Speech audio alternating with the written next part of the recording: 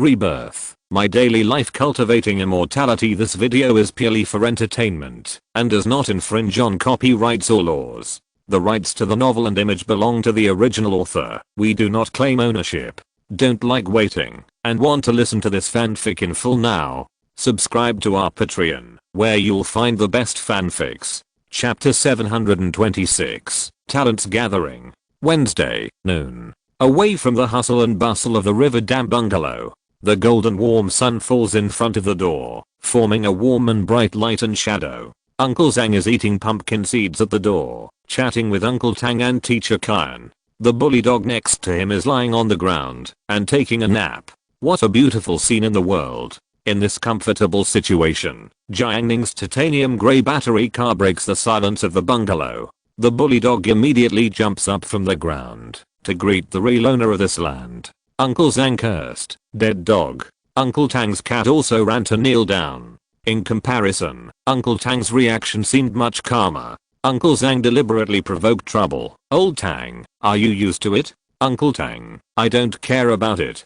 Zhu Yuantang followed the smell and ran to the kitchen and saw her mother cooking in front of the stove. She called her mother. Aunt Gu said, "There are 2 more dishes ready, you wait a little longer." Zhu Yuantang wanted to pick some dishes to eat, but her mother was worried that the weather would be cold, so she put the dishes in a big pot and covered it to keep warm, so her plan failed. She had no choice but to sneak to Jiang Ning's house next door. While she was at it, she fumbled around and found that the computer was turned on, so Zhu Yuantang had to sit in front of the computer reluctantly. A few minutes later, Zhu Yuantang was holding the mouse in the silent village of CF's biochemical mode. She was holding the silver killer she got from brushing boxes and exchanging a cannon sniper with someone. After switching to a cannon sniper, Zhu Yuantang used the squat jump technique to easily jump onto the high platform of the container. From this position, she could overlook the entire map. Then she held the cannon sniper and sniped whoever she wanted. She quietly waited for the random transformation into a ghost. At this time, 2 annoying teammates came up from the high platform and squeezed her. The next second, Zhu Yuantang randomly became a Terminator. She reacted very quickly, clicked the mouse and shook the camera, infecting both lucky people. Zhu Yuantang laughed proudly. "Hahaha, what identity dares to compete with me for territory?" She controlled the Terminator to fly down and start the whole game hunting. At this time, Aunt Gu appeared at the door. She saw her daughter sitting in front of the computer and working hard. Her brows couldn't help but frowned. "It's okay if you come back in the evening, but you come back at noon now. Can't you wait for such a short time before dinner? You have to turn on the computer." Zhu Yuantang, "No, I just touched it casually, and the computer turned on." Aunt Gu, "How can the computer turn on if you just touch it casually?" Zhu Yuantang, "I accidentally touched the power button." Aunt Gu shouted, "Stop playing and eat." Zhu Yuantang pouted, "Mom, why are you so mean to me? I won't delay dinner." Aunt Gu, "Didn't I call you to eat?" Zhu Yuantang told her mother a negative example to warn her of her mistakes. "You should be gentler. You see, Aunt Hua is unhappy because she puts pressure on Chuchu every day. You can't be too mean to me." Aunt Gu was not angry anymore. She said in a gentle tone, "Okay, I grilled 3 slices of squid for lunch. Jiang Ning, Chuchu and I will share them. You don't have to eat." Afternoon. Jiang Ning placed 2 lounge chairs at the door, with a small square table in the middle. On the table was a simple and exquisite tea stove, with red charcoal emitting scorching heat, and a purple clay teapot on top. Jiang Ning was making milk tea, and the aroma of tea and milk filled the air, which was extremely tempting. Even Zhuang Jianhu, who was passing by with a fishing rod, could smell this refreshing aroma. During his recovery period after his fracture, he had nothing to do and often went to the fish pond to fish when the weather was good. Because of his one-handedness, he was jokingly called the fishing man by other fishermen and became a role model for persistence in fishing. Even because of Zhuang Jianhu's arrival, the business of the fish pond has improved in the past 2 days, and female fishermen have even surpassed male fishermen. Zhuang Jianhu took a car home. Zhu Yuantang squinted her eyes and looked at the white clouds in the sky. She was worried. "Jiang Ning, the school is holding a New Year's Eve party in the playground tonight. What do you think? If it suddenly rains, will the event be cancelled? Maybe. The cold rain in winter is still very freezing. If it is forced to be held, it may make many weak students sick. Zhu Yuantong, will it rain tonight? It's not that she doesn't check the weather forecast, but nowadays, even the most accurate Moji weather is not very accurate. It was clearly predicted to be sunny today, but it rained at night. When Zhu Yuantong reopened the software and planned to settle the score with it, she found that the weather software showed that it was raining now. What a flexible response. Zhu Yuantong was ashamed of herself. Jiang Ning was just about to answer, and teacher Khan next door heard this. He swore, "It will definitely not rain tonight." Zhu Yuantong was puzzled. "How do you know?" Teacher Khan, "My wife has rheumatism." Zhu Yuantong was silent. Jiang Ning, cow. The samoyed raised by Bu was running freely and happily in the open space in front of the bungalow. When Zhang the butcher's bully dog found it, it was not too angry. It lay on the warm ground and greedily breathed in the aroma of milk tea. Bu wandered to the door of Zhu's house and smelled the milk tea that Jiang Ning was cooking. Her face changed. Bu couldn't bear to see these lowly ants living happily. In her opinion, these people should be slaves every day. In this way, her happiness would be even happier. She teased with a click of her tongue. "It's quite romantic. You even know how to cook milk tea." Zhu Yuantong, "Yeah." Bu, "Alas, it's a pity that this is the only entertainment you have." Zhu Yuantong was too lazy to pay attention to her. She just picked up the Rukiln teacup and tasted it carefully. Bu covered her mouth and said, "Cherish these 2 years. When you graduate, you will have to work like a cow and a horse. There's no way. The resource gap is too big. When my grandfather was the director, your grandfather was still farming." Ha ha ha. Bu laughed exaggeratedly. When Jiang Ning heard this, she thought to herself, not only does he have a director father, but he also has a grandfather. Well, Linzida should be investigating. Zhu Yuantong didn't know about Linzida's actions. She was unhappy. She asked, "Jiang Ning, how effective is this tea in reducing internal heat?" Jiang Ning, "Not very good." Zhu Yuantong said viciously, "That's because you didn't use it in the right place. You should pour the boiling milk tea on some people's faces, so that you can reduce internal heat." As soon as these words came out, Bu was frightened. She almost didn't dare to think about the consequences of being splashed by boiling tea. She hurriedly got on the brand new Porsche. In the afternoon, the third class, Tong Tong was sleeping. Jiang Ning got up, left the classroom alone, and strolled around the campus square. New Year's Day is not a traditional festival, but this time number 4 middle school still decided to hold it seriously. After all, during the spring festival, the students had already gone home for vacation. The festive atmosphere enveloped the entire campus. The big official poplar trees were hung with big red lanterns, colorful flags, and all kinds of ribbons were intertwined.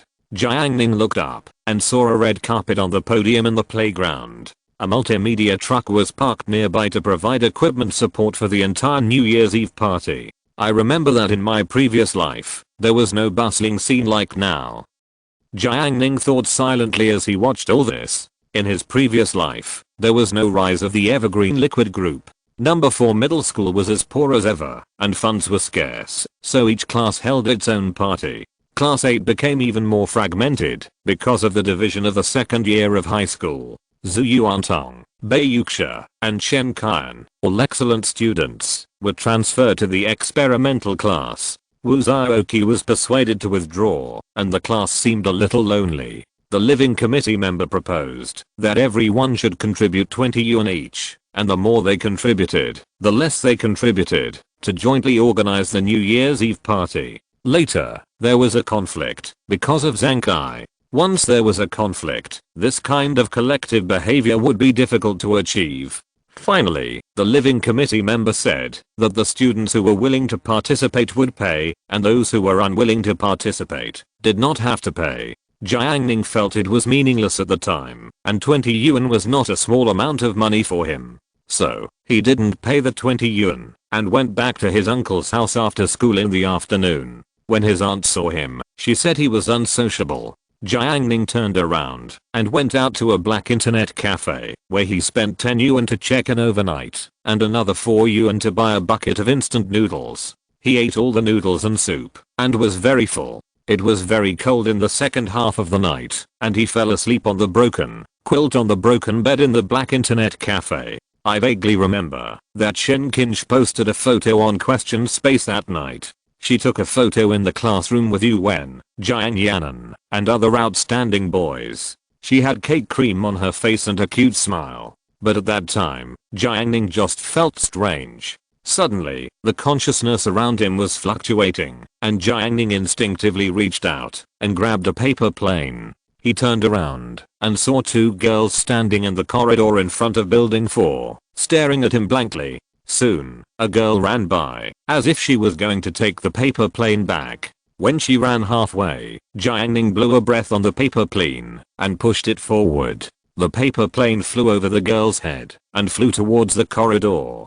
Building 4, second floor, elite gathering room. The so-called elite is a unified title given to the students who participated in the performance by Guo Ran, one of the persons in charge of this New Year's Eve party. Jiang Ning just stepped into the classroom and heard a burst of noise. A female teacher sat behind the desk, ignoring the noise. She asked Jiang Ning, "Hello, are you signing in?" "Well, Jiang Ning, class 8, grade 2, the program is Mars," he said. After finishing his speech, he stepped into the room. This classroom was slightly larger, almost equivalent to a university lecture hall, and could accommodate 100 people. Luo Jun and Gute, two of the best students in class 11 of grade 12, stood on the desks, holding microphones rolled up from textbooks, and gave a loud speech. The first time, they cancelled Pang Jiao's program, and I didn't speak out, because I'm not Pang Jiao. The second time, they cancelled my program, and you didn't speak out, because you're not me.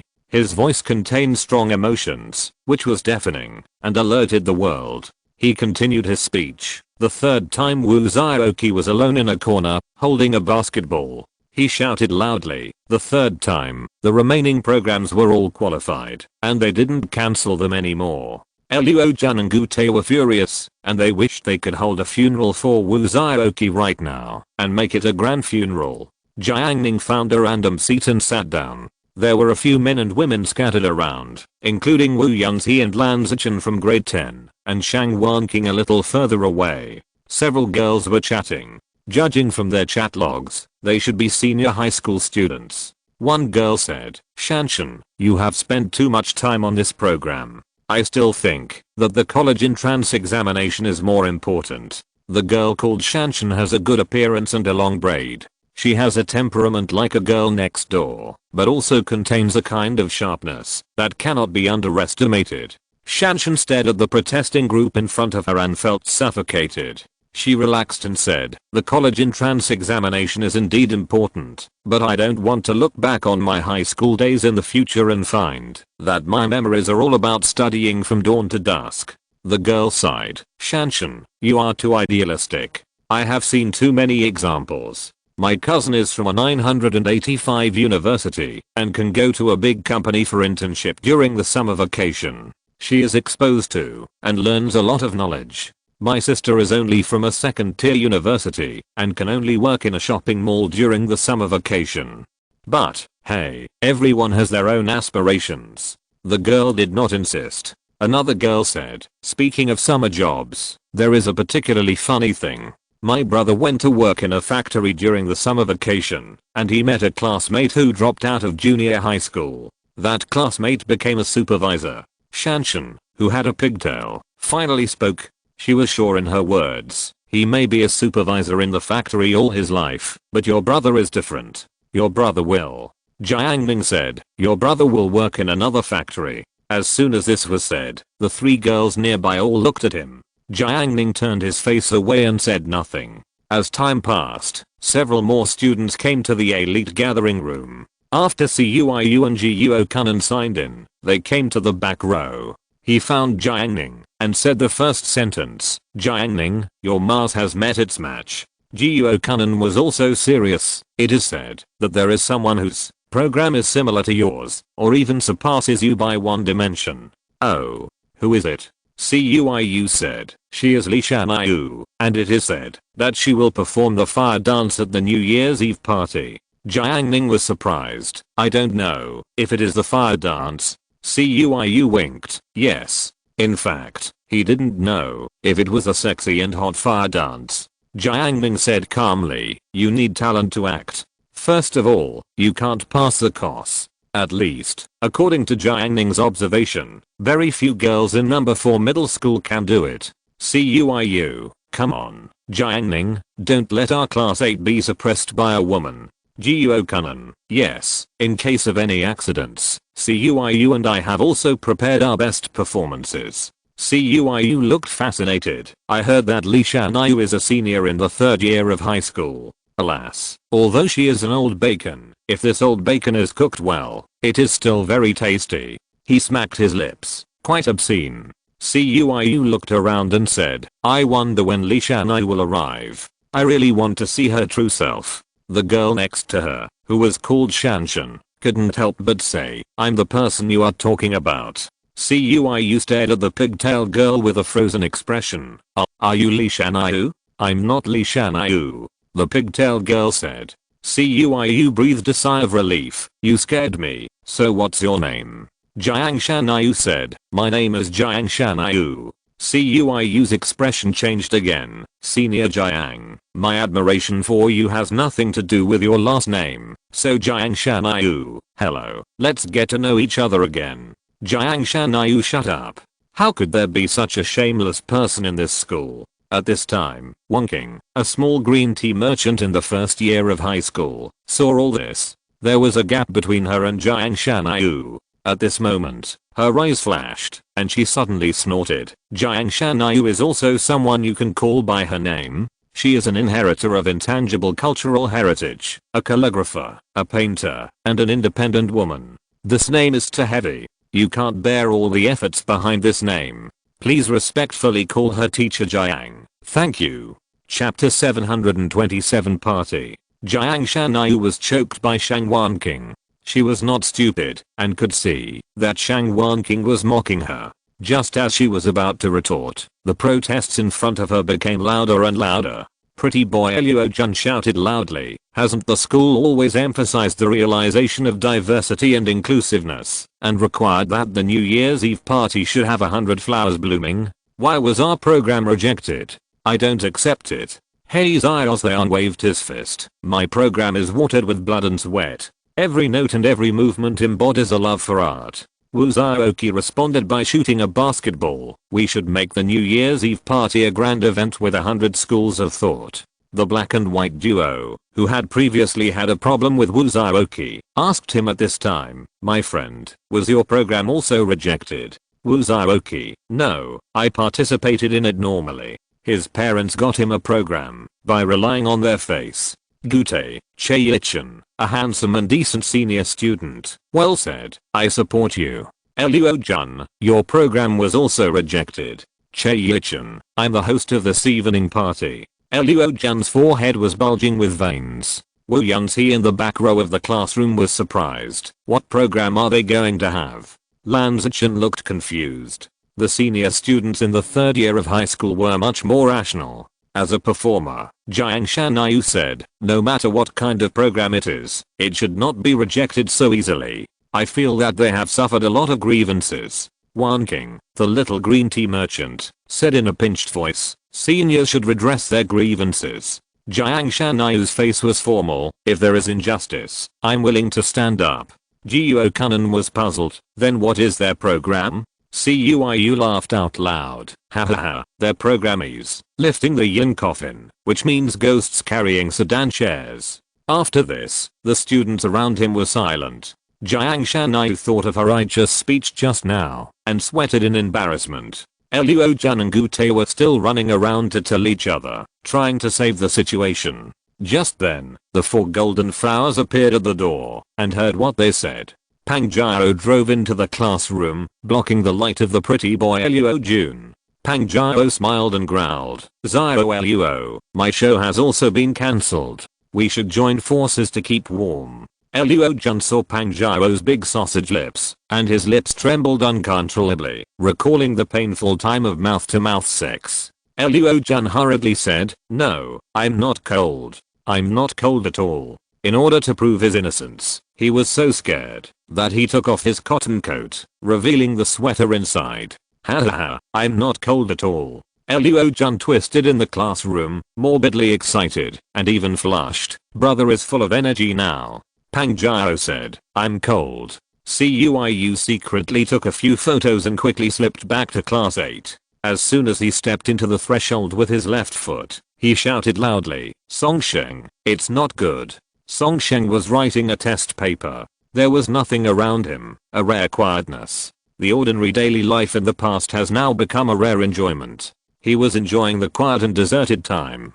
Suddenly hearing Cuiu shout, he raised his head, his small eyes flashing with coldness. What happened? Cuiu said. Pang Jiao cheated. Wang Lang was playing games. His hands trembled when he heard this, and he was killed instantly by the opponent.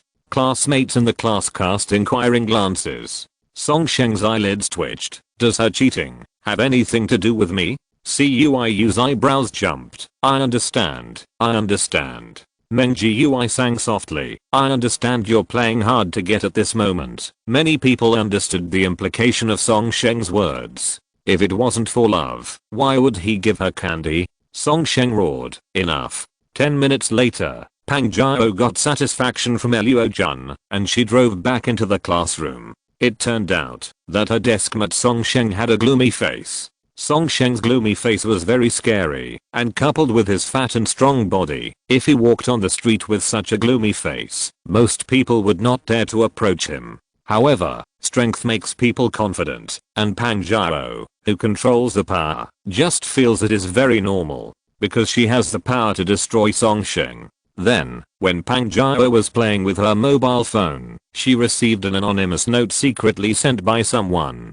After reading the note, she finally understood why Songsheng was in a bad mood. It turned out that he was jealous. Although Pang Jiao fights, curses, and forces contact information every day, she believes in her heart that she is a good girl. Just like she once worked at a KFC at her relative's house and met Zhang Kai down and out, she gave him a fried chicken leg. So Pang Jiao suddenly turned around and she formally growled, Songsheng. Songsheng's facial features were distorted. He silently took out a candy and handed it over. Pang Jiao pushed her hand forward and refused resolutely. No. Songsheng, I tell you, it's impossible between us. Don't get too deep. I'm a face control. Pang Jiao gave several reasons in a row, denying that the prospect of them being together was bleak. Songsheng couldn't hold it anymore. He yelled, why do you think I give you candy? Pang Jiao covered his big face with two big hands, shook his big head, and shouted coquettishly, I don't listen. I don't listen. Damn, the noses and mouths of Duan Shigang, Che Wei, and An King Feng around were all distorted. It's amazing. Songsheng moved his mouth. Sadly, can you blow on your breath and smell it yourself? I gave you mint candy. The main venue of the New Year's Eve party is located in the playground. After school in the afternoon, many classmates ran to watch and found that the podium was decorated with red carpets, long tables, sound systems, lights, etc. It was very complete. Except that no important guests were invited, the specifications were no worse than the 60th anniversary celebration.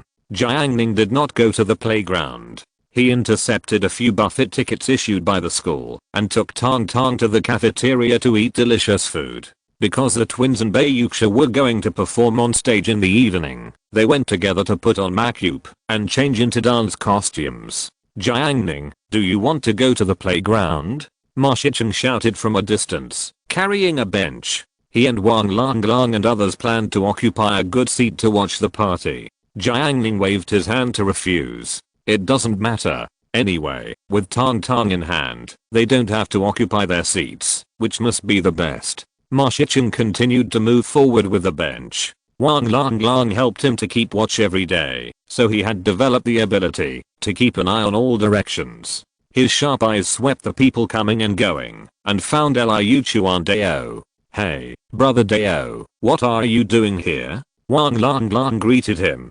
Although Liu Chuan Dao was not familiar with Wang Lang, he had a good impression of this person. Every time he saw him, he often called him brother Dao and gave him face. Unlike the classmates he had met before, many of them called him Zhao Liu and Chuandao. Liu Chuandao was in a good mood today, and he said happily, "I'm waiting for someone. Jiu-Kunan, let's go to the playground to see the girls, together." Chuandao Liu said naturally, "No, I called a girl today, and are going on a date." As soon as he finished speaking, Jiu-Kunan was surprised. "You made a date with a girl?" Shan Kei-kun guessed. "You didn't meet her online, and haven't met yet, right?" He glanced at Chuandao Liu's upper face, and felt that, as long as the netizens met, he would be 100% rejected. Chuandao Liu didn't like to hear this. The corners of his mouth curled up, and his face suddenly showed disdain, from a flat shoe upper face to a classic Fiala sneaker shoe upper face. "We have met, and she is very satisfied with me," Chuandao Liu said proudly, his tone full of the superiority of having a girlfriend. "Ma Shiching, congratulations. Wang Lang Long, happily ever after." Jiu-Kunan heard this and felt indignant, and secretly said, "Can the girl you found be a good match?" Shan Kei-kun still didn't believe it. Chuandao Liu was about to argue, when he suddenly heard someone calling him. Everyone looked over, and saw a girl walking towards them. The girl was of average appearance, a little inferior to Yuan, but definitely not ugly. Shan Kei-kun and Jiu-Kunan breathed a sigh of relief at the same time and thought together, "She is far inferior to the girls I like." However, they could not avoid jealousy. Liu Chuandao smiled very proudly. He walked forward with a refreshed pace under the street lights. 1 minute later, Jiang Ning was walking halfway when Liu Chuandao ran over from a distance. He ran very fast and was still panting after stopping. He put on a smile and said respectfully, "Brother Ning, can you give me another buffet ticket? I have someone very important." He stood there with a sincere tone, completely different from the rebellious attitude he had when he just transferred to the school a few months ago. Jiang Ning smiled, took out a ticket, and handed it to him. After Liu Chuandao got the ticket, he thanked him sincerely and ran away. Zhu Yuantang looked at his back as he ran quickly, wondering. "Jiang Ning, the class teacher clearly said to divide the tickets equally among everyone. Why are they all begging you?" Jiang Ning told her, "This is the origin of power." After Liu Chuandao got the ticket, he recalled the posture of Jiang Ning raising his hand to give the ticket just now, and he envied it in his heart.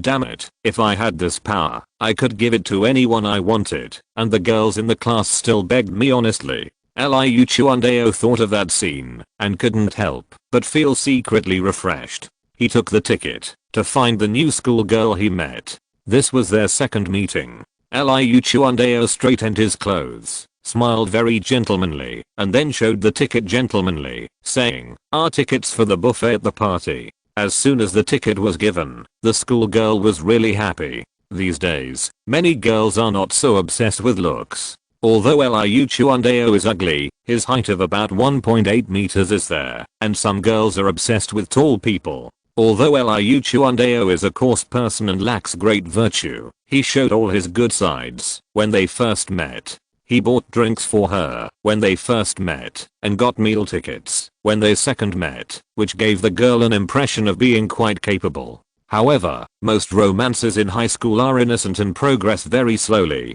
Liu Chuandao was surprised by the girl, and he boasted, "Hey, although our class is an ordinary class, if you ask around, the first and second in the grade are all in our class, so our class has a lot of meal tickets." Liu Chuandao boasted casually. "Junior girl, I'm so envious. Our first year of high school is different. The experimental class is so awesome. Due to the expansion of enrollment in number 4 middle school, there are 24 classes in the first year of high school, and the competition for experimental classes is even more intense." The two walked and chatted, talking about art, dreams, campus, and finally talked about their own little things. Liu Chuandao was so addicted that he gradually began to speak without restraint, revealing his true nature. At this time, the junior sister suddenly asked, "You added me from my sister's space, right?" Liu Chuandao was in a state of excitement, and the chat skills he learned from his classmates Kao-kun, Deng Qingfeng,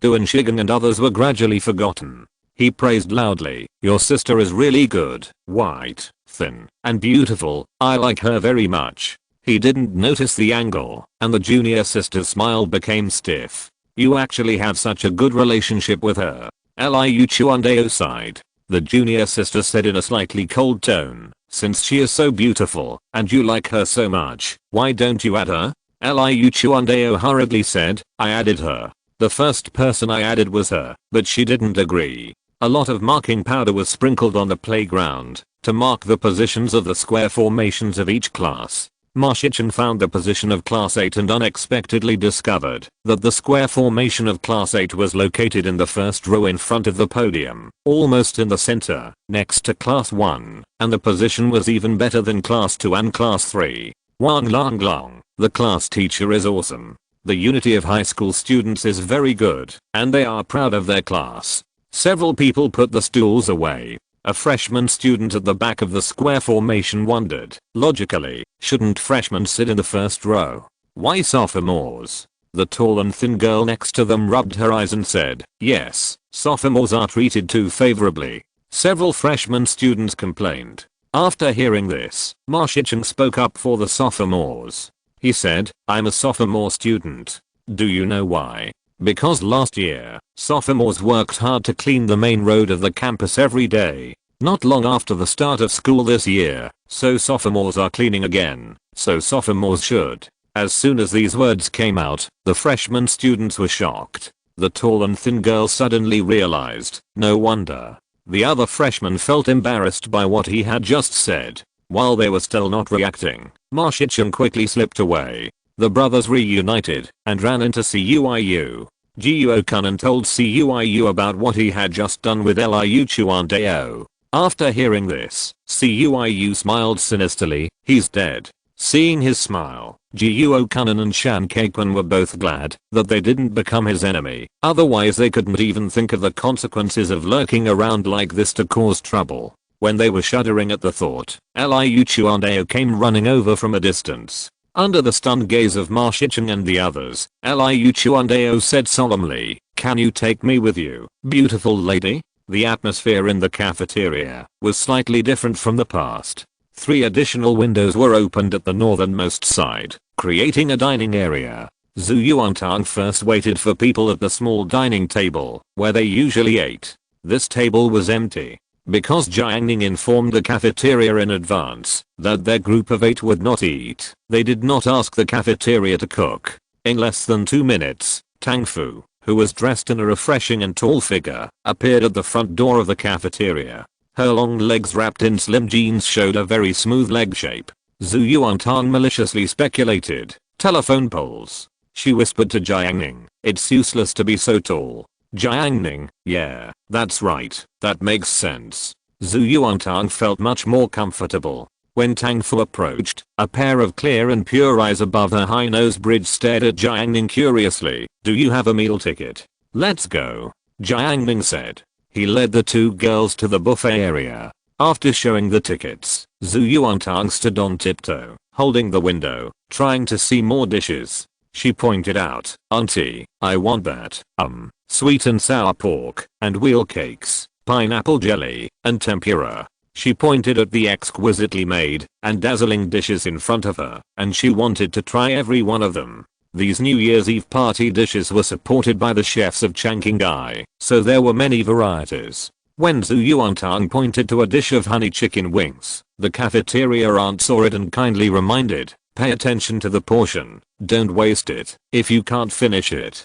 Tang Fu next to her was also unwilling to lag behind, and chose a bunch of delicious food, crystal shrimp dumplings, braised pig's trotters, chicken feet, braised beef, and fruit platters, which were also a lot. The 2 of them took a seat with full dishes. Such a large order naturally attracted the attention of the surrounding students. A girl from the first year of high school said to the fair-skinned boy wearing glasses next to her, don't think they ordered a lot. In fact, people like them can't eat much. It's all wasted. The boy with glasses said, the tall one should be able to eat it, right? The girl, look at how thin she is. As for the short one, it's even worse. Zhu Yuantang had sharp ears, and she didn't say anything after hearing this. 15 minutes later, Zhu Yuantang wiped her mouth, and the dishes in front of her were all cleared.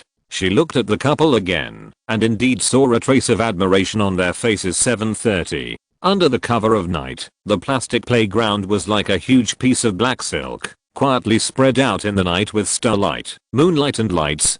Dozens of student squares were neatly arranged. Many students carried mobile phones, and the faint light of the screens reflected the students' faces, making the entire playground look like stars. More students raised their heads and looked in the direction of the stage. Principal Yu of number 4 middle school stood on the podium covered with red carpet. The lights behind him shone brightly, almost turning the surrounding area into daylight. Principal Yu gave a speech. Dear teachers and dear students, good evening. On this cold but hopeful winter night, we gather here in the square formation of Class 8. Wang Lang rushed to speak before the principal and said, "Sincerely thank you for your high respect. Look back on the past selfless dedication, sweat, right youth, and continue to uphold it." Next door was the boy from Class 1, the college entrance examination mercenary Du Chuan, and the young boss of UK, Wei Ziyuan, staring at him blankly. At the same time, the thought emerged in their minds, why can he guess so accurately? Wei Ziyuan couldn't help but move closer, and he praised, "Have you read the principal's speech?" Wang Lang put on a master's demeanor. "No." "Then how did you predict it?" "Nothing. Listen more, watch more, and act carefully. You can do it too." Wei Ziyuan thought about it, and decided not to learn it. He was more interested in how to pick up girls. His progress in pursuing Dang Jiai has been stuck at 99.9% recently, and cannot be improved anyway. Wei Ziyuan wanted to take advantage of this evening party, to sing a solo on stage, to hint Dang Jiai that he was deeply in love with her. Unfortunately, the song Courage he carefully prepared was unfortunately defeated by Huang Zhangfei from Class 8 during the registration process. Wei Ziyuan, damn it. He couldn't help but shout in his heart, if he can achieve his lofty ambitions one day. After the principal's speech, the evening party host, senior high school student Yan Chuchen, stepped onto the podium. She was dressed in a black evening dress and looked graceful. Facing thousands of students, she showed no stage fright in her every move. This temperament is unforgettable at first sight, and you will feel ashamed when you see her again. Jiuo Kunan, I seem to have fallen in love with her. Ma Shicheng, brother Nan, calm down. Shan Kaikun, don't be so ambitious. Che Wei sneered, you two are not on the same level. Qi Xianheng from the next class heard this, and couldn't help laughing. He teased, brother, there is nothing different about us. If you like it, I will pay her to host a show for you. Che Wei couldn't stand him and sarcastically said, even if you pay, they won't pay attention to you. The lackey Zhao Ziafeng attacked on behalf of the host. Haha, your vision limits you. I really paid her to host the show before. If you don't believe me, ask them. Hu Jun said, indeed, brother Shine's ability is beyond doubt. Jiuo Kunan thought of Qi Xianheng giving Hu Jun 8th, 04 training cats, and he also said, tell the truth. Shan Kaikun disdained to sell his soul for money and said nothing. Several people testified that Che Wei's face turned green and red for a while, but fortunately, it was covered by the night, so others couldn't see it clearly. Qi Xianheng raised his lips, and he gestured to the 6-layer cake behind the square formation, and said lazily, you are good, I will ask her to cut the cake for you later. Jiuo Kunan was stunned, really? Zhao Ziafeng immediately received the order, brother Shan, I will go first. He took the budget and bent his waist to walk through the student square formation. Hello everyone, I just listened to the principal's speech, and I was deeply inspired. At the end of the speech, Yan Chuchen's voice suddenly became loud, and she shouted, I declare that the 2015 Yazhou number 4 middle school New Year's Day party will start now. At the same time, a burst of shouting rose on the playground, and the atmosphere was warm. Yan Chuchen held the microphone, and looked down at the program list. She said, please enjoy the guitar singing, Sunny Day, brought by Huang Zhangfei from Class 8 of Senior 2. Everyone applaud and welcome him. She bowed slightly, then evacuated the venue, leaving the seat for Huang Zhangfei. In the venue of Class 8, Yuan shook the fluorescent stick and shouted desperately. The sharp voice startled the group of teachers not far away. The lights above the podium suddenly dimmed, leaving only the colorful PPT projected from the background curtain, with the program name and performers marked on it. In the gloom, Huang Zhangfei, dressed in a black custom casual suit, walked up to the podium.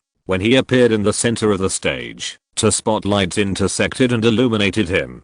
Huang Zhangfei sat on a high stool with an electric guitar in his arms. His slender figure and handsome face were completely displayed in front of all the students in the school. There were bursts of exclamations, not only from girls, but also from many men. This is the kind of guy who still feels handsome after seeing it. In the first year of high school, the little green tea merchant Wan King held a milk tea and smiled, so his name is Huang Zhangfei. She had seen him on campus, but she had never heard of his name. In the experimental class of grade 1, a girl with a round face had bright eyes and was shaking with excitement.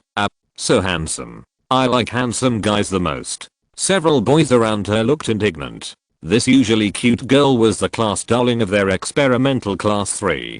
She was cheerful to everyone on weekdays, but now she was so out of control. In class 1 of grade 2, where Easyuan saw the light in Dong Jiai's eyes. He thought he was handsome, but compared with Huang Zhangfei, he suddenly felt sad. Is this the reason why I lost? After a brief restlessness, the prelude of an electric guitar came from the speakers. In the dim playground, dozens and hundreds of mobile phones were held high, and all the cameras were aimed at Huang Zhangfei. Huang Zhangfei strummed the guitar, humming softly, with a soft and clear voice, the little yellow flower in the story Will You Wait or Leave? At this point, Huang Zhangfei suddenly shouted, sing together, okay. He sang, I tried to hold your hand on the windy day at the same time. The voices of countless female classmates suddenly rang out in the playground. How long will it take for me to be by your side? Someone turned on the flashlight on his mobile phone, and the light came on, and then countless mobile phone flashlights, and even many boys turned on the flashlights and shook them, and the whole playground became a sea of lights. Along with the lights, the voices of thousands of people sang together, swept through dozens of student squares, and even swept through the teacher square. Gao Hishui was caught off guard when he saw the chaotic playground. He subconsciously wanted to control the situation, to maintain order, and to let the New Year's Day party be held quietly. Then, he sighed with emotion. This is a vigor of 16 or 17 years old, with hope and enthusiasm for all tomorrows. The Chinese teacher read, morning flowers pick up at dusk, morning flowers pick up at dusk. A 30-year-old female teacher next to him also sighed.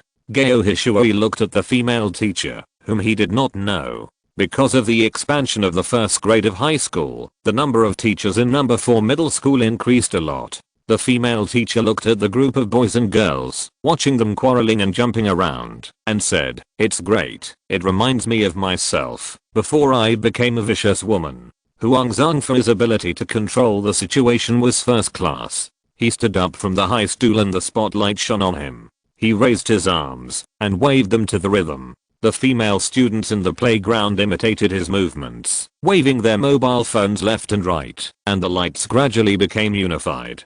Qi Xianheng from class 2, grade 2, saw the monitor of his class, Fang Qiuyu, also waving her mobile phone there, and he couldn't help but curse in a low voice, damn, why are you so awesome? How can I have fun with this? Even if Qi Xianheng was rich, he had never experienced such a scene of leading thousands of people. He could only do it when his father held the company's annual meeting. Without his younger brother Xiaofeng, Qi Xianheng had no one to give him advice.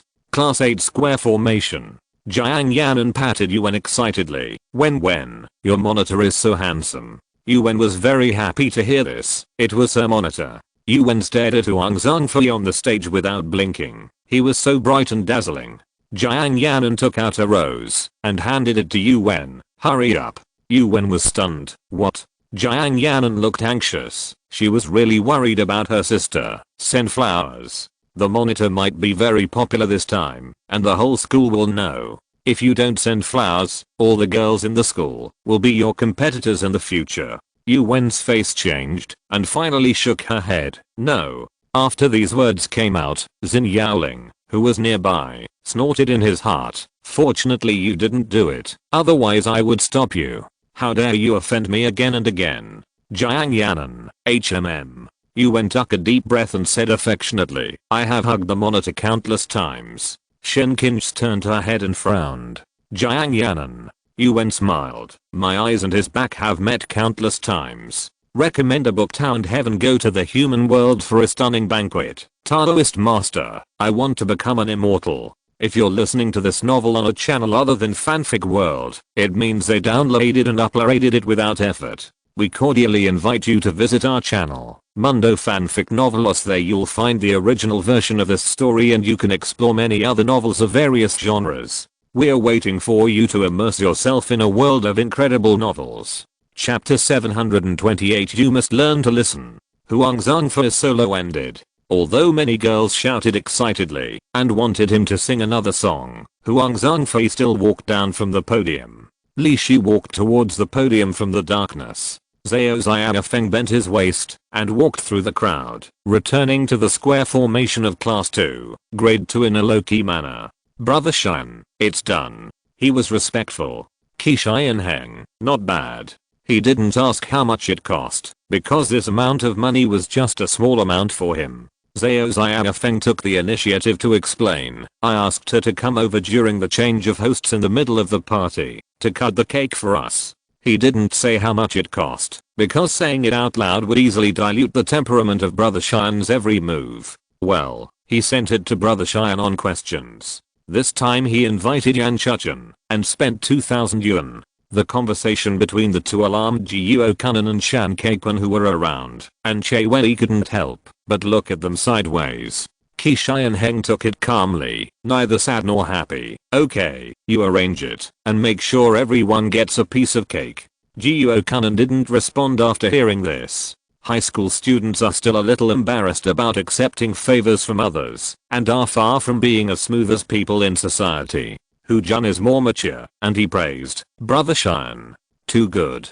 On the stage, Yan Chuchen, wearing an evening dress, stood elegantly and dignified. She said in a bright and clear voice, just now, we listened to Huang Zhengfei's solo. He used notes to interpret the expectations and visions for the new year. Deng Jiai from class 1 looked at the stage from a distance, a little sad. Originally, I could have performed on stage tonight. Wei Ziyuan made small talk, trying to gain experience and increase his experience bar. Why didn't you go on stage? Deng Jiai, speechless, because I was eliminated. Wei Ziyuan smiled awkwardly. Haha, it turns out that I was eliminated, and I was eliminated too. We are in the same boat.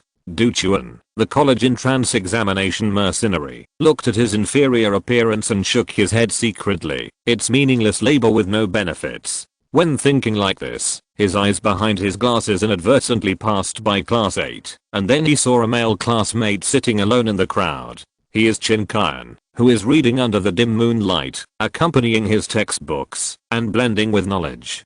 Du Chuan. CUI you asked Deng Jiai. I like your hot dance very much. Why didn't you choose it? Deng Jiai. First of all, thank you for your love. CUIU. You're welcome. Deng Jiai had a complicated expression, because they formed a group. I can't beat them alone. Yan Chuchen on the stage said, next, let's enjoy the dance. The sun never sets. Brought by class 7, class 8, and class 9 of senior 1. The background board of the stage suddenly changed color, and then a group of girls came from the south. They wore bow-tied shirts on their upper body, pleated skirts on their lower body, and slippery long white socks on their legs, looking youthful and beautiful. CUIU didn't care about others and quickly opened his eyes to look. The last program was Huang Zhengfei's solo, and many people were still not satisfied. Some people were worried about whether this program could dominate the scene, but now the worries are gone. The ghostly howls of boys were heard from the square formation.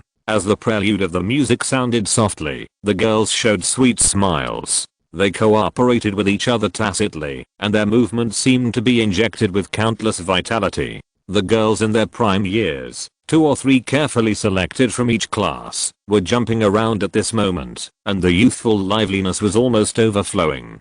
Jiuo Kunan's Dao heart wheel shook left and right, unable to lock on the target, not knowing who to split for. Meng Jiui, the one with double ponytails and pink skirt is good. Duan Shigang rubbed his hands. It's really good. That little waist is twisted, and that little hip is shaking. He sipped.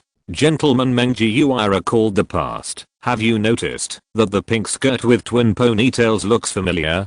Duan Shigen glanced fiercely again. No, the pink skirt is the hottest among the 7 or 8 girls. I can't stand it. It's so damn beautiful. As the dance moves, the skirts of these lively girls dance in rotation, like blooming flowers with brilliant colors. CUIU spitted. NIMR. Gangzi, you are so wretched. Duan Shigen held up his mobile phone at this time, zooming in on the skirt of the other person. You are still talking about me? Duan Shigen was not convinced. CUIU was lying on the bench at this moment, holding Huang Yazu's telescope, trying to see the details. Shan Keikwon and the others moved away. These 2 guys were too wretched. It was shameful to be friends with him. Only Liu Chuandao, the asking party, said, Gangzi, if you take a picture, remember to send it to me on questions. Behind the square formation of class 8 of grade 2, someone cheered, Sister AI. Sister AI is so beautiful. Let's line up and shout 1, 2, 3, let General AI debut. Such cheers were heard frequently. Ma Shicheng and the others turned around. They saw the first year students behind them showing proud expressions. There was a handsome boy who was the leader and talked about it. I told you that Sister AI will definitely be able to beat the others when she goes up. Someone said loudly. When competing for the quota, Sister AI directly kept the other dancing girls as soon as she appeared. When class 1 heard this, Dong Jiai's face darkened. Wei Ziyuan remembered the boy and whispered, Jiai, when they come to my store to buy things in the future, I will give them snacks that are about to expire. Dong Jiai, that's not necessary. When a girl says no, it's equivalent to yes. Wei Ziyuan noticed that the love progress bar jumped from 99.9% to 99.91%. When Shan Keikwon heard the freshman's wild words, he couldn't help but want to say that Bayuxia's dance was not passed, but saying so would expose his ambition. So Shan Keikwon said, as for the program, several people in our class were selected, the best in the whole school. Dong Qingfeng sat in the center of the square, surrounded by Meng Xian, Xin Yaoling, Jiang Yanan, Shen Qinj, and he owned half of the country. He heard the boastful voices of Sister AI from the back, and Dong Qingfeng's mouth curled up slowly, like a wolf in the dark forest, looking for prey. He remembered the name silently, but didn't say anything. The front of the square is the best viewing position. Zhu Yuantang sat on a chair, holding a bag of beef jerky given by Shan Qingrang. However, she was a little exhausted, because she ate too much at night, and she couldn't eat the beef jerky when she put it to her mouth. In desperation, she had to share some of the beef jerky with Shan Keiwei beside her. After Shan Keiwei got the snacks, she suddenly heard Zhu Yuantang say, I was hurt by alcohol and meat, and I'm so incompetent. From today on, I will give up alcohol and meat. Shan Keiwei lowered her head, her small face as big as a palm hidden under her hair. She picked up a piece of beef and ate it silently, and Tang Tang next to her looked at her silently. Shan Keiwei handed it to her. Do you want to eat it? No, I'll just take a look. Zhu Yuantang sat on the chair and looked at the stage again. The timid Shan Keiwei didn't say a word. The students from class 2 and class 1 saw Zhu Yuantang enjoying a chair alone, and they couldn't help but exclaimed, it's really awesome. In the dressing room of building 4, Jiang Shanayu, a senior in the 3rd year of high school, was dressed in red, with red cloth wrapped around her waist, arms, and chest. She was as beautiful as fire, contrasting with her fair skin, mysterious and charming, and unforgettable at first sight. She was talking to another girl at the moment. It's normal that he doesn't have any feelings for you. Don't feel inferior, and don't look down on yourself. The girl said sadly, I love him. Jiang Shanayu said, he loves someone else. The girl was heartbroken. Jiang Shanayu asked back, do you know what the essence of love is? The girl shook her head. Jiang Shanayu smiled and said, the essence of love is the fall of free will. I don't quite understand.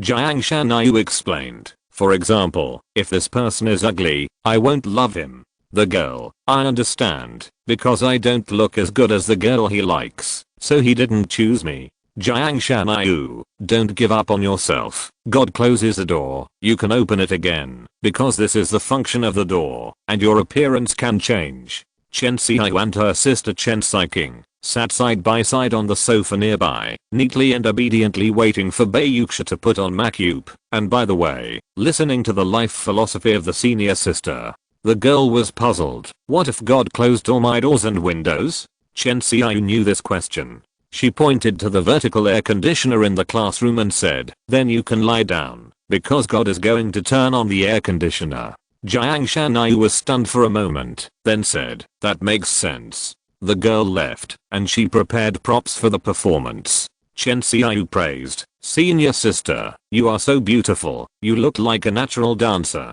To be honest, Jiang Ning has long legs, a thin waist, fair skin and beautiful appearance. She is definitely a natural beauty. Jiang Ning smiled and said, you two are also good looking, and you are twins. You will definitely make a sensation when you appear together. The twins gladly accepted the compliment. They are both simple-minded and silly. Most people in the world are curious about twins, so the three of them soon got along well. Jiang Ning stood up and danced gently in a circle. The silky red cloth fluttered with her dance. Chen Xiaoyu, so beautiful. Chen Xiking, yeah, I heard you're going to play with fire. I can imagine the scene. Chen Xiaoyu, hey, Jiang Ning also plays with fire. Jiang Ning inquired, the one in the lounge? Chen Xiaoyu, yes, Jiang Ning. Sister Chen Xiking introduced, he has always been second in the grade. He broke 3 records in the last sports meet. He's a fighting master, a fish catching master, and he can do some very cool magic. Jiang Ning, huh? She actually knew so much about it. Jiang Ning, excellent, but I saw the name of his program. It's also making fire, and he ranks behind me. Chen Xiaoyu reminded, senior sister, fortunately he is behind you. If he is ahead of you, you may not be able to appreciate the magic properly. After all, you have to prepare for the competition in advance. Jiang Ning prepared for her program for a long time, and was extremely confident about it. She smiled and said, actually, it's not very good.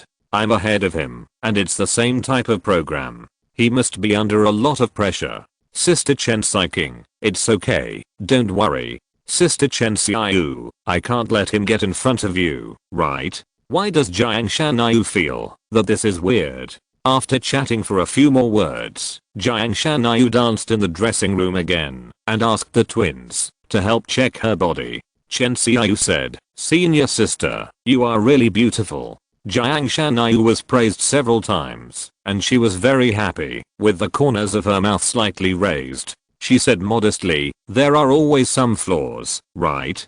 Chen Xiaoyu, indeed, it's just a little flat. A bra pad will make it perfect. Unexpectedly, they were so bold in their words. Jiang Ning felt a little embarrassed. She whispered, actually, I put on a bra pad. Chen Xiaoyu, ah. She and her sister looked at each other. I've made trouble. I hope the flame of friendship won't be extinguished. Fortunately, Chen Xiking was more skilled. She quickly saved her face, hahaha, then put on 2 bra pads. Jiang Ning lowered her head, her face as rosy as a red dress. I put on 2 bra pads. There is always someone who has to go first. Since the embrace can't stay, the deep and vicissitudes of life came from the stage speakers, spread to the playground, and into the ears and hearts of many people. The melody of the song, 10 years, is like the ripples of memories, gently touching people's hearts and awakening long forgotten emotions. I think of the time when I was with my husband. Every time we walked together, he always walked on the right to protect me. What happened later? I lost him later, but I still called him my husband, because after him, no one treated me so well. Shanziro, excuse me, how old are you this year? Girl, I'm 14. Shanziro, he didn't know what to say, so he decisively changed his target. Although high school students have no emotional experience at all, many students still heard the sadness. The shock of the scene was much stronger than listening to songs with mobile phones and headphones. The senior on the stage had good singing skills, and many people were sad. You sang very well. Kyo-kun praised. As he was intoxicated by the lyrics, he looked forward and saw Meng Xian. They were once close, but now they can no longer talk and laugh together. 10 years later, he didn't recognize her, and she wouldn't recognize him. Fate, it's the trick. Jiuo Kanan, yes, I thought of the girl I liked in junior high school. Wang Lang Lang asked, which one? Jiuo Kanan didn't know how to answer. This senior must have had a sad past.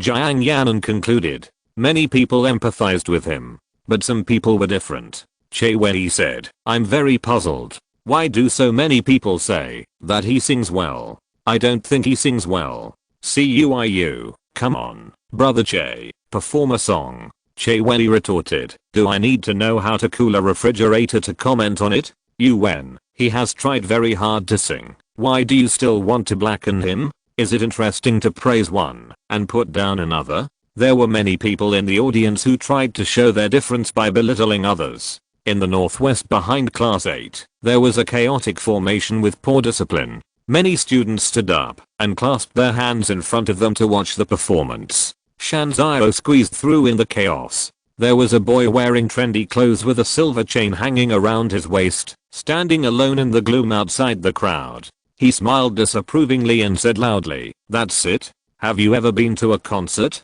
This is far worse than a concert. It's not good at all. Shanzio smiled innocently and came forward and gave a sincere suggestion. No, no, no, he sings very wonderfully. Only if you close your eyes and listen carefully can you hear the soul of this song. After hearing this, the trendy boy was skeptical. Is it true? In the gloom, Shanzio's face was unclear. Try it.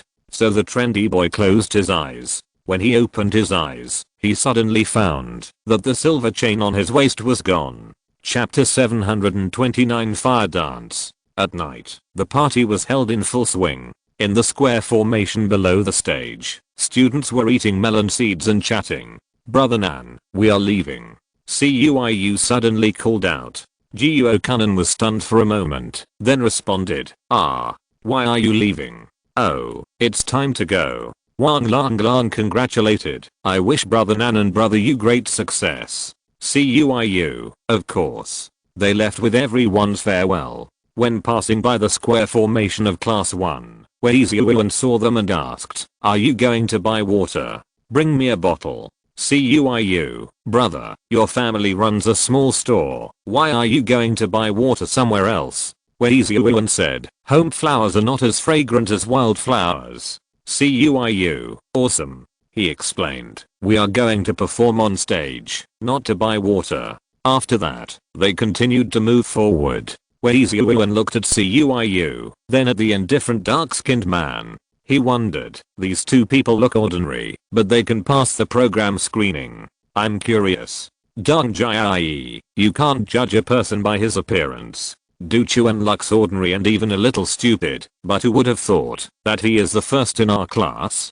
Du Chuan was happy and unhappy when he heard this. Cuiu arrived at the preparation room backstage and got the props prepared in advance. On the way, he met Jiang Ning and greeted him. Now on the stage, the show being performed is the Guzheng of Zhao Jinglan, a senior student. Cuiu held a big knife and Jiuo Kanan held nunchakus. They leaned against the darkness on the north side of the stage and admired the show from afar. Cuiu, look. Jiuo Kanan continued to be silent. Since watching the performance of the youthful and beautiful senior girl dance troupe, he was greatly shocked and had become indifferent. Cuiu, look at the beauty.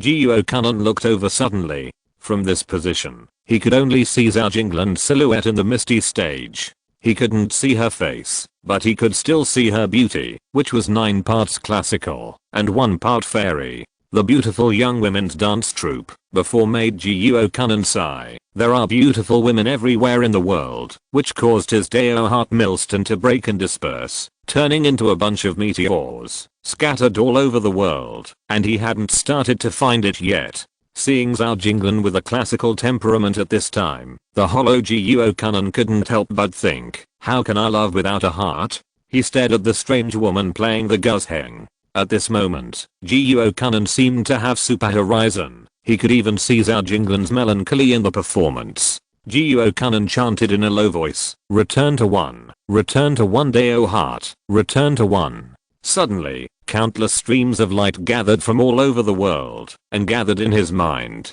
With a flash of light, Jiuo Kunnen's Dao Heart millstone was repaired without a trace. This area is not exclusive to the two of them, and some teachers also stopped to watch.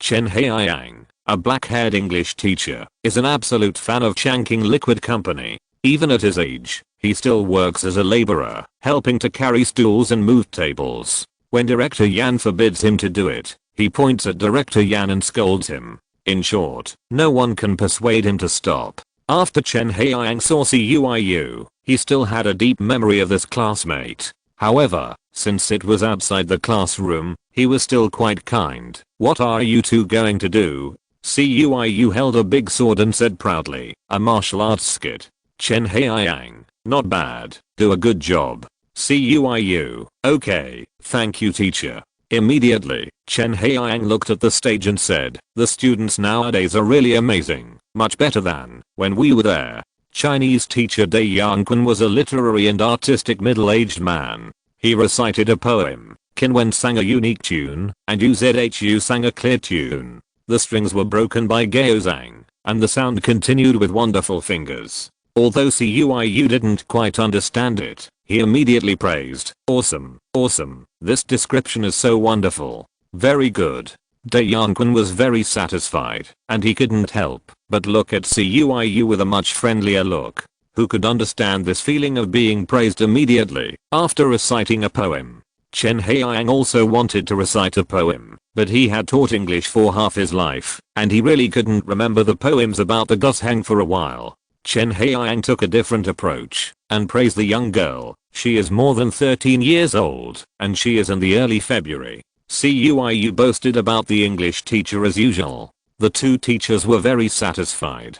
Dai Yangquan sighed, "She is old, old." Chen Haiyang, "Yes. As people's teachers, they have seen our students one after another. Every year, the old ones leave and the new ones come. It seems that there are always young girls. However, in this process, they also see off their own years." Although Cuiu is a poor student, he was itching to show his skills when he saw the two teachers were full of emotion. Cuiu is more advanced. He did not praise the beauty of youth, but was ready to praise the two older teachers. Cuiu is a high school student after all, and he still knows a few lines of poetry. He said, "Each has its own merits. As the saying goes, the sunset is infinitely beautiful, but it is near dusk." When this word came out, Cuiu suddenly felt something was wrong. He glanced at Teacher Day and found that his expression was a little wrong. At this time, the host Yan Chuchen said on the stage, "Next, let's enjoy the martial arts skit, Sword and Stick Duel, performed by Cuiu and Jiuo Kunnen from Class 8 of Senior 2. Cuiu hurriedly walked onto the stage, as if he had been pardoned, and planned a retreat in his mind. When the performance was over, he would walk directly down from the south stage. Cuiu moved very quickly, like a humanoid rat, rushing onto the stage in a flash. Jiuo Kunnen followed behind him, taking 1 step, 2 steps, 3 or 4 steps. He took a deep breath and told himself, "For this performance, I have practiced thousands of times. Every scene and every move are completely familiar to me. What should I be afraid of? The brave are fearless." Finally, he walked from the darkness to the bright place. The bright and dazzling light made him want to block it, but he couldn't. Finally, he reached the center of the stage. He looked down at the audience. In the gray, there were square teams, densely packed students, and they all looked at him at the same time. He became the central figure. Jiuo Kunnen's heart was beating very fast, as if it was about to jump out of his throat. His neck was uncontrollably stiff, his whole body began to tremble, and his mind was sluggish. Relying on instinct, his eyes wandered, and he saw Zin Yaoling, Meng Xian, and Shen Qinsh from his class. His powerful self-checking and searching ability also allowed him to find Zhu Yan from class 11 and Lu Ye from class 7. Suddenly, the background board behind him changed color.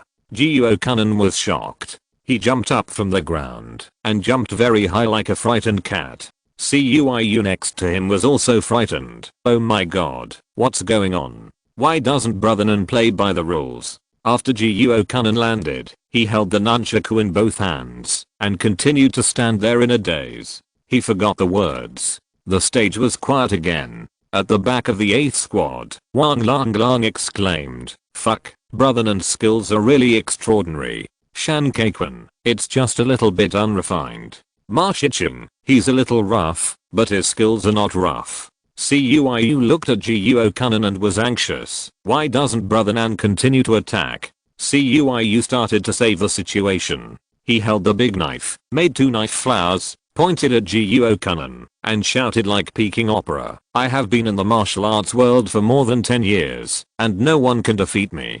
Jiuo Kanan completely forgot how to perform. He held the nunchaku, and made Bruce Lee's signature pose, ha. Cuiu shouted, "Come on."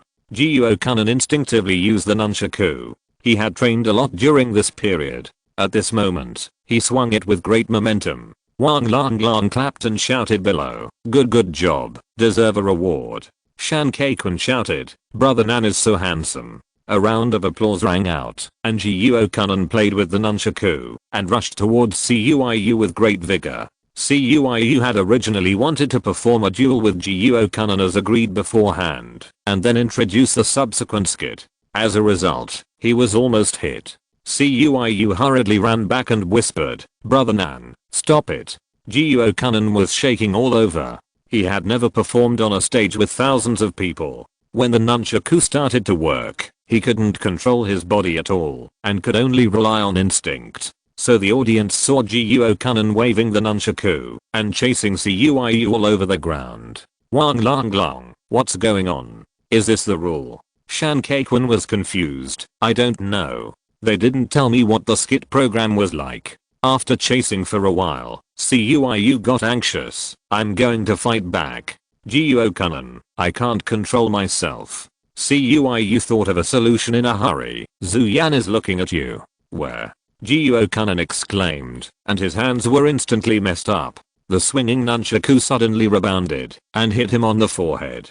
Ah! Jiuo Kanan screamed, and fell straight down. Cuiu took 2 steps at a time, and walked up to him. He found that Jiuo Kanan was holding his forehead in pain and didn't move. The audience was stunned. About a minute later, Yan Chuchen came to the rescue. "Classmate, what's wrong with you? Are you okay?" Jiuo Kanan left the stage. Yan Chuchen, next, let's enjoy the fire dance performed by Jiang Shanyu from class 3 of senior 3. As soon as she left the podium, Chen Haiyang and another student came up to the podium with mats in their arms, and quickly laid out the fireproof mats.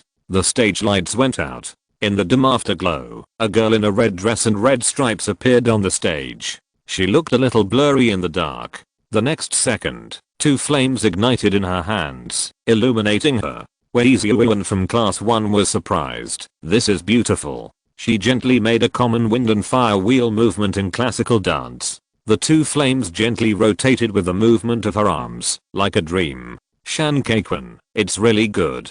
Qishan Heng, I want all her information in an hour. Zhao Ziafeng hurried to buy intelligence.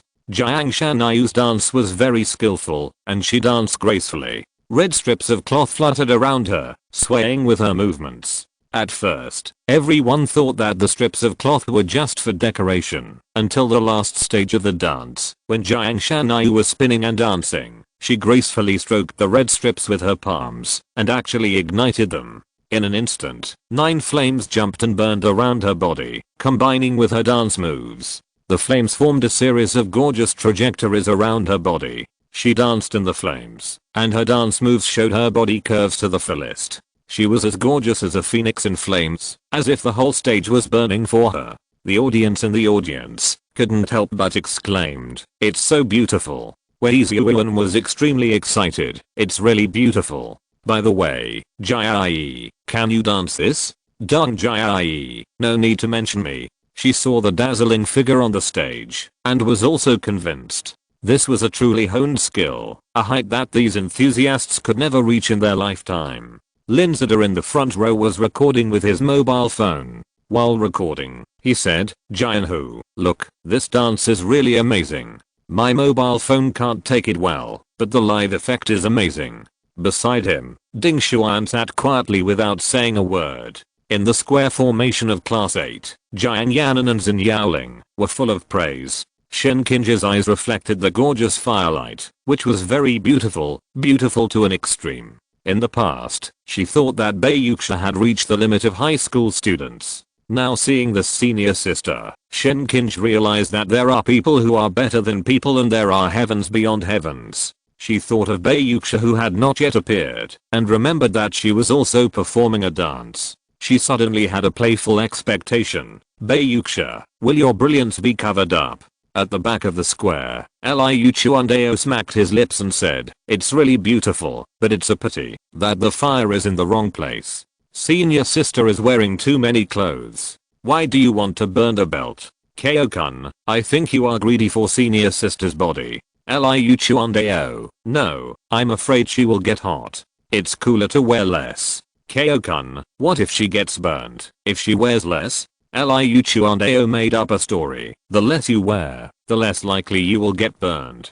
Kao-kun, you are bragging. At this time, Chen Qian, who was immersed in the ocean of knowledge, adjusted his glasses and said, in a sense, what Chuandao said is not unreasonable. Because the temperature of the flame is very high, senior sister consumes a lot of energy when dancing, so she will sweat. If the flame accidentally touches the body surface, the sweat will quickly vaporize, and then form a steam protective film on the contact surface. This is the Lydon-Foster effect, which ensures that she will not be burned. When this was said, everyone was dumbfounded. No, you even understand this? Kao-kun couldn't believe it. Liu Chuandao, haha, I'm right. He smacked his lips again. Senior sister is so soft. The senior sister's body twisted like a charming fire snake, performing various difficult movements frequently, as if she had no bones. Duan Shigang admitted, it's really soft, softer than the sister I recognized before. Meng Gui, I would like to call her a waste spirit. Liu Chuandao didn't blink. Not only is the waist soft, but other places are even softer. He is too wretched. Without Cuiu, he is the most wretched. Duan Shigang, by the way, do you know where a girl's softest part is? After this, the topic became more exciting. Liu Chuandao thought about it and said uncertainly, it should be the hands. I saw someone on the forum saying that women's hands are as soft as boneless. Kao-kun, it should be the belly. Girls like to say that they have a soft belly. Duan Shigang, I heard from a brother of mine that the lips are the softest. As the three of them talked, they suddenly realized something and gradually fell silent. Wang Lang said happily, you guys usually play so much, bragging about flirting with girls, but this is the end of it? Chapter 730, God of Fire. The New Year's Eve party continued. Wu Zhaoqi came on stage. He wore a vest and denim shorts, and performed a basketball dance in front of the audience, which amazed everyone. The noise in the audience died down. In the first class formation, where Yuan said to Dong Jai, don't you girls like boys who play basketball? Do you like it?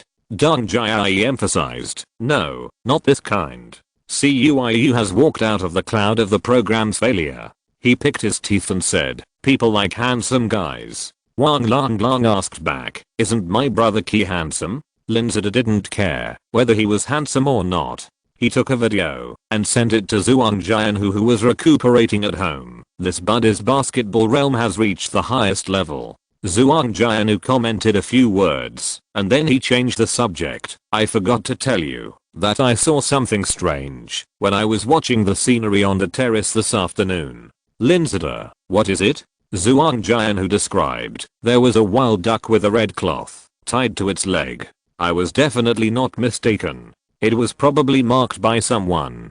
Qinghai Lake has always been a closed area. Since Zhuang Jian broke his bone, he often rested on the terrace for half a day. He has never seen anyone step into the boundary between Qinghai Lake and Huqi Mountain. That's why he felt strange. Linzada is well informed. He explained, when we traveled to the grassland before, we saw some cattle and sheep with colorful strips tied on their ears. This is a local tradition. Legend has it that it is used to pay tribute to the gods. No one can slaughter them. It is equivalent to a gold medal of immunity from death. Maybe the purpose of this red strip is the same. Zhuang Jian, I'm curious who tied the strip. Linzada replied as a matter of course. Do I need to ask? It must be someone from the Changqing liquid. He was chatting with Zhuang Jianhu while tapping the screen. Ding Xuan was also in the square formation. Thanks to her temperament, the classmates around her subconsciously arranged some positions. In the square formation of class 16 of senior 1, Wu Yunzi slapped his thigh with joy and almost laughed his head off. What the hell? Who asked him to go up there? To make fun of it? Wu Yunzi had a grudge against Wu Zhaoqi. Seeing his enemy make a fool of himself at this moment, he was very happy. Everyone around agreed. Some boys even said that they would not dare to say that they like playing basketball when they go out in the future. Lan Zichen said calmly, "It's actually quite funny." Shan Kaiquan glanced at his watch and said, "It's 9 o'clock. The show should be almost over. The principal will say a few more words at the closing ceremony, and then it will be time to go home as usual." Jiuo Kanan was still in the shadow of the failure of the show. When he thought of the embarrassing scene of himself being seen by all the students in the school, he couldn't help but worry about his bleak future. Shan Kaiquan patted him on the shoulder and said, "Brother Nan, after the party, let's go eat spicy hot pot." Jiuo Kanan shook his head and said, "Forget it." He was really in no mood. When he thought about how to find a partner in school in the future, he found that his whole life became gloomy. Hu Jun came over and said, "Let's go together." He had been chatting enthusiastically with that female netizen recently. The female netizen told her that she liked spicy food and missed the old-fashioned spicy hot pot she used to eat. Hu Jun decided to eat it in front of her. Jiuo Kanan said, "It's not good to eat too much spicy hot pot. It's too greasy." Shan Kaiquan used his ultimate move. "I'll treat you." Hu Jun, "I'll treat you to fried skewers." Wang Long Long, "I'll treat you to drinks." Ma Shiqing, "I'll treat you to fruit snacks after the meal." Several people knew that Jiuo Kanan had suffered a great blow, so they considered him from the perspective of a brother. Jiuo Kanan said seriously, "Actually, it's okay to eat it once in a while. Let's go." The show on the stage changed again. A group of boys and girls in the first year of high school came on stage to perform a stage play, The Seven Dwarfs and Snow White. Shan Kaiquan, "This is interesting. It was rare before." Wang Long Long, "Indeed." Liu Chuandao was shocked to find that Snow White was the beautiful sister of the schoolgirl he was chasing. She became particularly outstanding against the backdrop of the dwarfs and became a hot commodity. When Liu Chuandao first came to class 8, he had fantasized about beautiful women. Later, he was scolded by Yang Sheng and others, which seriously hit his enterprising spirit. So Liu Chuandao decided to solve the problem of quantity first, and then solve the problem of quality. But the great cause of the ages was a failure in front of the junior sister. Although I have failed now, I'm still in the passionate and contradictory period. If I can recover in time, I may be able to reconcile with the junior sister. At that time, I can loudly discuss the Dao in front of Gangzi, Quanzi, and Yuzi. Thinking of this, Pastor Liu was excited. Then, first of all, we must find the contradiction point. The junior sister must be jealous of her sisters, so she is against me. Then I only need to be against her sisters, and I will definitely be able to recover the junior sister. Pastor Liu asked the brothers for advice. "Brothers, I want to ask, how can I make a girl hate me?" Urgent. Wang Long Long, "Simple, just act normally." The stage play ended. Yan Chuchen returned to the stage. She held up the microphone and said with a smile, "The next show is also about fire. Thanks to Jiang Shanayu's fire dance, everyone is extremely looking forward to the effect of this kind of show." As soon as she said this, she aroused the curiosity of the students on the playground. Ding Xuan tightened her waist, and her slightly scattered mind was focused. Here it comes. On the north side of the stage, Jiang Shanayu changed into her regular clothes. The twins said, "Just wait and see. It will definitely shock your eyes." Yan Chuchen, "Let us enjoy Fire God," performed by Jiang Ning from class 8 of senior 2. Off stage, Cuiu opened his mouth. Why was the name changed? Jiuo Kanan, maybe the previous, Mars, was too low, so it's just right to choose a name that is symmetrical with Jiang Shanayu. Wang Long Long, "Isn't this a competition between my brother Ning and her on the same stage?" Ma Shiqing, "Then senior sister Jiang is bound to lose, right?" Wei Ziyuan from class 1 came over and argued passionately. "What the hell? Senior sister Jiang's dance is definitely top notch in the whole school. I've rarely seen dances of this level on TV. CUIU, don't say anything if you don't understand. When the school just started, everyone treated Wei Xiuwen as a big shot. He was handsome, in the experimental class, and his family ran a small supermarket. He was definitely a big shot. So when the news came out that he was pursuing Dang Jie, everyone was envious and jealous. At that time, everyone in the back row kept resisting and did not go to his small supermarket to buy food to avoid helping the enemy. As a result, after pursuing for a year and a half, he still did not catch up, and many people said sarcastic things. Wei Xiuwen, no, buddy, you are too confident, right? CUIU, the culture of our class 8 is confidence. If Jiang Ning's program is good, will you let Dang Jie come to our class to dance? Wei Xiuwen was silent. Qi Xianheng used to like the people in class 8, but now he was unhappy. At that time, he stepped on Yang Sheng's bicycle, and Jiang Ning came to his class to arrest him, and arrested him in public. Zhao Xiaofeng understood. Brother Xian. Qi Xianheng gestured. Don't worry, just watch. His temperament is no longer the same as before. Now he knows what his own advantages are. The stage lights were bright. Chen Haiyang wanted to help carry things, but was rejected. Two staff members carefully lifted the furnace, only to see that the iron in the furnace turned into water, which was frightening.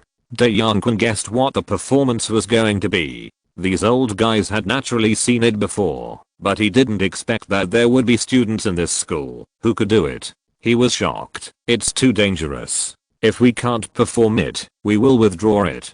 Director Yan made the decision. Yes, this is certified by Changqing Liquid.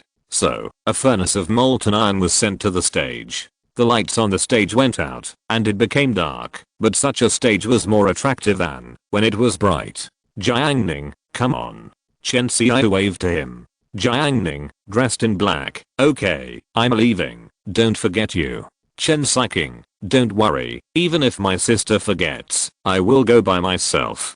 Jiang Ning said, it's better to go together. He walked onto the stage slowly, facing thousands of students, who were also looking at him. Jiang Ning had rarely experienced such things during his student days in his previous life. Born in the countryside, he was mediocre in all aspects. It was extremely strange for him to go on stage and perform in front of all the students in the school. He had always been an audience member, an unknown little transparent person. It was very likely that many years after graduation, even if he met his classmates at a reunion, people would not remember his name. The speakers at the north and south corners of the stage played light drum beats. Jiang Ning pulled out a soaked willow spoon from the furnace shelf, and then took out a heavy wooden stick. Within the range of his spiritual consciousness, the eyes of the students in the audience moved with his movements. Jiang Ning suddenly felt that this experience was quite good. He dipped the willow spoon into the molten iron and scooped up a spoonful. Then, he suddenly hammered the willow spoon with the wooden stick in his right hand from bottom to top.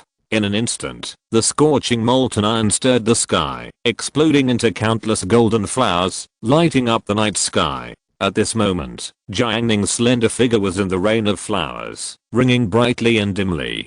So handsome. Cuiu was stunned. He was a country bumpkin and had never been out of Yazhou. How could he have seen such a scene? Jiang Yanan shook Shen Qing's arm. When did he learn this? This is so difficult. She had seen it on TV, but she never thought that she would see it with her own eyes today. She was shocked even through the screen before, but seeing is believing. This time, she was even more shocked. Shen Qing didn't say anything.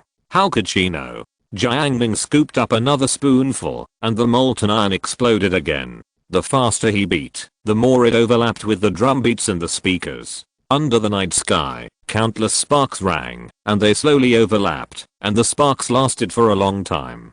Jiuo Kunan, oh my god. Wei Xiuwen, oh my god. Wang Lang Lang recited a poem. The east wind blows thousands of flowers at night, and blows them down like rain. Dang Jie took out her mobile phone to take pictures, feeling that every frame could be used as a wallpaper. There were countless people like her, such as Lan Zichen, a freshman, who also took out his mobile phone to take pictures, not only of the iron flowers, but also of the figures standing under the sparks. Jiang Ning's movements of making iron flowers were not done with all his strength, but were extremely relaxed, and naturally contained a kind of unrestrainedness. Wu Yun's face sank. He had seen Jiang Ning playing it cool several times, and now he was performing at the New Year's Eve party again. Wu Yun, he slandered, "It's just making iron flowers. I've seen it several times, and compared with those old masters, the skills are far behind." Lin Zida from class 1 said, "Jiang Ning is pretty good, but it's a pity that I've seen quite a few performances." Students who had seen such performances before were certainly shocked, but without the shock of the first time, they were much duller. Most of them felt that it was rare for a student in our school to be able to perform it. They were indeed talented and rare, but that was all. Jiang Shanai under the stage commented, "It's amazing, but not innovative enough." Jiang Ning held the willow spoon. This time he did not hit it with a stick, but flicked it lightly and sprinkled it into the sky. This is the second way to make iron flowers. The molten iron drew a huge arc in the air. This time no sparks appeared, but it turned into a red flame, floating in the air. Lin Zida was stunned. "What is that?" Ding Xuan's eyes flashed. "Fang Qiuyu from class 2, isn't this iron flowers? Why are the flames floating in the sky? Is it a ghost fire?" Zhu Yuantong, who was at the front of class 8, said to his game friend Shang Kaiwei, "Look, this is magic." Jiang Ning flicked the spoon, and flames sprinkled into the sky and merged into the flames. The ball of fire grew bigger and bigger, floating in the air, and finally became as big as a truck, as if it was about to set the stage on fire. On the north side of the stage, Chen Haiyang's eyes widened. "What?" Many teachers also found it incredible. Chemistry teacher Ji Yuoran was stunned. With her knowledge of chemistry, she couldn't figure out the principle in a short time. How many secrets does her closed disciple have? The students in the front row of the stage only saw Jiang Ning stop splashing flames. The bright flames made the skin of the students in the front row red. Jiang Ning's hands suddenly closed, and the drums of the music gradually became compact and rapid, making people's hearts tremble. Under the gaze of everyone, Jiang Ning separated his hands little by little, and the night sky seemed to be torn apart. The huge ball of flame followed his gestures, as if torn apart by invisible big hands. The flames shook wildly, and the students in the audience could even clearly see the delicate reorganization process. Just like a shadow play, two giants formed in the air, one holding a halberd, and the other holding a sword with both hands. Both of them were majestic and solemn. "Oh my god!" Exclamations echoed from the square formation one after another. The next second, Jiang Ning clasped his hands together again, and with the dang dang beat of gongs and drums, two flaming giants holding halberds and swords attacked and collided at an extremely fast speed. The audience below the stage couldn't help but lean back to avoid it. With a bang, the two giants collided and produced exploding sparks, and fireworks splashed, pouring down like a rainstorm. A fire rainstorm fell from the sky. The sky full of flames dyed everything around it golden, and the entire stage became glittering and colorful. Soft string music sounded, and a figure shrouded in white gauze tiptoed in a graceful and soft posture, like a person dancing in the sky and floating onto the stage. Her figure danced under the sky full of fire rain, and her face was looming in the firelight. The violence of fire and the softness of the girl seemed to be two extremes. Jiuo Kanan opened his mouth wide and blurted out, "Beiyuxia." His Dao heart actually broke the bond with his good brother, and for the first time for Beiyuxia, it split. "Cuiu, fuck. Duan Shigang, fuck. So damn handsome." Wang Lang praised, slender neck and fragrant shoulders. Light gauze shrouded the moon, gorgeous. Deng Qingfeng in the front row murmured, "When the person-like appears, the light has a shape." Chapter 731, End a New Beginning. Cuiu and the others couldn't help but feel inferior after hearing Wang Lang's words. Damn, intellectuals are different. Duan Shigang also looked up to him. Wang Lang smiled triumphantly, full of joy, and said, "It's just so." He took out his mobile phone and planned to take pictures of the stage. At this moment, everything around seemed to lose its color. Only the sky was washed by the rain of fire, and the figure of the girl in white gauze shone brightly in the night sky. Her skirt fluttered in the rain of fire, like floating clouds, her hair fluttered in the wind, and her dance was graceful and elegant, like a poem and a painting. On the north side of the stage, Jiang Ning, who had performed the fire dance before, opened her eyes wide and couldn't believe it. This scene was too dreamy. Compared with her dance, perhaps this is more worthy of the name of fire dance. Sister, it's on. Chen Xiao lifted her skirt and trotted to the stage. When people's eyes were still immersed in the dancing posture of the girl in white gauze, two girls who looked exactly the same floated into the stage lightly. They were dressed in lavender long skirts, shining soft and mysterious light under the reflection of sparks, forming a perfect complement to the purity of the girl in white gauze. The twins' dance was not so graceful and elegant. Their dance steps were agile and lively, as if adding endless vitality and energy to the stage. The figures of the three girls intertwined together, as if forming a wonderful resonance. The boys in the audience stared intently, and Ji Yuo-kun excitedly clapped Shan Kei-kun. Kwanzi, come on. Shan Kei-kun stared at the beautiful figure, which was his countless dreams and the dream that was finally broken. Shan Kei-kun shook his head. Forget it, I like Lanzichan now. Ji Yuo-kun advised, it doesn't matter who you chase, it's better to chase a prettier one. Even if you don't succeed, you will be ridiculed less. Shan Kei-kun, forget it. What he is best at is forgetting. Ji Yuo-kun sighed, and for some reason, he felt relieved in his heart. Keo-kun was dumbfounded. After experiencing the intense visual impact, he realized that Meng Xian, whom he loved deeply, was not at the same level as the dancing figure on the stage. If, on ordinary days, Meng Xian's beauty was 90 points and Bai Yuxia's beauty was 100 points, the gap was not that big, but at this moment, Bai Yuxia on the stage directly added a super buff, and turned it into 1000 points. Qishan Heng, 3 minutes, I want to get the information of this woman. Zhao Xiaofeng, I'll post now. Wei Ziyuan, you blocked me. Deng Jiai said to Wei Ziyuan who stood up. Wei Ziyuan seemed to have heard nothing. Not only him, but many students in Gao Yifeng's formation behind him stood up to watch. You squeezed me, I squeezed you. The sparks pouring like a rainstorm gradually died down, from the initial dazzling to gradually soft, and finally became dim. The three dancing figures also gradually sank into the darkness. All the students present felt a sense of pity. At this time, Jiang Ning walked out of the darkness. In his left hand was a willow spoon filled with molten iron, and in his right hand was a green willow branch. He was dressed in black clothes as dark as ink. Standing quietly, he dropped the willow branch into the molten iron, and the branch was ignited, and a flame lit up. Jiang Ning threw it forward, and he whispered, quick. A flame was seen thrown out from the tip of the willow branch, like a meteor across the night sky, and flew into the audience below the stage. People subconsciously stepped back, but Zhu Yuantang was the only one who stood still. A smile flashed in Jiang Ning's eyes, and Zhu Yuantang dared to catch it with his hand. The ball of fire changed in the air, and turned into a lifelike rabbit, which gently fell into her palm. Her little face was illuminated by the fire rabbit and turned red. Everyone around cast a surprised look, all focused on the fire rabbit. After a brief moment of surprise, Jiang Yanan screamed, he has performed this before. She reacted very quickly and shouted, I'm a tiger, a tiger.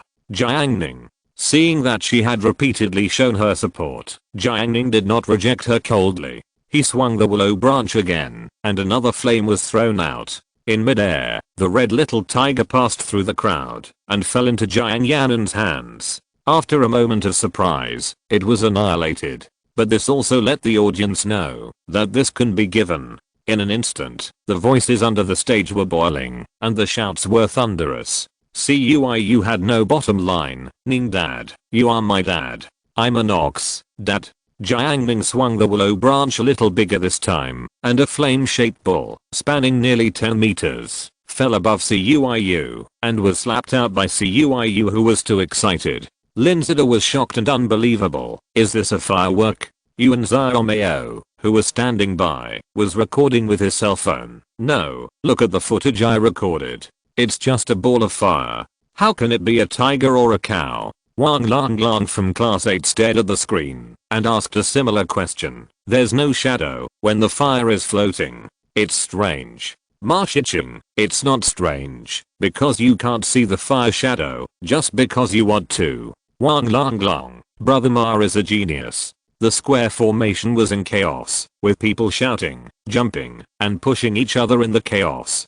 Ding Xuan concentrated and observed it all. Suddenly, the tip of the willow branch shone brightly, and a dazzling red light rushed out from it. The flame stuck shape in the air, and turned into a firebird flying at high speed. The flame scattered around the body almost formed a pair of wings. Under the wings, it flew in front of Ding Xuan in almost a millisecond. Ding Xuan calmly reached out her hand and pointed her slender white fingers at the firebird. She didn't feel any burning at her fingertips. Only the firebird made her face crystal clear. The next second, the firebird withered, and the bright flames disappeared. Ding Xuan inevitably felt a sense of loss. Immediately, in the darkness, the lines of her beautiful mouth corners swung up a slightly upward arc. Qi Xianheng saw such a sensational scene. Even though he had been living a life of luxury since childhood, he was still jealous and envious. Jiang Ning stood on the stage, which could be said to be a blessing from the gods. He just relied on his mood to throw out one flaming animal after another. Those stupid girls shouted like crazy. Qi Xianheng said, Xiaofeng. Zhao Xiaofeng, yes, Brother Shan, you say. Qi Xianheng, can you give me a similar program? Zhao Xiaofeng, who used to be excited, was stunned. He slowly raised his finger and pointed at himself, unable to believe it. Me. 2 minutes later, the show ended, and Jiang Ning walked off the stage. On the north side of the stage, Chen Haiyang and Dai Yangqun were all waiting here. Ji Yuoran looked admiring and congratulating. You are so impressive. She was really surprised. When she first met him, she just thought Jiang Ning was a boy from a small town. Who would have thought that he could perform such magic? But behind the admiration, she also felt a little strange. For some reason, she missed the beginning. She called Jiang Ning to her office. While tutoring Jiang Ning in chemistry, she talked about the past, present, and future. Jiang Ning listened honestly and joked on the side. Ji Yuoran seemed to be a mixture of contradictions. She wanted him to take advantage of the wind, but she also felt indescribable confusion. Jiang Ning didn't say anything. He pressed the lighter and a flame rose. Jiang Ning blew a breath, and the small flame gently pulled forward and rushed towards Ji Yuoran like a dragon. Ji Yuoran cried out ah. Unexpectedly, when the fire snake was about to pounce in front of her, it suddenly swung its tail and disappeared in the air. Jiang Ning smiled and said, "Thank you, Mr. Ji Yuo, for teaching me chemistry." Ji Yuoran recovered. Because there were people around, it was difficult to deal with Jiang Ning. She could only agree, you are good at learning. Jiang Ning did not stay here. He walked through the crowd and walked towards the square formation of class 8. During this time, he met many students. Jiang Ning did not know them, but they all gave him a thumbs up and praised his performance for being so wonderful. When Jiang Ning arrived at class 8, he was greeted with even more enthusiastic celebrations. Jiang Yanan brought a few girls to express her gratitude. Xin Yaoling praised him for bringing honor to the class, and she was radiant. This New Year's Eve party, with Huang Zhangfei in front and Wu Zhaoqi in the back, and then a dance performed by Jiang Ning, Bai Yuxia and Chen Xiaoyu. The harvest was not too rich. Her position as class monitor can be used as a signboard for the school-wide assembly in the future, and she can speak with countless times more confidence. The square formation was empty, and only Shen Qinsh sat alone awkwardly. She was a little restless. When everyone was congratulating, there was a noise from the south, and there was a commotion. I saw a few lively and beautiful female classmates rushing straight over. There were shouts from the back. Sister AI is here. Sister AI was the top girl in the girl group who danced the Sun Never Sets dance. She had once strongly led Dong Jiai's hot dance in the process of the election program, and was the pride of the first grade class. Sister AI was beautiful. Compared with her dress on the stage, she now added a coat to keep warm, but she didn't tie it on, and you could still see her pink short skirt. After she came to class 8, the first grade formation in the back suddenly became quiet. All the first grade boys who had cheered for Sister AI were silent. The people in class 8 who were making trouble also stopped. Cuiu and Ji Yuo Kun stared at them. Jiang Yanan and Xin Yaoling also had curious eyes. Sister AI walked up to Jiang Ning. She looked at the boy who had just shown his talent on the stage, and her face was full of admiration. She said carelessly, "Hello, Jiang Ning, your show is great. Jiang Ning, you're not bad, very exciting." Sister AI was quite aggressive. She asked back, "Since you know me, I called you so many times, asking you to give me a dragon. Why didn't you pay attention to me? Wang Lang Lang helped to solve the siege. How could my brother Ning pay attention to this? There are so many people." Sister AI said, "Okay, my name is AI Man. Can I add your contact information?" Liu Chuandao rushed out and said enthusiastically, let's add. What are you standing there for? AI Man has seen big scenes," she said. "I don't want yours." Jiang Ning took out his mobile phone and exchanged contact information. He heard the heartbroken voice of Gao Yif and team behind him. After AI Man left, Liu Chuandao, "Damn, why are you so bad to me and so good to you?" Jiang Ning teased, "Because you are too good." Ciu laughed for a while, his eyes rolled, thinking of the excitement of the high school boys when Sister AI went on stage to dance. He said to the group of freshman boys with a smug look on his face, "Scream. Why don't you scream? Doesn't Sister AI belong to you anymore?" Ciu was almost beaten because of the powerful provocation. In the chaos, Zhang Kai kicked over the cake cart that Qishan Heng had carefully prepared. "Show off your mother." The angry Qishan Heng couldn't find the murderer. In a rage, he opened the collapsed 6-layer cake, grabbed a handful of cream, and smeared it on people he didn't like. More and more boys and girls joined in. Wei Ziyuan was besieged by Ciu and Meng Jiui. In order to protect Deng Jiai, Yuan grabbed the cake and went to Huang Zhangfei. Ding Xuan maintained her goddess style as always, but her little ears were smeared with cream by the girls in the class. The host Yan Chuchen stood on the stage, and his bright and clear voice spread throughout the playground. "I wish our number 4 middle school will get better and better, and I wish everyone to achieve more outstanding results and more brilliant achievements in the new year.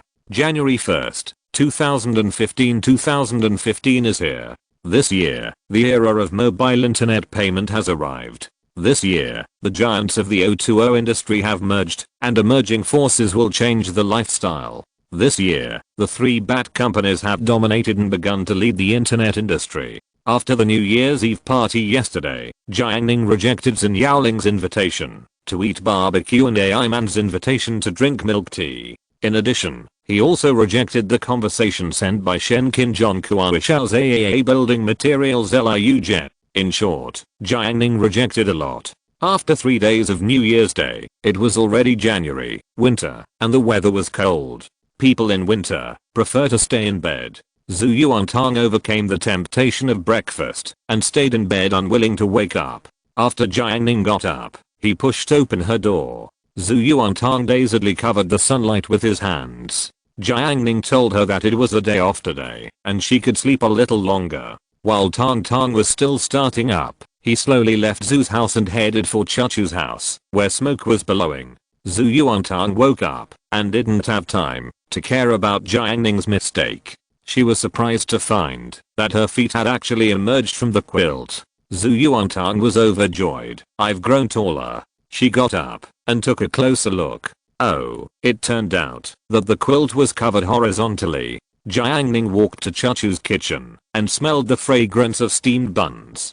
Chuchu was wearing an apron and protective sleeves on her hands, busy in front of the stove. She was steaming soft steamed buns because Jiang Ning said he wanted to eat steamed buns last night. Jiang Ning was very conscious and walked to the stove to help light the fire. Although Chuchu was a little unhappy in her heart, she felt a little relieved after seeing him like this. It was good to have someone to cooperate with. Jiang Ning threw 2 branches into the stove. He said cruelly, "Don't leave any food for Tang Tang." In the past, on weekends, because Tang Tang slept late, Chuchu would always leave the steamed buns and meals in the big pot, cover it with a lid, and leave some unburned firewood in the stove to keep it warm. In this way, when Tang Tang eats, the breakfast is still hot. Zhu Chuchu, she doesn't want to eat. Jiang Ning said, "Leave some space for her. I'll make a big meal at noon." Zhu Chuchu, "Okay." Jiang Ning, you come to eat too. Yes. Hukishan Villa. Since Zhuang Jianhe broke his bone, he has been lying in bed for a longer time to rest, because he has been lying in bed for too long, and he is really tired of lying in bed. Even in winter, he gets up very early. The sun rises in the east, he goes up to the terrace, basks in the sun, drinks hot milk to nourish his bones, and enjoys the morning light reflected by Qinghai Lake. Half an hour later, Linzada ran up from downstairs. Jianhu, do you want to go fishing? Linzada asked. Zhuang Jianhu, no problem. Although his right hand was fractured, his fingers were still usable, so simple fishing was no problem. Linzada, okay, it's New Year's Day, and a friend is coming from Ansheng. Let's go fishing together then. Zhuang Jianhu was about to ask who it was, when he suddenly saw a flock of wild ducks flying over Qinghai Lake. He quickly picked up the telescope on the table. Look, Xiaopang, there's a wild duck tied with a red rope. Linzada didn't have any broken bones, and he didn't go through Zhuang Jianhu's boring time, so he didn't react as much as he did. What puzzled Linzada recently was how Jiang Ning performed that magic last night. At 10 AM, Jiang Ning stepped into the territory of Qinghai Lake. Today was a clear day, and although it was winter, the outer area of Qinghai Lake was still green. Cloud shadows swam in the clear water vortices, and white clouds floated in the sky. When the clouds covered the sun, the vortices and the grass immediately turned into a vivid ink painting. Jiang Ning stepped into the vortex, and water splashed everywhere. However, the surface of his shoes seemed to be covered with a thin film, to prevent the water from soaking. He opened his mind, and his consciousness bloomed like ripples, sweeping across the sky and the earth. Where is my wild duck? Chapter 730 to Catching Ducks. Jiang Ning sailed along the lake. His spiritual sense explored the lake area, even the surrounding shallow water area, but he couldn't find the wild duck tied with a red rope. In order to prevent the wild duck from flying away from the mountain lake and being captured and slaughtered, he specially arranged a formation in the Qinghai Lake area. It can only be on the mountain. Jiang Ning thought to himself. He drove the spiritual boat and flew to the forest of Huqi Mountain. His spiritual sense kept scanning along the way and finally found the trace of the wild duck on the mountainside. Jiang Ning stopped the spiritual boat by the gurgling stream, and his hidden figure appeared. In the bleak winter, Huqi Mountain was not desolate at all, but it was like spring all year round. Jiang Ning walked up the winding bluestone steps. The orchards on both sides were full of fruit trees with green leaves and red fruits. Wherever he passed, flowers were in full bloom, and there were more birds, insects, and butterflies.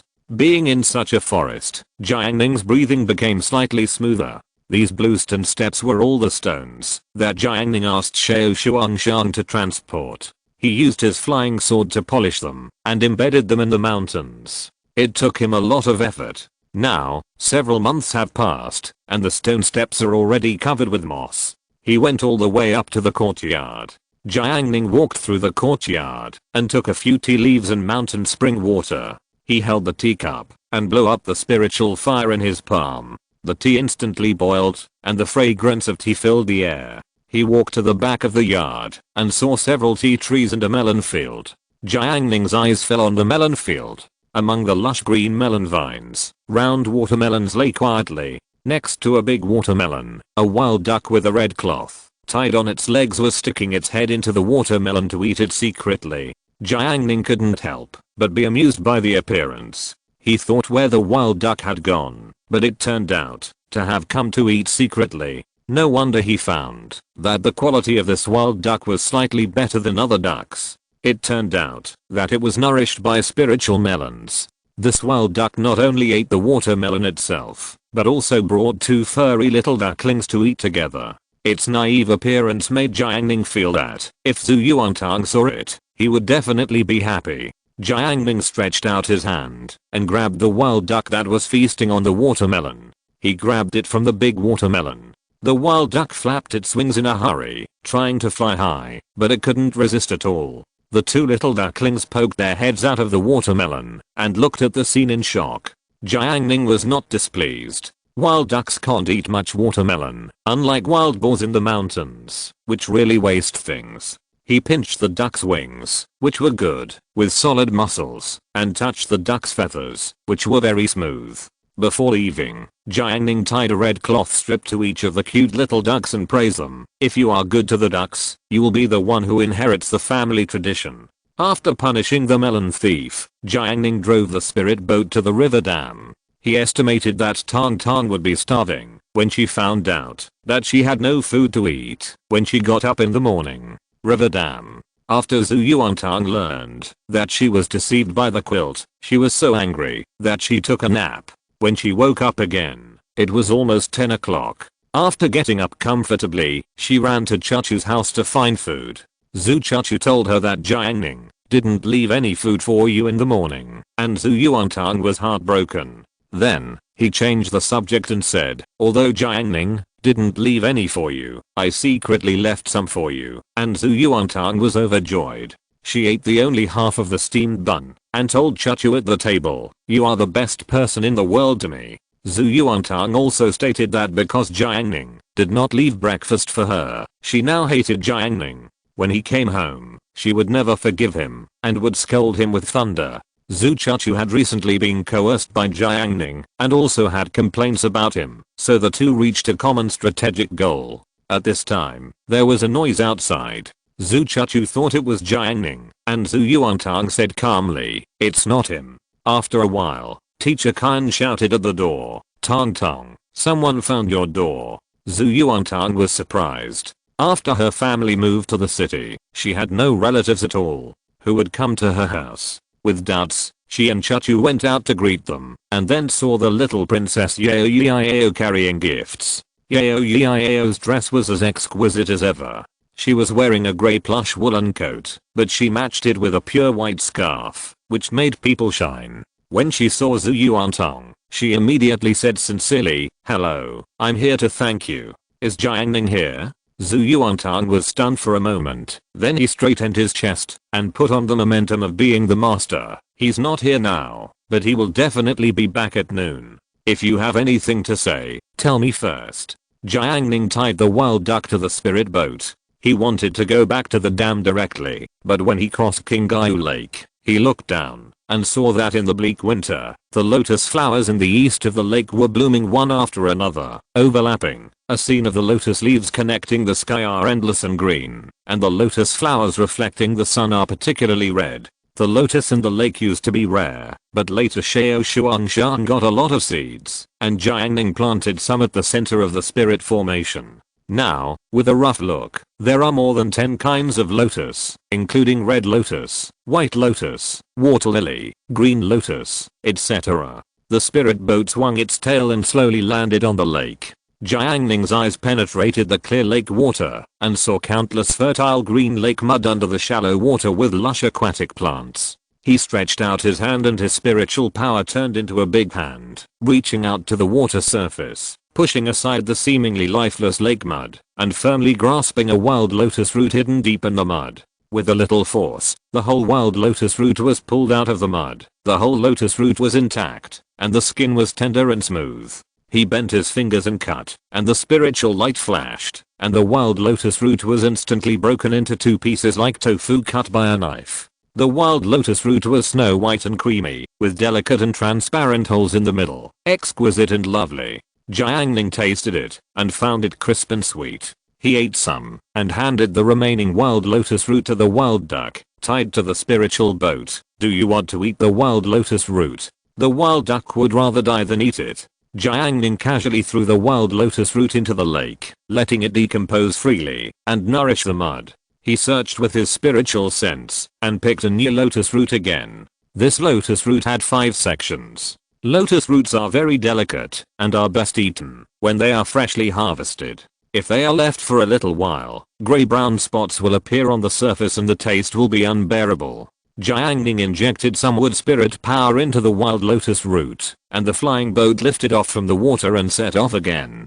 Jiang Ning rode an electric bike home. There was no other way. If he landed the flying boat directly, it would be too shocking. He didn't want his ordinary life to be disrupted. Jiang Ning rode the electric bike with one hand, and the wild lotus root was wrapped in plastic wrap and stood in front of the car. He appeared at the door of his house and found that there were more guests. The father and daughter of the Yeo family hurriedly gathered around, and Jiang Ning handed the wild duck to Zhu Yuantang. Zhu Yuantang opened her eyes wide and looked at the duck. This duck was different from the usual domestic ducks at first glance. The color difference was very large. The duck's head and neck were bright green, the body was brown, but the wings were grayish white, and the wingtips turned purple blue with a faint metallic luster.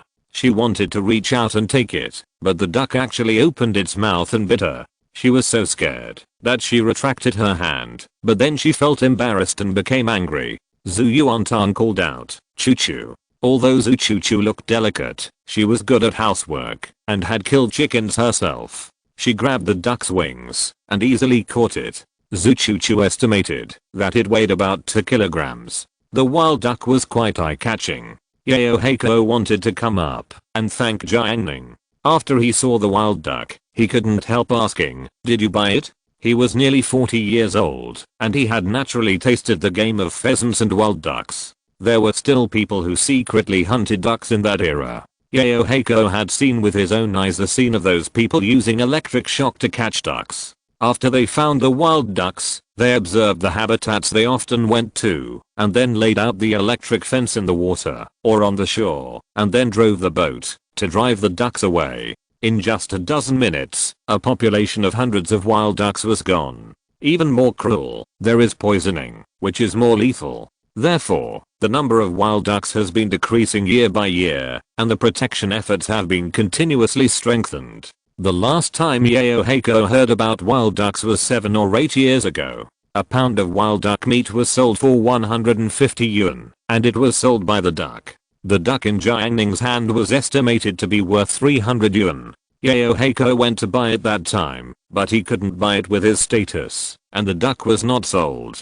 He looked at the hard texture of the duck's bill and could tell at a glance that it was definitely the real thing. This opened Yeo Heiko's eyes. Jiang Ning said lightly, "It's domesticated." It was indeed raised by him. After all, the ecology of Huqi Mountain and Qinghai Lake was created by him personally, and it all belongs to him. Any birds and poultry in it naturally belong to him. Yeo Heiko looked at the wild duck and was tempted, but he knew the purpose of his visit. Skipping this topic, Yeo Heiko said sincerely, "After the last incident, we went back and thought about it for a long time. Thanks to your help, otherwise I dare not imagine the consequences." After a brief talk, Yeo Heiko presented a generous gift, a box of fish and maute, 6 boxes of milk, 2 boxes of nut gift boxes, 2 boxes of soy sauce gift boxes, a box of peach gum, a box of honey, and a box of classic monkey mushroom biscuits. Zhu Yuantang was stunned. With so many things, how long would she be able to finish them? After another round of greetings, Jiang Ning invited them to stay for lunch. Yeo Heiko was tempted again and thought about it. The other party had no parents, and he, an old man, would not feel comfortable staying, so he simply said goodbye on the grounds that he had something to do at noon. He left, but his daughter was retained by Zhu Yuantang. After all, she had given so many gifts, and it was right for her to stay for a meal. Yeo held the Maine Coon cat and was quite curious about everything in the bungalow. The Maine Coon cat in her arms had grown a circle and was quite cute. Zhu Yuantang wanted to touch the cat, but the cat ignored her arrogantly and was very cold, which made Zhu Yuantang withdraw her hand. She pouted behind her back. This cat had the same little princess physique as Yeo before. After suffering a setback, Zhu Yuantang said to her, "We will kill a duck for you to see." Yeo was slightly surprised by this hospitality, but she had never seen the scene of killing a duck. This wild duck grew up in a place with abundant spiritual energy and knew how to steal spiritual melons to eat, so its physique was quite strong. Zhu Chucha held the duck's wings and could feel the firmness of its meat. It must be a wild duck that exercises regularly. Zhu Yuantang took out a kitchen knife from the house and then a whetstone and first sharpened the knife. The wild duck struggled wildly and opened its mouth to bite people. Zhu Yuantang cut it with a knife and the duck blood came out and the wild duck died. Jiang Ning nodded on the side. Yes, with Chuchu's help, he didn't need to knock it out now. Yeo frowned. Seeing the fresh life withering away, she actually felt a sense of pity, sympathy, and sadness. Oh my god, she couldn't bear to eat this duck. As for the Maine Coon cat in her arms, it was even more terrified. Zhu Yuantang took the bloody kitchen knife and slowly looked at the Maine Coon cat. The cat meowed in panic and almost jumped up. Zhu Yuantang was very happy. Zhuang Jian, who was very lucky today. He was lucky enough to catch a big blue black fish. This is a black carp, nearly 40 centimeters long and more than 2 kilograms. As a fisherman, no matter how noble his background is, the joy of catching a fish is incomparable. Envious and jealous eyes flew over from around the pond, and the fishermen around him congratulated him hypocritically, saying that he was really lucky. Zhuang Jian, who emphasized that he had superb fishing skills. He told Linzida, give this fish to Boss Yang at noon today, and let him make a pickled fish dish. Linzida was also jealous. He had been in this fish pond for a while, and had never caught such a big fish. Zhuang Jian, who first took a photo, posted it on WeChat Moments and Questions space, and then threw the black fish into the net. Then, he picked up the net, and left the fish pond. He first went to Boss Yang's house, said hello, and after showing it to the guests around, he walked forward along the bungalow. No reason, just happy, showing off. Zhuang Jian, who passed by Teacher Khan's house, Uncle Tang, and Butcher Zhang, and then walked to Tang Tang's house in the Far East, and happened to see several people killing wild ducks. He was stunned. He took a closer look at the tragically dead wild duck, with a bright green head, brown body, grey-white wings, and the most eye-catching red cloth strips on the duck legs. Isn't this the wild duck I observed on the terrace? How did it appear here? Isn't that right? He felt a contrast between reality and dream. Zhuang Jian, who left in a daze without saying a word. Zhu Yuantang noticed it and said, ha ha ha, am I awesome? I scared people. Jiang Ning praised, big knife man. After the wild duck was bled, the next step was to pluck its feathers. Zhu Chuchu said, scald it with boiling water before plucking it. Zhu Yuantang shook his head, you can't pluck it like this. The skin of the wild duck is thin. Once it is scalded with boiling water, the skin will break. You must use the dry plucking method. This involves Zhu Chuchu's blind spot and knowledge, and she really doesn't know this. Zhu Yuantang taught her, Chuchu, you still have a long way to go. Yao listened to the whole process, and she had never touched the water of spring water, so she had no idea about it. For the first time, she felt that there was such a big gap between her and her peers. Zhu Yuantang found a big cloth bag, put the wild duck in it, and plucked the duck feathers with all his strength. By the fish pond, Zhuang Jian, who was stimulated, and ran to find Linzida, telling him about the wild duck incident. Finally, he asked, Xiaopang, do you think there is a possibility that Jiang Ning went to Qinghai Lake and caught the wild duck? Lin Xiaopang denied. How is it possible? The security guards of Qinghai patrol day and night. You and I know very well how strong the protection force is. The security of Qinghai is top notch in the industry. All of them are strictly screened, with excellent wages and benefits. There is even a special investigation team to manage these security guards. No one dares to steal. Wamesh has been pulled around Qinghai Lake and Huqi Mountain recently. How can ordinary people climb over it? Linzida, you may have seen it wrong. Zhuang Jian, who insisted, absolutely not. There was silence between the two for a while. Linzida frowned. He thought of the last conflict at the shooting range. His tone became solemn. Is there a possibility that we underestimated Jiang Ning? His parents' status in Qinghai may be so high that we can't imagine it. Chapter 733 Grant. After Zhu Yuantang plucked the duck's beautiful body was revealed. The duck was very small, not even as big as a chicken, and weighed just over 2 pounds. Zhu Yuantang picked up the knife again and cruelly chopped it into pieces. When the city girl Yao saw this scene, her eyelids twitched. It was too cruel. Her cat was trembling with fear and wanted to escape. Zhu Chuchu was surprised. The meat is so good. It looked very fresh. Unlike the lazy duck raised at home, this wild duck is lean meat, thin skin, and almost no fat. Although Yao didn't understand much, she could see that the duck meat was very beautiful. She saw Zhu Yuantang repeatedly washing the duck meat. She used her only common sense and asked, don't you need to blanch it? She vaguely remembered that meat needs to be blanched to remove blood foam. Zhu Yuantang, no, this duck meat is good, and it tastes better when it is fried without blanching. While she was busy, Zhu Chuchu was not idle. She was responsible for preparing some seasonings, such as chili peppers, ginger slices, etc. When there are important ingredients, the humble Chuchu often helps out and takes the opportunity to learn Tang Tang's cooking skills. Zhu Yuantang shouted outside the kitchen, "Jiang Ning, Jiang Ning." She asked Jiang Ning to light the fire. Only the farmer's earthen pot can match the identity of a wild duck. Jiang Ning came into the house carrying a plastic bag. Zhu Yuantang first noticed the rice in the bag. Her eyebrows and eyes curved immediately. It must be the new rice brought by Jiang Ning, super fragrant rice. Immediately, she saw the lotus root in Jiang Ning's right hand and asked again, "What is it?" Jiang Ning placed the lotus root on the chopping board at an angle and said, "Lotus root, you can deal with it at noon." Zhu Yuantang immediately picked up the lotus root and tore off the plastic wrap on the outside. She cut off a small piece, revealing a snow white color like solidified fat. She put it in front of her small nose and smelled it. The fragrance dissipated, and her eyes lit up. It must be a new product brought by Jiang Ning.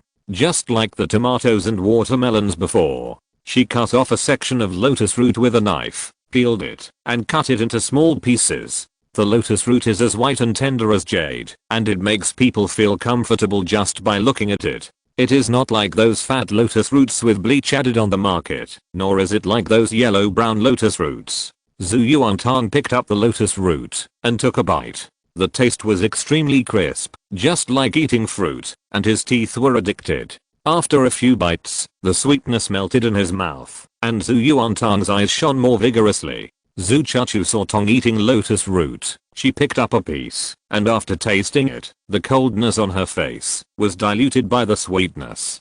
"Jiang Ning, you eat." Zhu Yuantang fed him a piece. She saw Yao Yiao sitting on a small stool again. People gave so many gifts. For the Zhu family, she is definitely a top guest. Zhu Yuantang gave her a piece. "Yao, you eat too." The Maine Coon cat in Yao Yiao's arms stretched out its claws to grab food, but was frightened by Zhu Yuantang's eyes, and buried its head in Yao Yiao's arms. Yao Yiao didn't care at first. What's so good about lotus root? If the cat likes it, just give it to it. But after she put it in her mouth, her expression suddenly changed, and she swallowed it whole. Zhu Yuantang was proud and showed off. "Is it delicious?" "Yao, I can't taste it." Zhu Yuantang gave her another piece. This time, while Zhu Yuantang turned around, the Maine Coon stretched out its claws to grab the lotus root slices, but was slapped back into Yao Yiao's arms. The Maine Coon was stunned, and a humanized grief appeared on its face. It was too painful. In the end, Zhu Yuantang felt sorry for it, and gave it a piece. When his hand was halfway, he thought that he couldn't be too nice to the pet, so he broke off another half, and gave the remaining 1/3 of the piece to the Maine Coon. The fire was lit to cook, and Jiang Ning was responsible for lighting the fire. Yao Yiao was embarrassed, because she was the most idle in the whole kitchen. However, Zhu Yuantang and Zhu Chuchu knew that she was a distinguished guest, so they did not ignore her, and did not forget to chat with her while cooking. Zhu Yuantang asked her if she had been to the concert. Because during the summer vacation this year, Zhu Yuantang and Jiang Ning went to the supermarket to buy things, and saw Yao Yiao, who had run away from home, wearing a dull leather suit, and handing out flowers under the scorching sun, just to buy concert tickets. Yao Yiao smiled when she talked about this. "I went there once in October, and bought tickets for the inner field. Since her father took over the Changqing Liquid project, the originally wealthy family has seen a substantial increase. I heard from her parents that it would be no problem to make 2 or 3 million this year." Zhu Yuantang had never been to a concert before, so she asked curiously, "How much is the ticket? Is it worth it?" When it came to this, Yao Yiao's rich and well-bred manners returned. "The ticket is more than 2,000, plus the round-trip fare and accommodation. It's about 4,000 yuan." Zhu Yuantang was shocked, and took a bite of lotus root slices to calm down. "As for whether it's worth it, I think it's worth it. The whole process is very happy. I suggest that you must watch a concert in the future. Yao was still delighted when she thought of such an exciting scene. Unfortunately, Zhu Yuantang and Zhu Chachu could hardly understand because 4,000 yuan was enough for them to eat for half a year. Zhu Chachu and Yao were students of number 2 middle school, and they chatted about school affairs for a while. As a student in an ordinary class of number 2 middle school, Yao looked up to Zhu Chachu from Tsinghua and Peking University. She told Zhu Chachu, "Sometimes the boys in our class will talk about you when they chat." At this point, she saw Zhu Chachu's profile in the smoke, and the smoke not only failed to make her mediocre, but even more ethereal. Yao couldn't help but feel a little envious. She thought she was already very beautiful, but in front of Zhu Chachu, hey. Zhu Chachu smiled lightly. "Oh, is that true?" Her only task in school was to study, and she didn't care about anything else. "Yes, someone has found out your questions and wants to decipher your friend's answers." Yao. Unfortunately no one can guess it. Girls with looks like Zhu Chachu, no matter how low-key they are, will still attract some attention and discussion. Then Yao changed the topic and brought it to Jiang Ning. She had never forgotten that it was because of Jiang Ning's rescue that she and her father were able to escape danger last time. So much so that the look in her eyes when she looked at Jiang Ning was full of gratitude and an inexplicable meaning. This scene was captured by the sharp Chachu. When talking about Jiang Ning, Zhu Yuantang immediately began to show off his Jiang Ning and even played Jiang Ning's performance recorded at the New Year's Eve party for her. Yao was surprised to see the brilliant sparks on the screen in the uproar of the audience. She had never expected that Jiang Ning would be such a person in school. He was countless times better than she had imagined. Zhu Chachu stood in front of the earthen stove, repeatedly stirring the duck meat in the pot with a shovel. The house was filled with fragrance, but it was not choking. Because Jiang Ning cast a spell in secret to gather all the smoke into the chimney. Otherwise when cooking hard dishes, the old-fashioned kitchen would definitely be filled with smoke, and people could not stay there at all, and it would choke the nose and eyes. The pungent smoke was gone, and only the tempting fragrance remained in the room. The spices did not cover up the taste of the wild duck itself, but made it even more delicious. The Maine Coon licked his tongue restlessly. Yao blocked the cat in front of her neck and secretly swallowed her saliva. Oh my god, how could it be so fragrant? In fact, she didn't need to hide it at all, because Zhu Yuantang swallowed more saliva. Just as she was greedy, Zhu Chachu suddenly picked up a piece of tempting duck meat from the earthen pot. She moved slightly and put the shovel in front of Jiang Ning who was burning the fire, and said virtuously, "Try it and see if it's cooked through." Jiang Ning was stunned. He looked at the tenderness on Zhu Chachu's face. At this moment, he suddenly recalled that when he was a child, he stared at his busy mother in front of the stove, and then he was suddenly rewarded with a piece of fragrant meat. After a brief confusion, Jiang Ning stuffed the spicy duck into his mouth. At the same time, the three girls in the kitchen all focused their eyes on him. Jiang Ning took a bite and his mouth was filled with freshness and fragrance. The meat was chewy, and then there was the rich and spicy soup. He commented, "Not bad, delicious." Zhu Chachu said lightly, "That's good."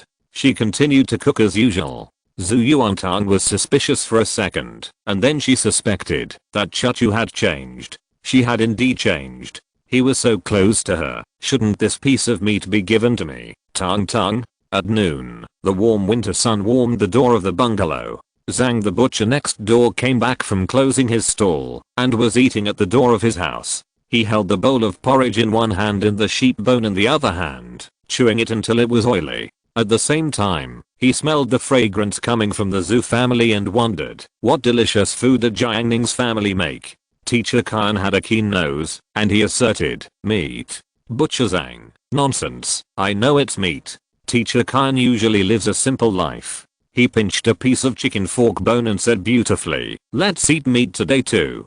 He chewed it cleanly and threw it out, and it fell to the ground in an arc. Butcher Zhang's big wolf dog bit it to pieces. Butcher Zhang said disdainfully, "You should eat something good too. Why are you gnawing on chicken bones every day? I usually feed it spare ribs." Teacher Khan glanced at him. "What's the point of feeding it so well? This dog still can't be tamed." Butcher Zhang wanted to smash Teacher Khan's reading glasses. Teacher Kyan was intoxicated. Oh, this fried chicken fork bone with soybean sprouts. I can't eat enough. I can't eat enough at all. Butcher Zhang was too lazy to argue with this poor guy. He couldn't eat 4 dishes in his lifetime. Today, Zhu Yuantang made 4 dishes: stir-fried wild duck, fried shrimp, cold lotus root slices, sweet osmanthus lotus root, and a soup, spare ribs, lotus root, con, and peanut soup, which was full of lotus root fragrance and very sweet. Jiang Ning moved the heavy solid wood square table to the door, half of which fell in the sun. Soon, several dishes were arranged, and the staple food was the pancakes stuck to the edge of the pot when frying duck. The bottom of each pancake was also dipped in soup, which looked particularly tempting. Zhu Yuantang said, "If you don't want to drink soup, you can drink grape juice." Unfortunately, Jiang Ning was the only one who drank grape juice. The 3 girls were all attracted by the lotus root and pork rib soup. They each filled a bowl, and it was about to overflow. Before dinner, Zhang the butcher next door glanced at them and said, "You guys really took a lot of trouble to make lunch." Teacher Kyan was gnawing on a chicken fork bone and said, "Young people are so young, and it's not good for them to indulge in food all day long. It's easy to wear down their fighting spirit." Yao felt very strange. They were obviously neighbors, so why did she hear a strange smell? Jiang Ning smiled, and he stood up and put a few slices of cold lotus root in a small bowl. After blanching the lotus roots, he added a proper amount of soy sauce and balsamic vinegar, and then mixed them with raw garlic, coriander and sesame. The color was beautiful and the appearance was excellent. Jiang Ning gave 2 slices to Zhang the butcher and 2 slices to Teacher Kyan. "Try our signature dish today." When Yao saw it, she thought to herself, Jiang Ning is not only skilled, but also brave and careful, and his moral character is outstanding. He is simply repaying evil with virtue.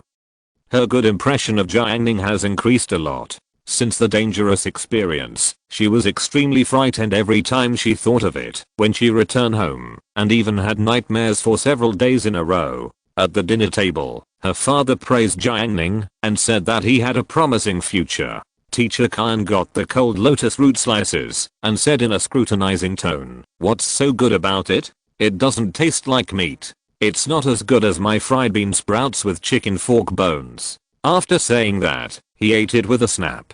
He couldn't stop eating at all. He didn't stop at all and ate all the 2 slices of lotus root.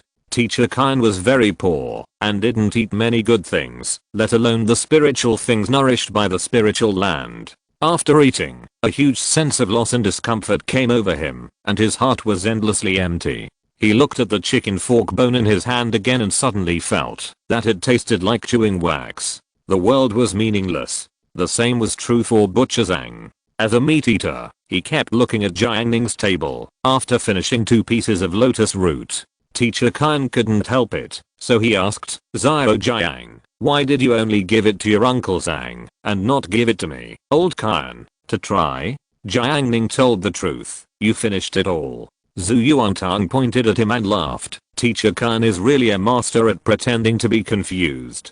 Teacher Kyan's face darkened, and he regretted asking, "It smells so good. The duck smells so good."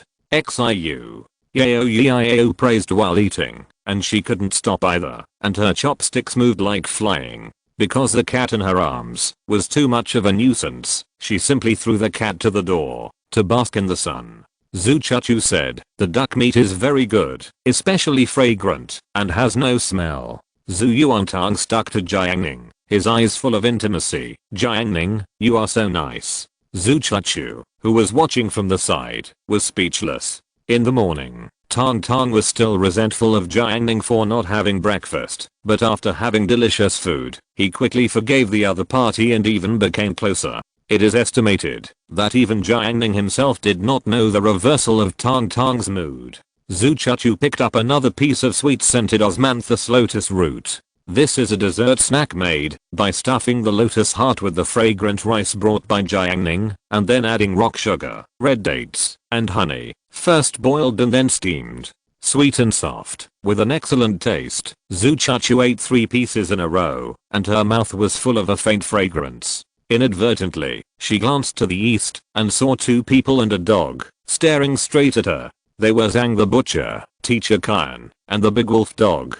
Zhu Chuchu picked up another serving of crispy lotus root and cold salad. She usually ate in a gentle manner, but at this moment, she deliberately made some noises when chewing. The eyes of the two people and the dog became even more intense, almost emitting sunlight. Zhu Chuchu couldn't help laughing in her heart. The biggest joke in the world is to give first and then deprive. Only then did she realize how bad Jiang Ning was. Then, she thought of Jiang Ning's coercion of her, and the laughter immediately disappeared. Because she found that she was also a poor person played by Jiang Ning. Chapter 734 Ordinary. Jiang Ning saw the butcher Zhang and teacher Khan next door looking at him eagerly. He thought for a moment and got 2 more pieces of wild duck meat for them to taste. Teacher Khan waved his hand. I don't want to eat duck.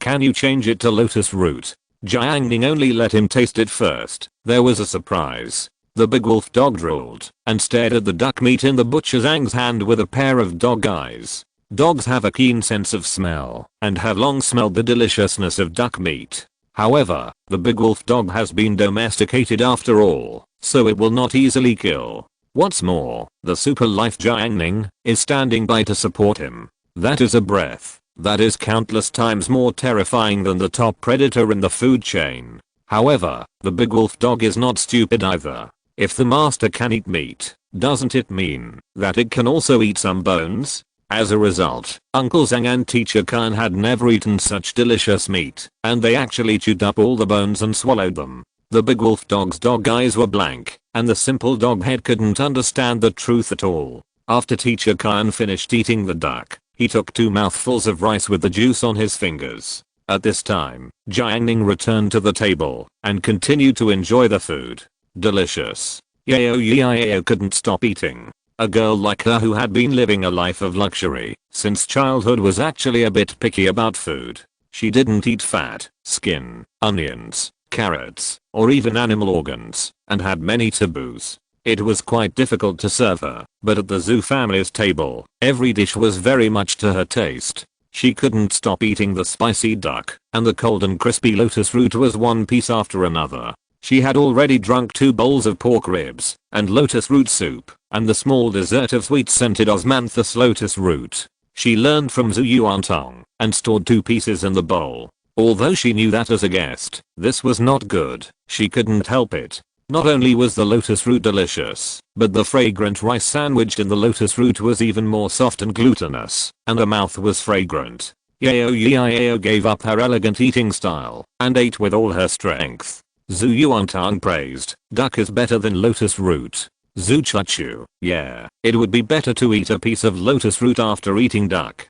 Zhu Yuantang said regretfully, I should have let them reunite in the same pot earlier. Zhang the butcher next door, after tasting the wild duck meat, grabbed the sheep bones in his hand and felt extremely greasy and tasteless. At this time, Jiang Ning finished eating a piece of duck meat and he threw his chopsticks. Little fool. The big wolf dog rushed out instantly, and the sharp dog teeth opened and closed, immediately breaking the duck bones, chewing them happily. Seeing this scene, Yao also threw a piece, and the big wolf dog quickly picked it up again, flicked its tail, and returned to the door of Zhang the butcher's bungalow. Zhang the butcher looked at the dog, smacked his lips, and asked the big wolf dog, damn, does it smell good?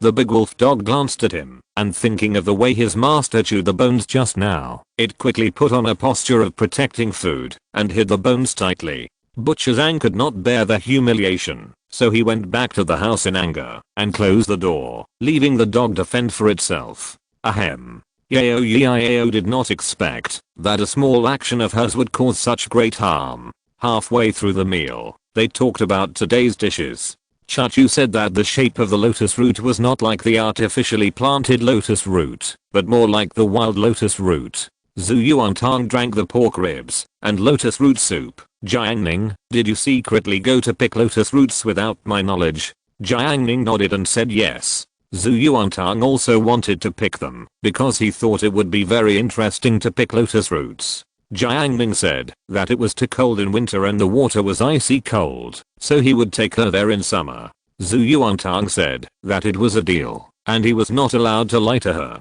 She had no scruples when talking to Jiang Ning, because in her opinion, she and Jiang Ning were together, in the same camp, just like the lord and counselor in ancient times. Well, Jiang Ning was a counselor. So she asked again, where did you get the wild duck? Did you catch it? She liked to ask this question. If she ate something delicious, she would ask Jiang Ning where he got it. Jiang Ning deceived as usual. One day you eat a delicious egg. Do you have to find out which hen laid the egg? Zhu Yuantang said as a matter of course. Yes, I also want to eat the hen. Jiang Ning was speechless. Yao ate a lot today. She was slightly surprised. I feel warm and comfortable. There was a light warm current, gently moistening her body, making her feel slightly comfortable, as if her soul was also warm. Zhu Yuantang, yeah. The farmhouse food is really delicious. Yao praised. Fresh ingredients are very important. Zhu Chuchu pointed to the empty basin. This wild duck was still jumping around an hour ago. Jiang Ning, the lotus root is also fresh, just pulled out of the water. Yao thought of the scene of the wild duck being killed, and her saliva overflowed again, but it was a pity that all the wild ducks were eaten. She was still a kind girl after all. She witnessed the killing with her own eyes and now felt, this wild duck is quite pitiful. No one cares about it until it dies. Like my cat, at least it has a name. Zhu Yuantang said, although it didn't have a name when it was alive, it has a name after death. Yao couldn't understand the logic for a moment, and she couldn't help asking, really? What is it called? Zhu Yuantang, spicy duck can be called more than just this name. It may also be called braised duck, white cut duck, hand shredded duck. Yao's eyes went dark. It was to hell. After dinner, the diligent Chuchu took on the work of washing pots and dishes. She was always like this. She was beautiful, and had suffered a lot of malicious treatment, but rarely enjoyed the benefits she deserved. She always worked hard and never complained. It was the virtuous efforts of countless women like her that allowed the status of Lukaki and others to continue to rise. Yao wanted to help, but Chuchu gently sent her out the door as a guest. Jiang Ning brought chairs and a tea table, and Zhu Yuantang generously brought tea sets, some nuts, and prepared cut fruits as afternoon snacks. The three of them sat at the door to bask in the warm winter sun. At this time, Yao remembered her Maine Coon cat. It turned out that the big cat was squatting next to Zhu Yuantang, and Zhu Yuantang was touching the cat's head. Yao loves cleanliness very much. Even in winter, she still takes the cat to the pet shop every week to wash its hair, so it is clean. Zhu Yuantang touched it and found that the cat's hair was thick, soft, and silky, and quite comfortable. Yao watched her beloved cat being played with by Zhu Yuantang. She waved, but the Maine Coon cat ignored her. My cat cheated. Yao jumped out of this thought. The milk tea was ready, and Zhu Yuantang picked up the exquisite purple clay teapot and poured a cup for Yao. Yao had long been curious about the small stove. She held the cup, blew on it, and tasted it gently. The fragrance was rich, which was not comparable to the low-quality milk tea on the street. She couldn't believe it. Can you make milk tea? Zhu Yuantang was surprised. What's so difficult? Just stir fry tea leaves and sugar, and then add milk to cook. In Yao's opinion, it was not only difficult to make, but also she didn't have the time. She was a sophomore in high school. She had a heavy workload every day, so many study hours, and the study pressure was super high. When she had free time, she just wanted to lie down and rest, or do something she thought was more meaningful, instead of making tea. However, in Zhu Yuantang's opinion, making milk tea was the most meaningful thing. Chu cooks 3 meals a day at home. Zhu Yuantang said. Yao's face was shocked. Where did she have so much time? It doesn't take time. Zhu Yuantang thought it was natural. She and Yao were completely different from each other. One was a child from a poor rural area with the lowest family income. One grew up in a third-tier city and was raised in wealth since childhood. Her family's annual income has always been above 500,000 or even 1 million, which is definitely considered a high income. Even in developed cities in coastal areas, it is still quite good. The environments they have been exposed to since childhood are all different, which leads to great differences in their worldviews. However, the two people's personalities are not sharp, and they chatted quite harmoniously. After a while, Chachu came out of the kitchen. Zhu Yuantang patted the bench. Chachu, sit down. Yao Yiao talked about the sorrow of girls of this age. After graduation, I will definitely have a lot of fun and travel to faraway places. Jiang Ning, that's good. If the economy allows, it's good to go farther to see the world. Zhu Yuantang said, so Jiang Ning, I must go with you. Yao Yiao's eyes wandered between Zhu Yuantang and Jiang Ning. After today's interactions, she found that the relationship between the two seemed a little too close, but it seemed normal, and not at all inconsistent. As for the particularly beautiful Zhu Chachu, according to Yao Yiao's eyes, she could see that except for the lunch tasting, there was a sense of distance between the two, and they were not harmonious enough. She didn't quite understand the relationship, and was a little confused. Yao Yiao's heart moved slightly, and she deliberately asked, why do you want to go with him? She thought she would get some clues to determine whether there was something fishy between the two. Unexpectedly, Zhu Yuantang said, because I have no money. All her money was taken away by Jiang Ning. Yao Yiao was disappointed. Okay. It was 4 o'clock in the afternoon. Reluctant to leave, Yao Yiao took the reluctant Maine Coon cat and left the river dam bungalow. Today's farm experience made her feel particularly good. She met Jiang Ning, her lifesaver and young hero. She witnessed the killing of ducks and ate delicious ducks and lotus roots. She also basked in the sun and drank Zhu Yuantang's homemade milk tea. Later, she was invited to see Jiang Ning's room. She knew that a boy's room could be so clean and tidy, with flower pots on the windowsill, quaint incense burners in the house, wonderful jade carvings, a set of carving knives marked on the wall, and ultra-modern high-end computers, game consoles, etc. Zhu Yuantang also said that there was a fish pond in the west where she often fished, and a hornet's nest appeared in the east. She will lead Jiang Ning to fight soon. There are also fishing in the river in summer, wild rabbits in the snow in winter, and many more. On this day, Yao Yiao went from being nervous when she came to enjoying the comfort later. But she still had to leave. After all, she didn't belong here. After Yao Yiao left, Zhu Yuantang told Chachu that today was the first day of the new year in the Gregorian calendar, so why not wait until after dinner to study hard, so he encouraged her to double row. Zhu Chachu reluctantly agreed. The two of them double rowed and went to the bottom lane together in the platinum game. Zhu Yuantang played ADC and Chachu played support. She chose Ezreal, and her teammates said he was a slacker. It's not up to your teammates to decide whether he is a slacker or not. This hero has no flaws.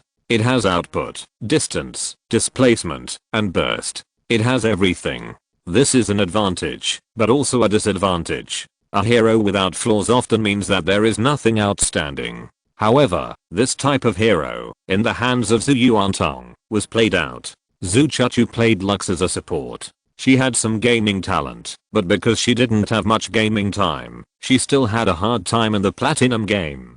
Chachu just felt inexplicably that Tang Tong, who started the game as an ordinary player, suddenly became fat, and then killed everyone, and then killed special kills. It was obviously an ADC, but he played like an assassin. The jungler came to catch her, but she killed him instead. The game ended, Tang Tang 18-0. After Zhu Chachu played with her, she thought about it, and went home to study with great perseverance. After the game, the support girl on the opposite side added her as a friend and cursed, "You really have no taste. You are a high-ranking player, and come to the low-ranking player to fish. You are looking for a sense of accomplishment, because your life is not going well, right? Haha, you also brought a support girl. Without a support girl, can you play?" Zhu Yuantang waited for her to finish, and replied slowly, "She's gone. I'll play 2 games with you in a duo." The support girl on the opposite side immediately asked, "Really?" Zhu Yuantang, "Of course." The support girl was excited, "Come on, invite me." "No, I invite you. Come quickly." Tang Tong embarked on the duo journey again. Jiang Ning was on the sofa in the back, studying the talisman. He held a piece of paper the size of a coin in his hand. The surface texture was delicate, and some intricate symbols were drawn on it, some of which were like star trajectories, and some were like ancient trees with tangled roots. When the talisman is not activated, the color is dim. Jiang Ning taps into some spiritual power, and the surface of the talisman suddenly begins to light up. Then Jiang Ning withdraws the spiritual power. This is a kind of concealment talisman specially drawn by Jiang Ning, based on modern technology. Even if it is attached to Tong Tong, it can conceal the smell, eliminate optical reflection, control body temperature, and change the body shape. Just these points can avoid detection by hounds, human eyes, infrared, and even radar. It is no exaggeration to say that an ordinary key training cultivator can be invincible in the world with this talisman, if he is careful. Not to mention Jiang Ning, who has the experience of the nascent soul. It's a pity that it is useless to me. Jiang Ning's palm was covered with flames, burning this talisman to ashes. Zhu Yuantang played 2 games, and she was ruthlessly offline despite the strong persuasion of the auxiliary girl. The auxiliary girl was very sorry. The 2 games just now were too cool, just like bringing a king's bodyguard. Zhu Yuantang closed the game and ran to the sofa to find Jiang Ning. "Why don't you play with me?" Jiang Ning said. "I'll play with you tonight." Zhu Yuantang: "Okay, what about tomorrow?" Jiang Ning thought of the conversation between Lin Zida and the others within the range of his spiritual sense at noon, and he said, "I'll play with you tomorrow afternoon." Zhu Yuantang moved closer to him again, very happy. Jiang Ning, you are so nice." Jiang Ning: "I'm glad to know. I want to eat squid and shredded potatoes with green peppers tonight." Zhu Yuantang decided, "Fry them for you." If you're listening to this novel on a channel other than Fanfic World, it means they downloaded and uploaded it without effort. We cordially invite you to visit our channel, Mundo Fanfic Novelos. There you'll find the original version of this story and you can explore many other novels of various genres. We're waiting for you to immerse yourself in a world of incredible novels. Chapter 735 Provocation. Jiang Ning and Tong Tong reached a friendly agreement and hooked their fingers. Tong Tong's smile was particularly bright. Jiang Ning really wanted to pinch it. Now there was still some time before dinner, and she hoped that Jiang Ning would play games with her. After Jiang Ning verified the talisman, he happened to have nothing to do, so he got up from the sofa and went to the computer. Zhu Yuantang wanted to give up the throne to him, but Jiang Ning didn't need it. So Zhu Yuantang decided to let Jiang Ning have more fun in the game. Lol? Zhu Yuantang asked. After thinking about it, Jiang Ning said, "The pace of this game is too fast. Let's play some single player games." Okay. She obeyed. There are not many 2-player online games these days, and many high quality games have not yet appeared. Jiang Ning went to the Steam store, searched, and found that the online version of Don't Starve has released an EA test version. He downloaded the game, and he and Tong Tong each had one screen. After starting the game, Zhu Yuantang controlled the character and ran to Jiang Ning. She was quite surprised. "Didn't you only play alone before?" Jiang Ning: "This is called the online version." Zhu Yuantang thought of her domineering attitude in the past when she slaughtered pigs and dogs in the Don't Starve world, and she volunteered, "I'll take you flying." Jiang Ning told her that this was an online version and they needed to cooperate. Tong Tong immediately put down her killing intention and obeyed the command. So Jiang Ning became the leader of the game. He was wise and assigned tasks to Zhu Yuantang, ordering her to work and perform some trivial tasks such as picking up branches, carrots, berries, and stones. Jiang Ning was responsible for exploring the map. When Tong Tong came back after picking up, Jiang Ning used the materials she gave to make an axe and a pickaxe, and asked her to take these tools to chop trees and mine stones. Jiang Ning carried weapons to fight monsters. When Tong Tong brought materials back again, Jiang Ning used the materials to unlock technology, and Tong Tong praised him for being so powerful. The two played until it was dark and the lights in the room were on. Zhu Yuantang closed the game reluctantly and went home to cook. Jiang Ning praised her for her ability to pick up things. Zhu Yuantang was complacent and said that she had been a master of picking up garbage in the village since she was a child. January 2nd, morning. Jiang Ning got up at 8:30. He told his uncle in the city today to bring him some local specialties. Unlike his previous life, Jiang Ning maintained a good relationship with his uncle's family in this life, because he did not live with them, and did not have conflicts in daily life. Every weekend, his uncle called him to have dinner. This time, his cousin Jiang Junlang also strongly requested him to go. Jiang Ning scanned Tang Tang next door with his consciousness. She was hugging the quilt and sleeping comfortably. Compared with Chachu, who got up early every day to cook and study, Tang Tang's days on vacation were simply too comfortable. She slept until she woke up naturally every day, rolled on the bed for a while after waking up, and then got up to eat the breakfast Chachu left for her. After breakfast, she ran to Jiang Ning's room to touch and study. At noon, she called Chachu, and the two sisters worked together to figure out their favorite dishes. In the afternoon, she usually basked in the sun at the door and ate snacks and fruits. If she was tired in the afternoon, she would take a nap. After waking up, she would go to the river dam for a stroll, squat on the roadside to watch the little rabbits and kittens, and then look for new stall owners. In the evening, she would either play games or curl up on the sofa to watch movies. That's how she spent the day. Jiang Ning thought she was too lazy. In order to make her feel a little uncomfortable, he first ate up the breakfast that Chachu had left for him, and then found the half breakfast that Chachu had hidden for Tang Tang, and ate it up. Jiang Ning wiped his mouth, rode on the battery car, and drove leisurely to the river dam. Zhu Chachu was left speechless. Sometimes she really couldn't understand Jiang Ning. He was extremely reliable most of the time. Even if she went to the city to eat barbecue at night, as long as she was with him, Zhu Chachu would never worry at all. But when it comes to dealing with Tang Tang, she doesn't know how to evaluate him. He is not as mature as her. At this moment, Zhu Chachu sincerely believes that she is the most stable one among the three. After Jiang Ning left the bungalow, he did not release the spirit boat. He just rode the electric car and looked at the scenery along the way. It was a good enjoyment. It was a holiday and the weather was good, so there were slightly more pedestrians on the river dam. Some old men took their portable speakers, played operas, and walked briskly for fitness. There was also a family of 3, flying kites with their children on the grass north of the river dam. An Audi car drove towards them. Jiang Ning's spiritual sense swept over and found that it was Lin Zida and Zhuang Jianhu.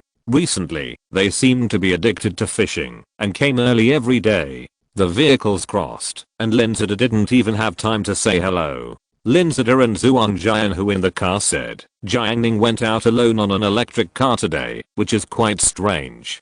Because every time he saw Jiang Ning, the other party's electric car was 2 people, and suddenly one was missing. Don't say it, it's a bit unaccustomed. Zhuang Jianhu sighed. He looked down at his right arm, which was covered with protective gear. He wondered when he would be able to ride an electric scooter. Jiang Ning walked to the end of the dam, put the electric scooter into his storage ring, then hid himself, and called out his spiritual boat to fly to Huqi Mountain. Huqi Mountain was shrouded in clouds and mist, like a landscape painting. At the foot of the mountain, more than 20 acres of emerald green grass was spread there, shining in the sun. Several docile little sheep were basking in the sun and strolling leisurely, peaceful, and harmonious. Jiang Ning held his chin and thought for a while. This piece of grass was nourished by spiritual energy, and it was green and fertile. Raising a few lambs was a waste of talent. He might also raise a cow to produce milk every day, which could not only be used for drinking, but also for making cream, cakes, milk tea, etc. There were too many uses. However, it was more troublesome to take care of the cows, and they needed to be taken care of every day. Jiang Ning didn't have the time. Thinking of this, Jiang Ning raised his palm, and a few seconds later, a black shadow flew over from Xianshan. The black shadow was covered with a black robe, and its face was covered by a mask engraved with clouds. It stood in front of Jiang Ning, motionless.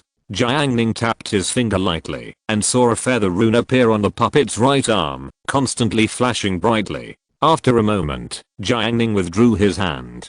From then on, the puppet had one more daily task. It's time for Xiao Shuangshang to select the best dairy cow breed in the world. Jiang Ning thought to himself. He once again flew into the air in the flying boat. Looking down, the mountains and forests were lush and green, and the lake was rippling, reflecting each other and interweaving into a picture scroll. The mountain is a mountain in the city, and the lake is a lake in the city.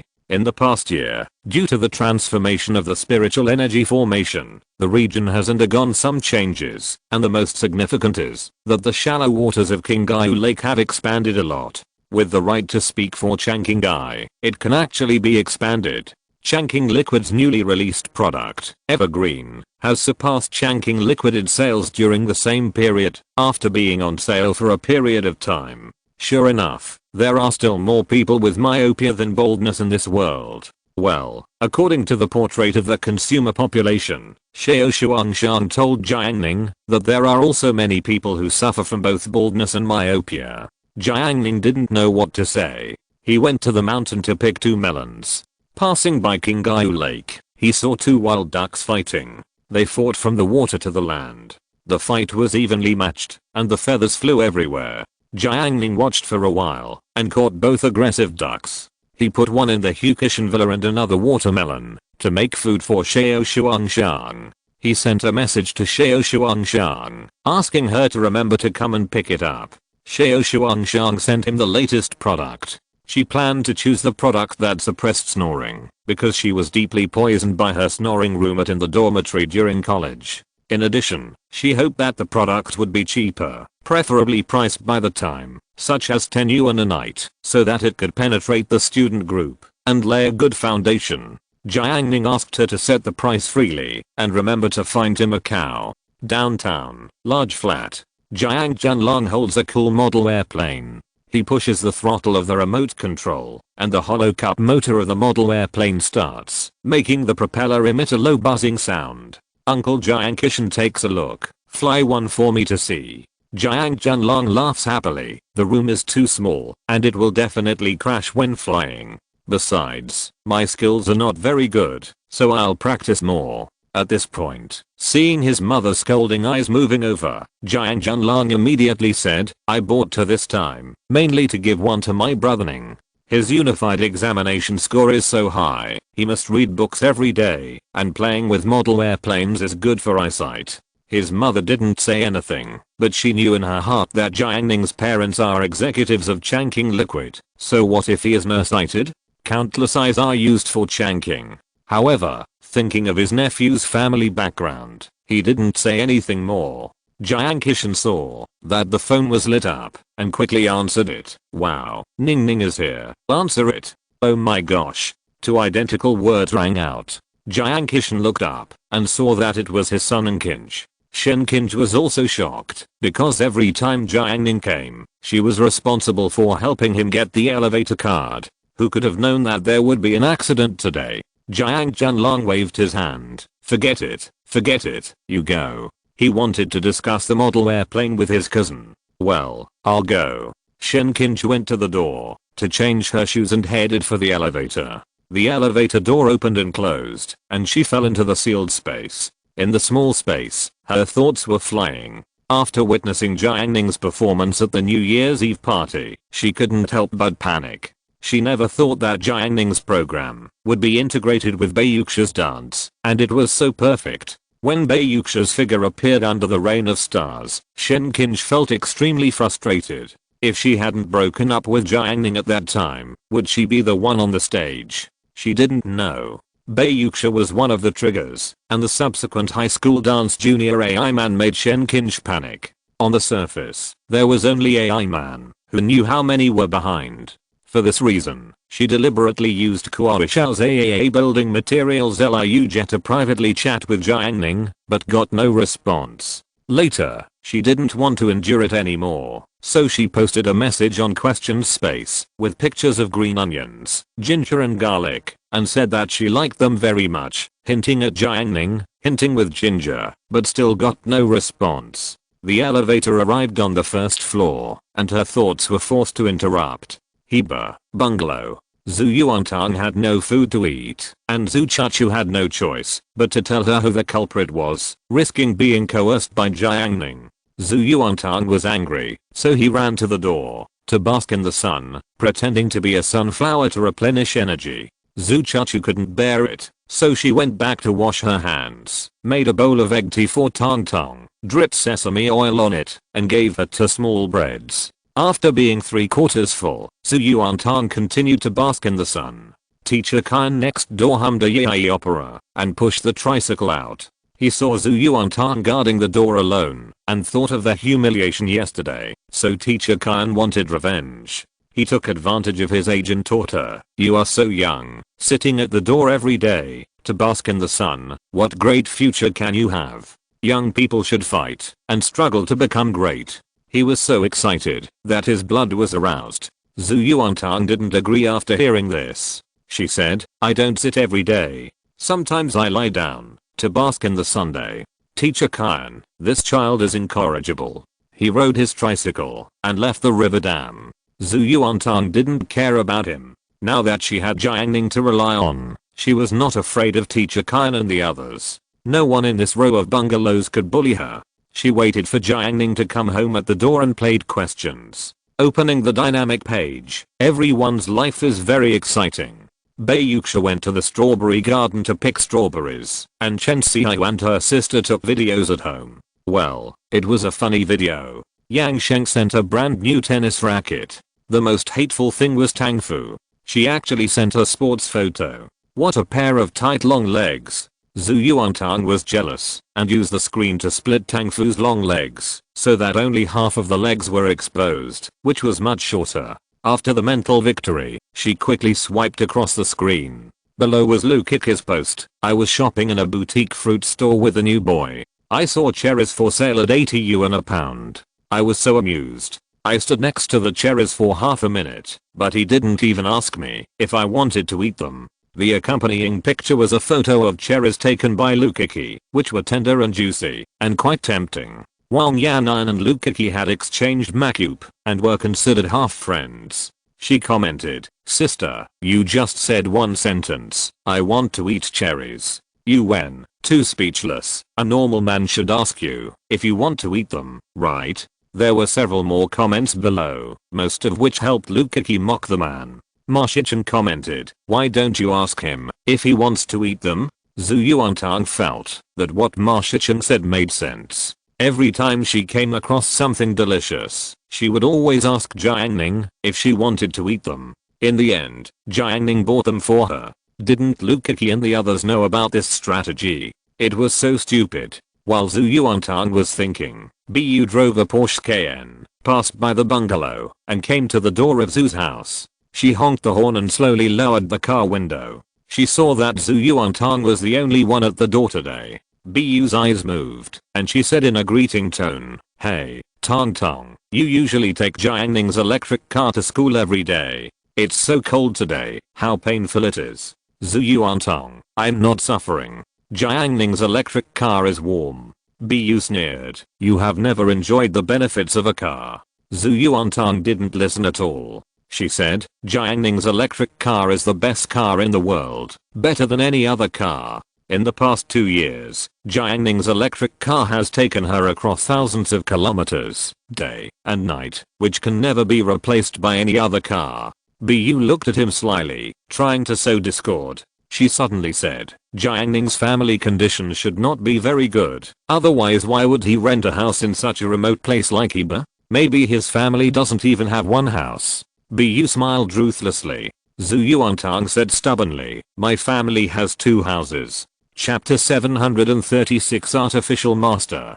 After driving Bu away, Zhu Yuantang continued to wait for Jiang Ning to come home at the door. Jiang Ning parked his electric car on the side of the road, carrying a small sack in one hand and a plastic bag in the other, walked into the gate of the community, and happened to meet Shen Qinj. With Jiang Ning's eyesight, he easily found that she was definitely dressed up carefully. Her hair was washed this morning and there was still a faint shampoo scent. In his previous life, he and Shen Qinj lived in his uncle's house, so he was naturally clear about her state during the holidays. Now a slight comparison can show the difference. However, Jiang Ning did not stop his gaze, he just nodded gently. Shen Qinj stretched out her hand to take the things. "Let me do it." "No need," Jiang Ning said. Shen Qinj has a first-class imagination ability. She guessed that Jiang Ning must not want to have too much physical contact with her.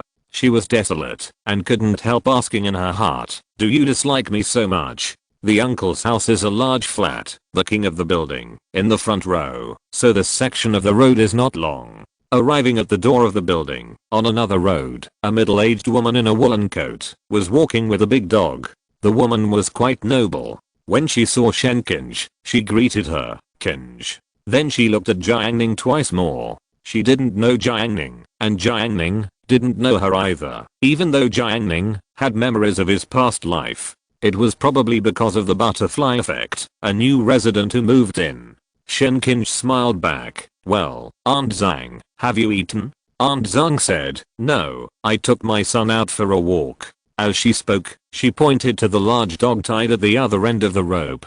Jiang Ning glanced at it. It was a large dog, about 60 to 70 centimeters tall, and looked quite fierce and domineering, with strong muscles and a strong momentum. Especially when it noticed the small sack in Jiang Ning's hand and smelled the scent of wild ducks, it couldn't help but grin, and its temper began to become agitated. Its mouth full of teeth was ferocious and terrifying, and it let out a low roar, which made people feel uneasy. The wild duck had been baptized by spiritual energy and had just fought not long ago. At this moment, it was struggling in the sack, as if it wanted to fight to its heart's content. Jiang Ning thought, this wild duck really doesn't know how high the sky is and how deep the earth is. If it lives in the spiritual land for a few more years, I'm afraid it won't be able to beat this big dog. When Shen Qinj heard Aunt Zhang call the big dog her son, she couldn't help but think of what happened before. Aunt Zhang's family runs a business, and she accidentally went to Uncle Jiang's restaurant for dinner. Later, she learned that the two lived in the same community, and they got to know each other after a few visits. My aunt also invited Aunt Zhang to her home for dinner. Aunt Zhang especially likes dogs, calling her dog her son, and her words are full of doting. My aunt is very good at being a person, catering to her likes, and often praises her dog for being filial. After hearing this, Aunt Zhang was really happy and introduced a lot of business to Uncle Jiang's restaurant. But the aunt praised her too much, and Aunt Zhang thought that the aunt admired her dog, so she suddenly told the aunt that she hoped to find a godmother for the dog's son, so that Jiang Zhanlang and his friends would have another brother to take care of each other. Jiang Zhanlang's face changed on the spot. It was the first time since Shen Qinj moved in that she saw her aunt so embarrassed. While they were chatting, the Rottweiler stared at the dog leash, growled and sniffed forward. This fierce look made Shen Qinj's heart twitch, and she quickly stepped back. She searched on Baidu and found that Rottweilers are fierce dogs with unstable personalities.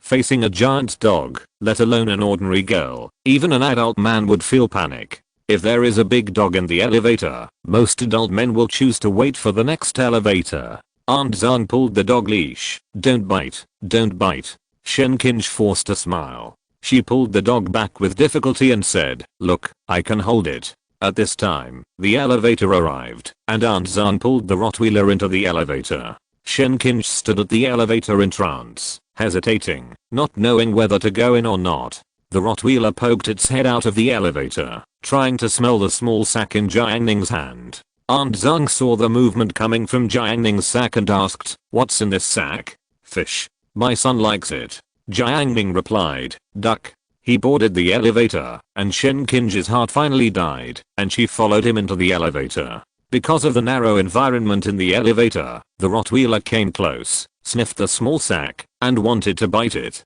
Aunt Zhang pulled the dog, but couldn't move it at all. Seeing that the Rottweiler was about to bite the sack, Jiang Ning uttered a word, get out. As the word rang out, a strong sense of shock was emitted, and the Rottweiler seemed to have seen something extremely terrifying. It whimpered and rushed out in fear. The dog's sudden burst of power was too great. Aunt Zhang didn't even have time to react, let alone control it. She was dragged down by the dog, and then rolled and crawled, and was dragged out of the elevator by the dog. Shen Qinj was in a daze when the elevator door closed. When it opened again, they had arrived at the floor where her uncle's house was. Shen Qinj looked at Jiang Ning's profile. From beginning to end, he had always been indifferent, as if everything was under control. Hey, you're here now, what else are you bringing? It's so strange. Aunt scolded, and took the bag easily. Uncle Jiang Kishan also taught her a lesson. I'm your real uncle, and I still want your little things? It's a waste of money. remember not to bring it next time. As he said that, he also took a look at the bag to see what his nephew brought this time. Oh my god, it's not surprising. There are big watermelons. It's winter now, and the price of big watermelons has skyrocketed from a few cents per pound in the summer to a few yuan per pound. It's definitely painful for ordinary people to eat it. Of course, compared with the current durian, that costs more than 10 yuan per pound, watermelons are still very cheap. When the aunt opened the sack, she was surprised to find that it was a mallard duck. The uncle knew the goods and was shocked. Where did you get the wild duck? Jiang Ning smiled and said, a friend gave it to me. The uncle was excited. This thing is good. Good. Even if he runs a restaurant, wild ducks are not easy to get. Generally, he dare not sell them publicly, otherwise it will be troublesome if someone gets evidence. At first, Shen Qinj only thought that the duck was very beautiful and didn't know how rare it was. After seeing the uncle's surprise, she changed her mind. She lived in her sister's house and had a deep understanding of the level of her sister's husband's family. The head of this family was the uncle, who was a person who could drive a luxury car back to the village and sit in the main seat. Shen Qinj felt that if her future living conditions could be like her uncle's family, it would be very good. Even he was surprised, which shows Jiang Ning's ability. Cook some crabs and squids at noon, and steam the big plumpfish, and keep the wild duck for braised. The uncle ordered. The aunt smiled happily. She originally thought that the large plumpfish that cost hundreds of yuan per pound was too expensive, but now there were wild ducks. It was hard to refuse the kindness of his uncle and aunt, and Jiang Junlang used the model airplane to persuade him to stay, so Jiang Ning finally decided to stay for dinner. He told Zhu Yuantang the news, and received the sad cat emoticon package she sent. At that moment, it seemed as if he felt her disappointment through the screen. However, Zhu Yuantang soon told Jiang Ning that, if he didn't come back, he would regret it. She and Chuchu were eating delicious food at home. Jiang Ning also told her that she would rush home as soon as she finished her meal, and she was a little happier. At noon, the uncle's family scrambled for the wild duck, and it was like a fight between chopsticks. Shen Qinj forgot about Jiang Ning for a while. It was just that she was living under someone else's roof, so she ate the least wild duck. Halfway through, Zhu Yuantang sent a message asking, "Are you back?" Jiang Ning, "I'm eating." Zhu Yuantang sent a photo again, taking a photo of the food on the table, with fish, meat and soup. She said, "Boss Yang sent the fish, and Uncle Tang picked the vegetables from the greenhouse. You must regret it." Jiang Ning, "Great." Zhu Yuantang, "Chu Chu drank 2 bowls of soup." Jiang Ning, "Strong. Thumbs up." Zhu Yuantang, "What are you doing? Are you just trying to please me? If you don't want to reply, don't reply." Jiang Ning, "Not pretending." Zhu Yuantang, "Yes, what are you doing?" Jiang Ning replied seriously, "I'm having dinner at my uncle's house. There are 8 dishes for lunch today, including fried crab, steamed plumpfish, blanched squid, flavored eggplant, and stir-fried beef tripe. I feel that my cooking skills are not as good as yours. When I ate half a bowl of rice, my aunt gave me another half bowl. I also drank 2 cups of Coke, and was about to drink the 3rd cup. I also wanted to pick up a piece of crab with chopsticks, but the dish was a little far from me, so I had to turn the turntable first." Zhu Yuantang, "That's good enough." She was very satisfied.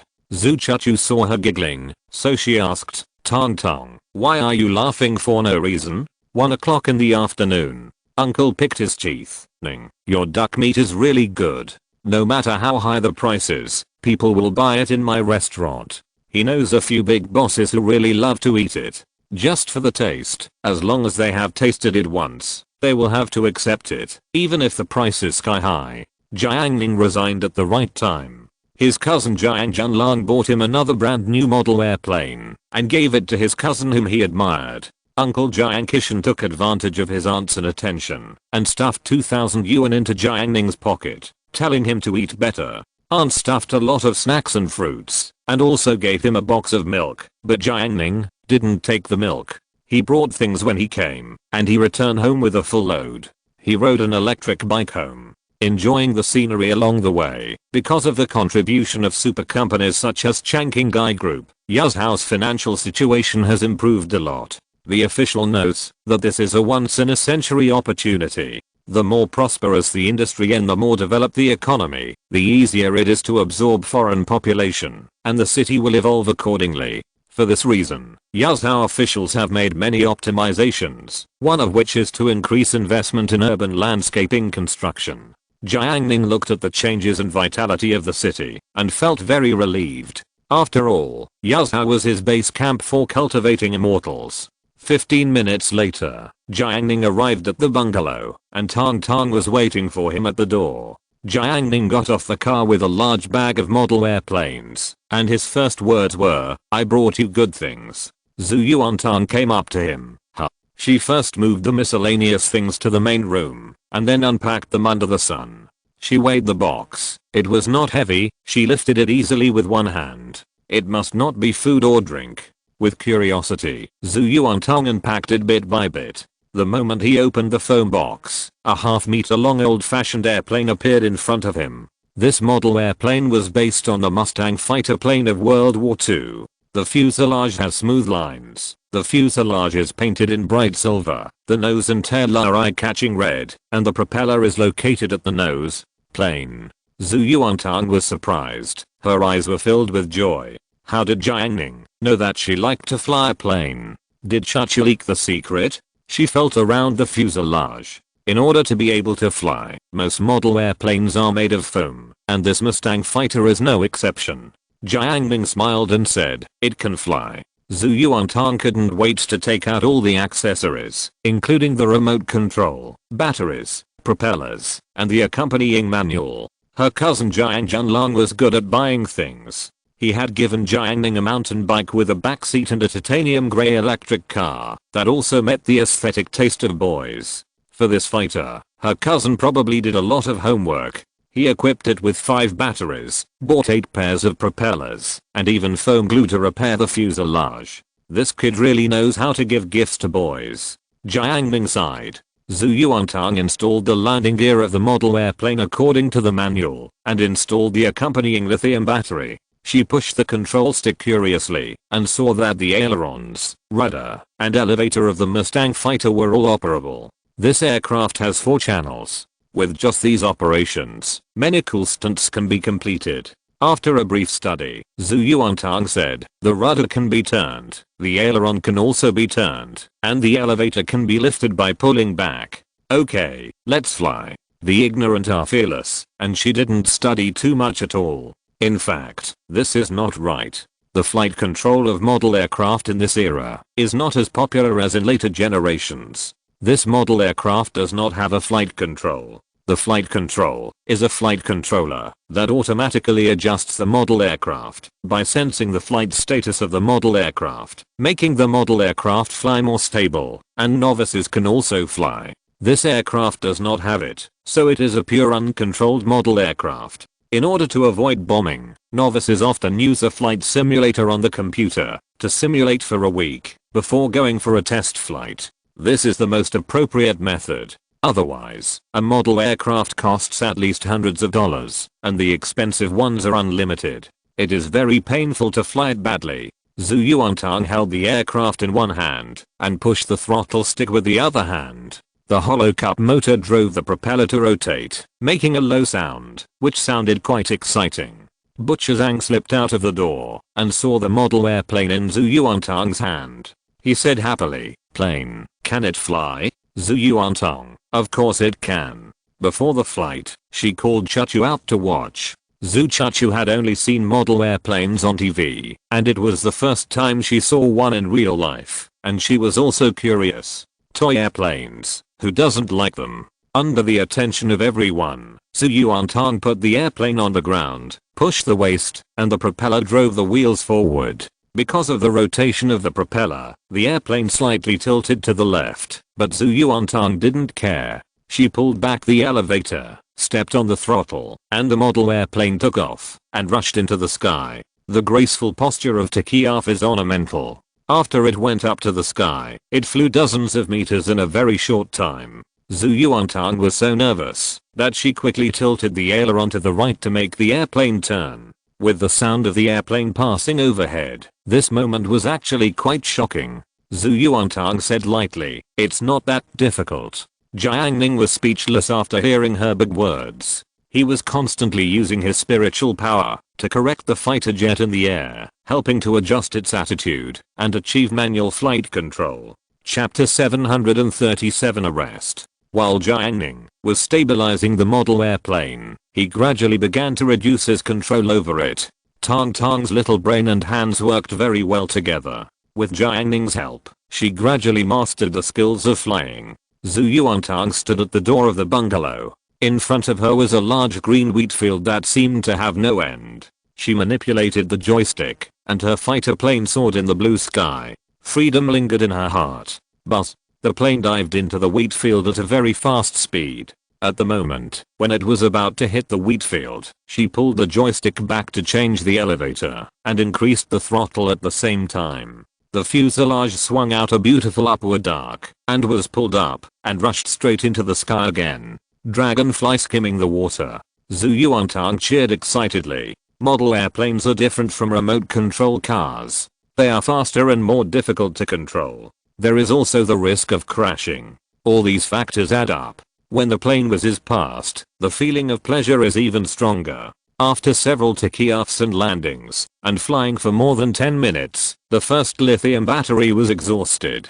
Zhu Yuantang installed the second battery. While she was enjoying it, she did not ignore Chachu. "Do you want to try it?"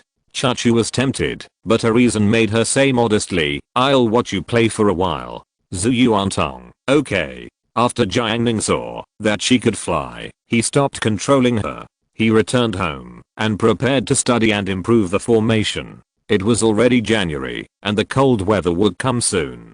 He needed to ensure that the river surface was frozen to realize his childhood dream. Zhu Yuantang had more and more fun. After she felt that her skills were strong enough, she decided to achieve the real dragonfly skimming the water, so she led Chachu to the small pond. It was afternoon, the sun was warm, and by the pond, 3 or 5 fishermen were holding their poles, standing or sitting. When everyone saw Zhu Yuantang coming, their eyes only paid attention to him for a moment, and then shifted to Chachu's face. Zhu Yuantang chose a flat ground and prepared to take off. Linzida and Zhuang Jian, who were fishing, they also saw the model airplane. They had seen it before, but they had never experienced it. Model airplanes are a very expensive hobby. It is difficult for ordinary people to get started. At least a few airplanes need to be blown up.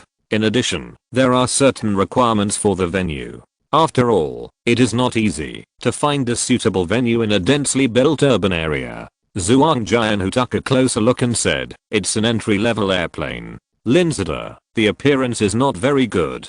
The one I saw before was a turbojet one. The sound was simply amazing. If it really had that level of noise, the fish would probably be scared away. But then again, if there really was a turbojet model airplane, they might not go fishing, but go to watch." A middle-aged uncle who was fishing saw the airplane on the ground and asked, "Can it fly? Fly one for me to see." Model airplanes. Many old men love to play with them and can feel the excitement, not to mention middle-aged men who can't help but want to join in the fun. Zhu Yuantang pushed the throttle, the plane moved forward, and then took off. Such an elegant takeoff made people want to watch it again. While fishing, the fisherman looked up, his eyes moving with the direction of the airplane. The plane circled in the sky and flew back, buzzing low over the surface of the pond, flying very steadily. Linzida had some vision and said, "Okay, this technique is good."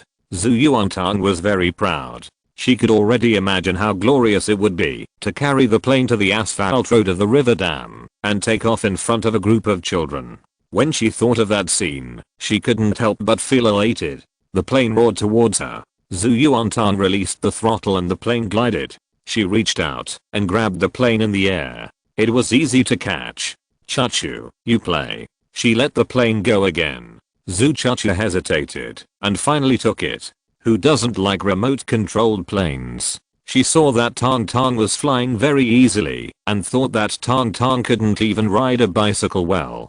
Chachu thought that she should at least be slightly better than Tang Tang by 3 points, right? Zhu Yuantang encouraged, "Chachu, I'll teach you a trick. Airplanes are different from remote controlled cars. The throttle can't be completely released. It must be kept at all times. Okay. Zhu Chuchu observed Tang Tang flying for a while and gained a lot of experience. Zhu Chuchu put the plane in place, pushed the throttle, and the propeller rotated. Woohoo. Ticky off. Turn. No, it's out of control. Click. Hit the tree. Zhu Chuchu held the remote control and stared blankly at the plane hanging on the tree branch. She couldn't accept it for a while. She clearly operated the elevator to turn. Why did the plane deflect differently from what she judged? It's broken. Zhu Yuantang hurried to the tree and looked up at her beloved plane. In front of her was a big poplar tree. After winter, all the leaves fell off, but the branches were still lush. The plane was stuck in the branches, more than 10 meters above the ground. Chuchu, try pressing the remote control. Zhu Yuantang suggested. Zhu Chuchu did it, but it didn't work at all. It was stuck. Zhu Yuantang ran to the tree again and shook it hard, trying to move it, but his strength was too weak. Just like a mayfly trying to shake a tree, the tree couldn't move at all. The fisherman by the pond also noticed the movement. Because of Chuchu's appearance, she finally enjoyed a positive benefit. Two uncles came to help. Well, maybe they were just watching the fun. What's going on? The uncle asked with a cigarette in his mouth. Zhu Chuchu was very panicked now, feeling that she had caused trouble. She regretted why she played with the plane. If she didn't play, the plane would still be flying in the sky. This was not her plane, but Jiang Ning and Tang Tang's. Thinking of this, the idea of causing trouble became stronger. Linzida came over and said, "It's okay, this plane is not expensive, estimated to be 3 or 400 yuan. 3 or 400? After learning the price, the loss and sadness in Zhu Chuchu's eyes became more serious. She was still cold, but her silence was darker than any words. Such an expensive plane, she actually broke it. Linzida studied the position where the plane was stuck. He said, "You can try the resonance principle. Open and close the throttle to see if you can shake it down." Zhu Chuchu tried, but it still didn't work. Two enthusiastic uncles said, "Let's lend a hand and help shake the tree." Linzida, "Let's try." Zhuang Jian, who was injured and couldn't participate. The other three tried to shake the tree together. It was so funny that they couldn't do anything about the waist-thick tree. An uncle said, "Can you find something to knock the plane down?" Linzida immediately suggested, "Jianhu, you are a good shooter, why don't you try?" Zhuang Jian, who looked at his broken arm and thought, "Thank you, right?" He broke his right arm, which he usually uses. The uncle threw 2 clods of earth but missed. Linzida told them that the plane was made of foam and they should be careful not to break it. An old man wanted to climb the tree. He climbed half a meter high and was so tired that he gave up quickly. He kept saying that he was old. He could climb 20 meters in one breath. The height of the plane hanging in the air was nearly 10 meters, several stories high. Such a long bamboo pole was not easy to find. Linzida used his wisdom and proposed again. "You find a longer rope, tie a stone to one end of the rope, throw it to the branch where the plane is stuck, and then pull the rope to shake the branch. This way, the shaking will be stronger." Zhuang Jian, who agreed, "This method is good and worth a try. It can only be done this way." Zhu Chuchu sighed in her heart. The figure of the girl was elongated by the sunlight, and she was inexplicably sad and lonely. When Jiang Ning saw Zhu Chuchu again, she only saw her holding the remote control, but the plane was nowhere to be seen. Jiang Ning was surprised. "Go home? The handle left by Zhu Chuchu last time has not been resolved, and now there is a new handle. She doesn't know how to repay." She lowered her head, embarrassed. "I flew the plane onto a tree branch, and I came back to find tools to get it down with Tang Tang." Jiang Ning opened the drawer and took out a bouncy ball the size of a billiard ball. He threw it on the ground, and the bouncy ball bounced up. He grabbed it and took a step. "Let's go." His calm reaction was like a big boss helping others solve problems. "Ah, Zhu Chuchu, I haven't found the tools yet." "Jiang Ning, I already have them." Zhu Yuantang followed and shouted, "Kill them back. Kill, kill, kill." She trotted to catch up with Jiang Ning, and Zhu Chuchu had no choice but to follow his instructions. The afternoon sun was bright and the sky was blue. A silver Mustang fighter model was hanging on a tree branch, just like the girl you had a crush on during school days. She was right in front of you, but she was flirting with other boys. You could only watch helplessly, feeling heartbroken. Are you here? Linzada greeted. Well, come and see. Jiang Ning glanced at the plane that had fallen into the tree. That's it. Zhu Yuantang stretched out his hand. Zhuang Jianhu and the two uncles also looked over. Jiang Ning took out the elastic ball, twirled it in his hand, and locked onto the model plane with his spiritual sense. Just when everyone was wondering what he was thinking, Jiang Ning leaned back slightly, swung his arm, and the elastic ball in his hand flew out like a cannonball, hitting the model plane on the tree. Bang! The elastic ball was guided accurately and hit the model plane, and then bounced back instantly the next second. Jiang Ning stretched out his hand and caught the returning elastic ball steadily. He kept moving and moved forward naturally, as if he had foreseen the next scene. Sure enough, the model airplane on the branch was deflected by the impact and was falling forward. Jiang Ning walked over and reached out to catch the model airplane falling from the sky again. He handed the model airplane to Chachu and said gently, "Keep playing, just practice more." It was not until this moment that Linzada next to him reacted. How to describe it? The whole process was just smooth and seamless, without any drag, just like eating a home-cooked meal. The two uncles next to him were shocked. It's done now? Zhuang Jianhu couldn't believe it. Isn't it too easy? Zhu Chachu stared at the model airplane and gently stroked it with her white and round fingers. It was extremely lucky to get it back. The mistake was made up. Moreover, Jiang Ning seemed to have never taken it to heart, but let her continue to play. Zhu Chachu said solemnly, "Thank you, Jiang Ning." It's strange. After dealing with the model airplane, Jiang Ning went home to continue studying the formation. Tang Tang continued to ask Chachu to play with the model airplane, but Chachu refused to play anyway. The two of them were flying and moving around. After a while, they passed by the residence of Old Man B, who lived east of the bungalow. Old Man B was once a director and owned many properties. He even bought a Porsche Cayenne for his daughter Bu. Logically, a person like him should not live in Heba, but he drank too much at social events in his early years and had some mental problems. He particularly hated noise. In order to prevent noise, he once spent money to buy a penthouse, which cost more than 1 million yuan to renovate. As a result, there was still noise, so he finally moved to Heba. He was basking in the sun at the door. Bu's Cayenne was parked at the door. She leaned in front of the car and saw the two playing with remote-controlled airplanes. Disdain appeared on the corner of her mouth. Hearing the noise of the model airplane, Old Man B, who was basking in the sun, raised his eyelids and glanced at the two little girls. He said, "Why can't I sleep peacefully?" Zhuang Jianhu was delivering fish to Boss Yang. Seeing Old Man B's arrogant attitude, he thought of Jiang Ning's clean way of handling things just now. Thinking of the favor he owed Jiang Ning last time, and Bu's family had some conflicts with Jiang Ning and his family, he decided to do it more quickly. Zhuang Jianhu picked up the phone. "Uncle, how is the last investigation going?" "Well, uncle, you'll work hard today, bring people." After hanging up the phone, Zhuang Jianhu returned to the fish pond. Zhu Yuantang was scolded by Old Man B, and she didn't say anything for the time being, because Old Man B was powerful and influential. It was rumored that he was a director. In the whole Heba bungalow, only the lawless butcher Zhang dared to scold him.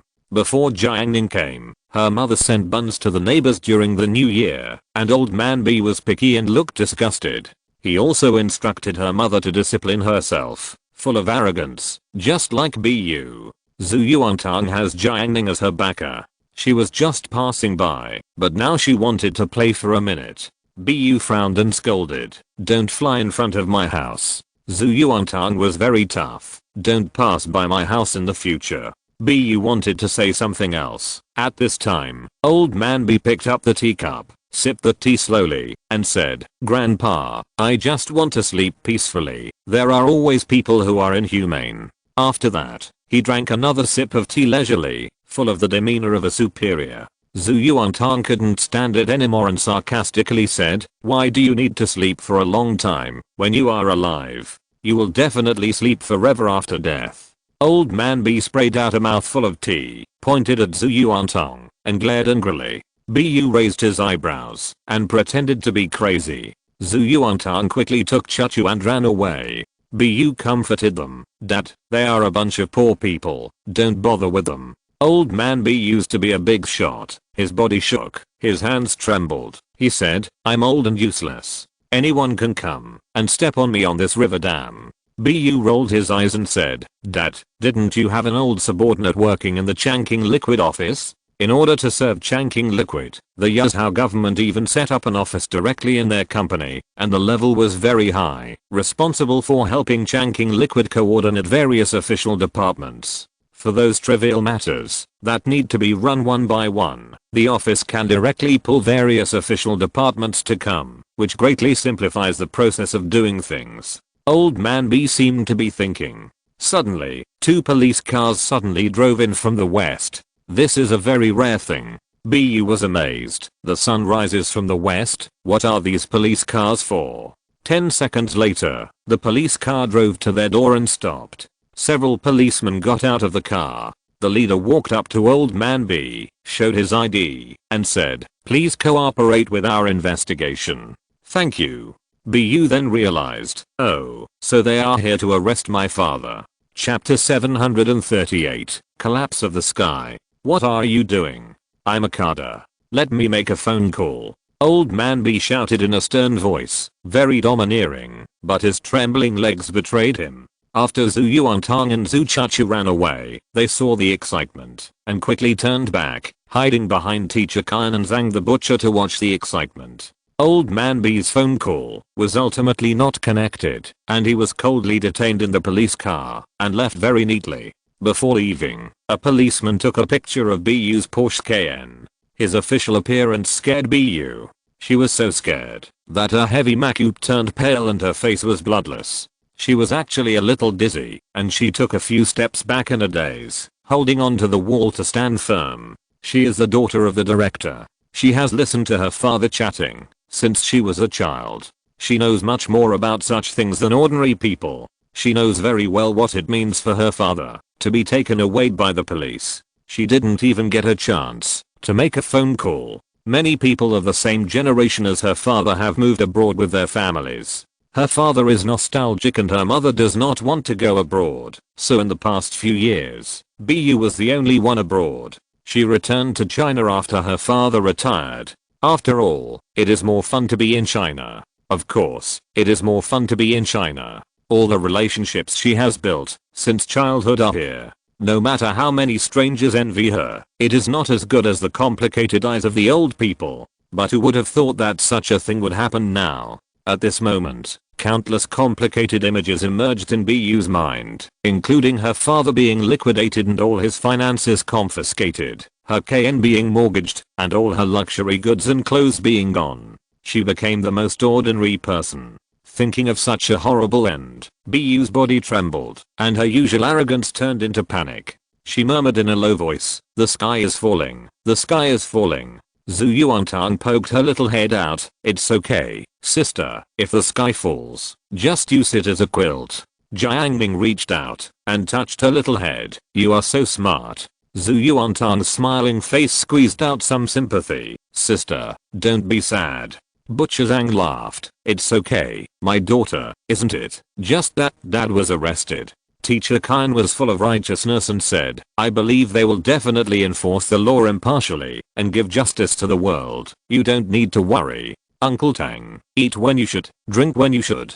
After being comforted by the harmonious and friendly neighbors, Bu's expression became darker and more uncomfortable. She trembled and took out her mobile phone, wanting to call the uncles and aunts she knew in the past to try to help talk things over. Everyone sang and walked back to their homes briskly. Obviously, Bu's family had a very bad reputation in the bungalow. Once they were in trouble, everyone would add insult to injury. On the way home, Zhu Yuantang said, Chachu, Bu's world has fallen, are you sad? Zhu Chachu, who had gotten into trouble playing with a remote-controlled airplane, was a little taciturn. When she heard this, her expression did not change. She just said, I'm so sad. Zhu Yuantang tugged at Jiang Ning. See, I told you Chachu is amazing. She doesn't show her emotions on her face. Jiang Ning, you just can't reach that level. Huh, who said that? Zhu Yuantang immediately turned serious, tightened her face, and said with great sorrow, Sister Bu is so pitiful. You know what? She was pretending to be like that. The battery of the airplane ran out, so Jiang Ning went home to charge it. Tang Tang and Chuchu ran to his room to play games. Jiang Ning couldn't be so decadent. As the head of the family, he had to consider the future, cultivation, school, evergreen liquid, etc. After thinking for a while, he found that he couldn't figure it out, so he took out his mobile phone and checked his moments. The first thing that caught his eye was a selfie sent by Shang Wanqing, a high school girl. The background was a yoga studio. She took a full body photo, which especially highlighted the beauty of her legs, making people salivate. Jiang Ning gave it a thumbs up. He was about to continue scrolling down to see his classmates' amazing operations when suddenly several WeChat messages popped up. Shang Wanqing, let me show you the beautiful photos that haven't been posted yet. Below are 3 photos, beautiful legs, perky buttocks, pure lustful face. The shooting angle of each photo was carefully selected, making people's heart beat fast. Take a look at it and then save it. If it were Jiang Ning in his previous life, he would definitely praise her with social etiquette and think that she looked at him differently. In this life, Jiang Ning was very calm, not bad. Thumbs up.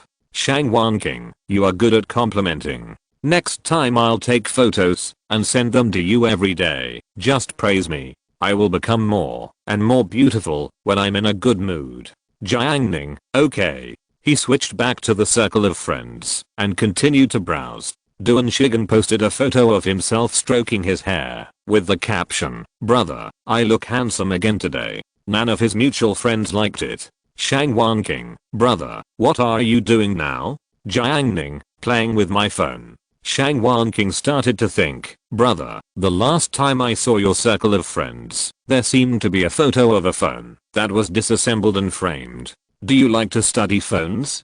Jiang Ning did disassemble a phone. It was his pirated Bumblebee. Later, it was framed as a souvenir. Later, it was taken away by Tang Tang and hung in her utility room as a town treasure. It's okay. I like to flash and study phones. Jiang Ning said. Since Jiang Ning performed at the New Year's Eve party the day before yesterday, Shang Wanqing listed him as a special boy. To deal with such a man, you must cater to his preferences, so she specially Baidu knowledge about mobile phones. For men like this, as long as she shows that she has a common interest, she will definitely quickly draw a relationship with him. After all, which girl is willing to take the initiative to do these things? Shang Wanqing once knew a handsome guy in the second dimension who liked anime. She used a little trick and the other party was fascinated and did whatever she asked him to do. Thinking of this, Shang Wanqing immediately said, hey, I know about flashing the phone. I also like flashing the phone. It's very interesting. It seems that boys who flash the phone are willing to change the status quo, have aspirations, and are good at hands-on work. Shang Wanqing continued to say this. Jiang Ning adjusted his lying position and put his feet on the other side of the sofa. He asked slowly, oh, what system have you flashed? Shang Wanqing, MIUI system. How did you flash it? Jiang Ning continued to ask. Shang Wanqing thought for a while. I flashed it by connecting it to the computer. Jiang Ning, why do you have to flash it? By connecting it to the computer? Shang Wanqing, then how else can you flash it?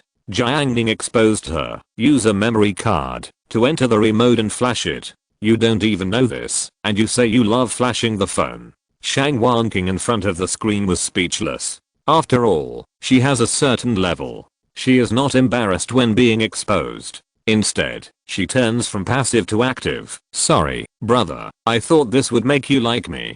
Jiang Ning, 6. Dusk is approaching. The surface of the Hushu River is calm, like a mirror, reflecting the dim sunset in the sky. Zhu Chuchu walked in front, and Tang Tang followed behind with two small feet alternating, jumping, and hopping. The scene is particularly cheerful and childlike.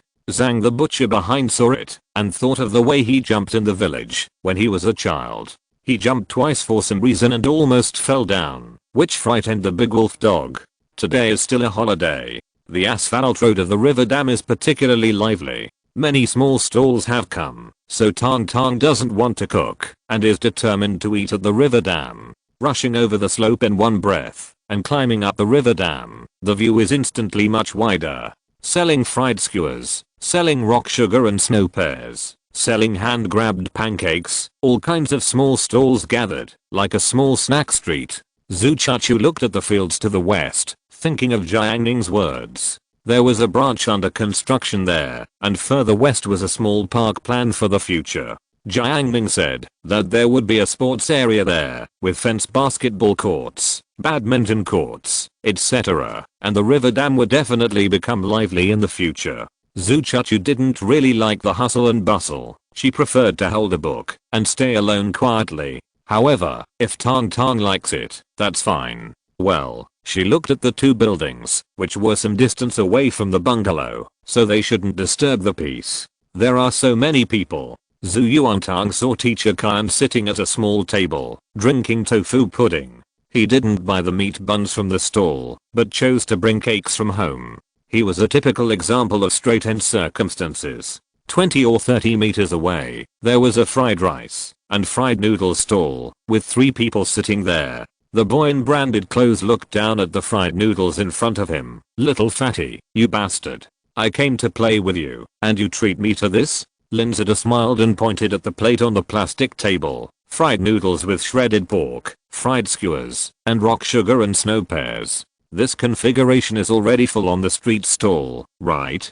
Yuanlin, you can do it. Despite his disdainful attitude, he still tasted the fried noodles. "It tastes okay." Linzada picked up a string of fried chicken fillets. "The fried skewers here taste good, and the sauce is very good." He ate with relish. Yuanlin looked at Zhuang Jian, whose arm, hesitant to speak. "What happened to you?" After experiencing setbacks, Zhuang Jian, whose mood is now calmer and more mature. "It's okay, just a small accident." Yuanlin didn't say anything else. It was a fracture, and there must be sequelae. He could only feel sorry. "Zishan didn't come this time, otherwise I would feel sorry for you again," Yuanlin said. Linzada, haha, she must have had a lot of fun abroad. Most of the people they come into contact with are now abroad. Well, they are not like many middle class, high income, and small rich people who go abroad to take shortcuts to let their children avoid the difficult college entrance examination. Linzada and his friends are simply opening their eyes in advance. After all, at this point in time in 2015, people generally have a very strong filter for foreign countries and believe that foreigners are advanced and rich in spiritual civilization. 5 years later, after experiencing that global suffering, people suddenly realized that you are almost the same as us. The whole world is the same. The 3 of them were eating street food when Linzada's cell phone rang. He picked up the phone and saw Xuan is back. "Let's bring her some fried rice." Yuanlin nodded. "She loves this." Linzada opened his mouth to shout, "Boss." Yuanlin quickly stopped him. "Little fatty, don't let the boss do it." Linzada looked puzzled, and Zhuang Jian, who was surprised. Yuanlin rolled up his sleeves with excitement on his face. "No more pretending. I'll show you my skills today." An incredible idea popped up in Linzada and Zhuang Jian, whose minds at the same time, and then they saw Yuanlin discuss with the boss, take the boss's spatula, and actually make a portion of fried rice himself. Then he took the fried rice and shared it with the 2 of them. Linzada took a bite and then looked at Zhuang Jian, whose eyes and became a little sighing. "Jian who, I have to say, his fried rice is delicious." Zhuang Jian, who was depressed, thinking, "Yuanlin, you can just hang out in your circle abroad. Why are you competing with me? I was planning to treat Yuanlin to a goose stew in an iron pot tomorrow, but now I've decided to go for a fast food meal for 8 yuan a portion." Jiang Ning didn't go to the river dam. He gave Tang Tang 50 yuan and asked her to run errands and bring him delicious food. Just like when he was in school, he brought delicious food to Tang Tang. The distance from the bungalow to the river dam was within his spiritual awareness, so he didn't worry about any danger. Compared to the greedy Tang Tang, Chuchu came back quickly. She was carrying a plastic bag with food wrapped in paper. Jiang Ning took a look and said, "What delicious food did you buy?" As soon as this question came out, Zhu Chuchu replied, "Dough sticks and mochi. I heard they are delicious." Jiang Ning, "Can I see it?" Zhu Chuchu handed the bag forward. She regretted not buying an extra portion. The fried dough sticks were freshly fried, wrapped in a layer of soft and glutinous mochi, and sprinkled with seaweed and meat floss, which looked quite appetizing. Zhu Chuchu saw that he was looking at it seriously and took the initiative to say, "Do you want to eat? I'll share some with you." She lost Jiang Ning's toy airplane today and she has been feeling guilty. She doesn't like to owe people things, especially Jiang Ning. "Jiang Ning, give me some." Zhu Chuchu opened the plastic bag, revealing the oil paper. "Well, take it yourself." Jiang Ning wiped his hands, stretched out his hand to tear off most of it, leaving only a small piece for Chuchu. "Okay. Jiang Ning, thank you." Zhu Chuchu looked at the little bit of fried dough sticks and mochi left in the bag, which was barely enough for a bite. She was silent for a few seconds, and went home without saying a word. Jiang Ning almost laughed out loud. After eating the fried dough sticks and mochi, Tang Tang came home. She was very excited, and she swung the bag while walking. "Jiang Ning, I'm back from hunting." After that, she pointed to the full amount of food in her hands, including coconut milk, rauji ammo, fried tofu, and fried skewers. Jiang Ning praised, "Great, great." Zhu Yuantang was proud. "Of course, I'm really good at running errands." When she was a child in the village primary school, she couldn't get snacks, so she often chose to run errands for the rich female classmates in the class, so that she could get a little reward. So the level of buying things for others is very high. "Take it, I'll move the table." She wiped her hands and went back to the house to work. Jiang Ning took the dinner from her hand and started to eat secretly. When Zhu Yuantang came back, she found Jiang Ning eating fried skewers. She was furious. "How can you eat that skewer of squid? The boss only has that one left." "Jiang Ning, just eat it." Zhu Yuantang came over to grab the squid skewer, and Jiang Ning raised the squid skewer, raised it very high. Tang Tang stood on tiptoe to reach it. Jiang Ning turned around, and Tang Tang had to follow him around in circles. Chuchu from next door was not full after Jiang Ning took away 90% of her fried dough sticks and mochi. She felt unhappy and went out to relax. She happened to see Jiang Ning teasing Tang Tang. Somehow, Zhu Chuchu suddenly felt that it wasn't a big deal to have her food snatched away from her. Chapter 739 Share. January 3rd, afternoon. The 3-day holiday finally came to a halt today. It stopped, but it was time for the students of Yuzhou No. 4 middle school to start. Zhu Yuantang woke up from her sleep. She had taken a nap since 2 p.m. and slept until the sky was dark, from the bright sunshine to the dusk. In the winter evening, there was a hint of chill. Zhu Yuantang reluctantly got up from the quilt, changed her clothes, and limped in the sandals knitted by her mother, making a click-click sound.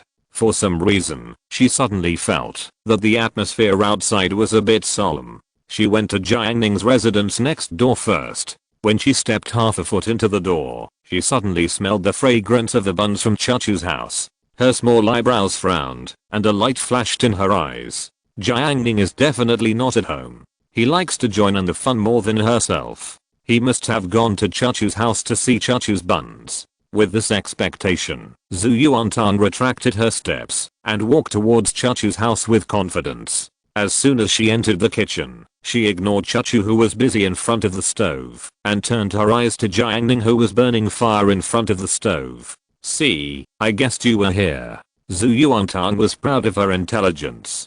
Jiang Ning, great. As he said that, he used the fire hook to accurately hook out 2 peanuts from the stove. With the divine sense, he no longer had to worry about not finding the peanuts put into the stove, and he could even observe whether the peanuts were roasted just right. Ah. Zhu Yuantang opened his mouth. Jiang Ning rubbed the shell open, and with a throwing technique, he threw the roasted peanuts into Tang Tang's mouth. Fragrant.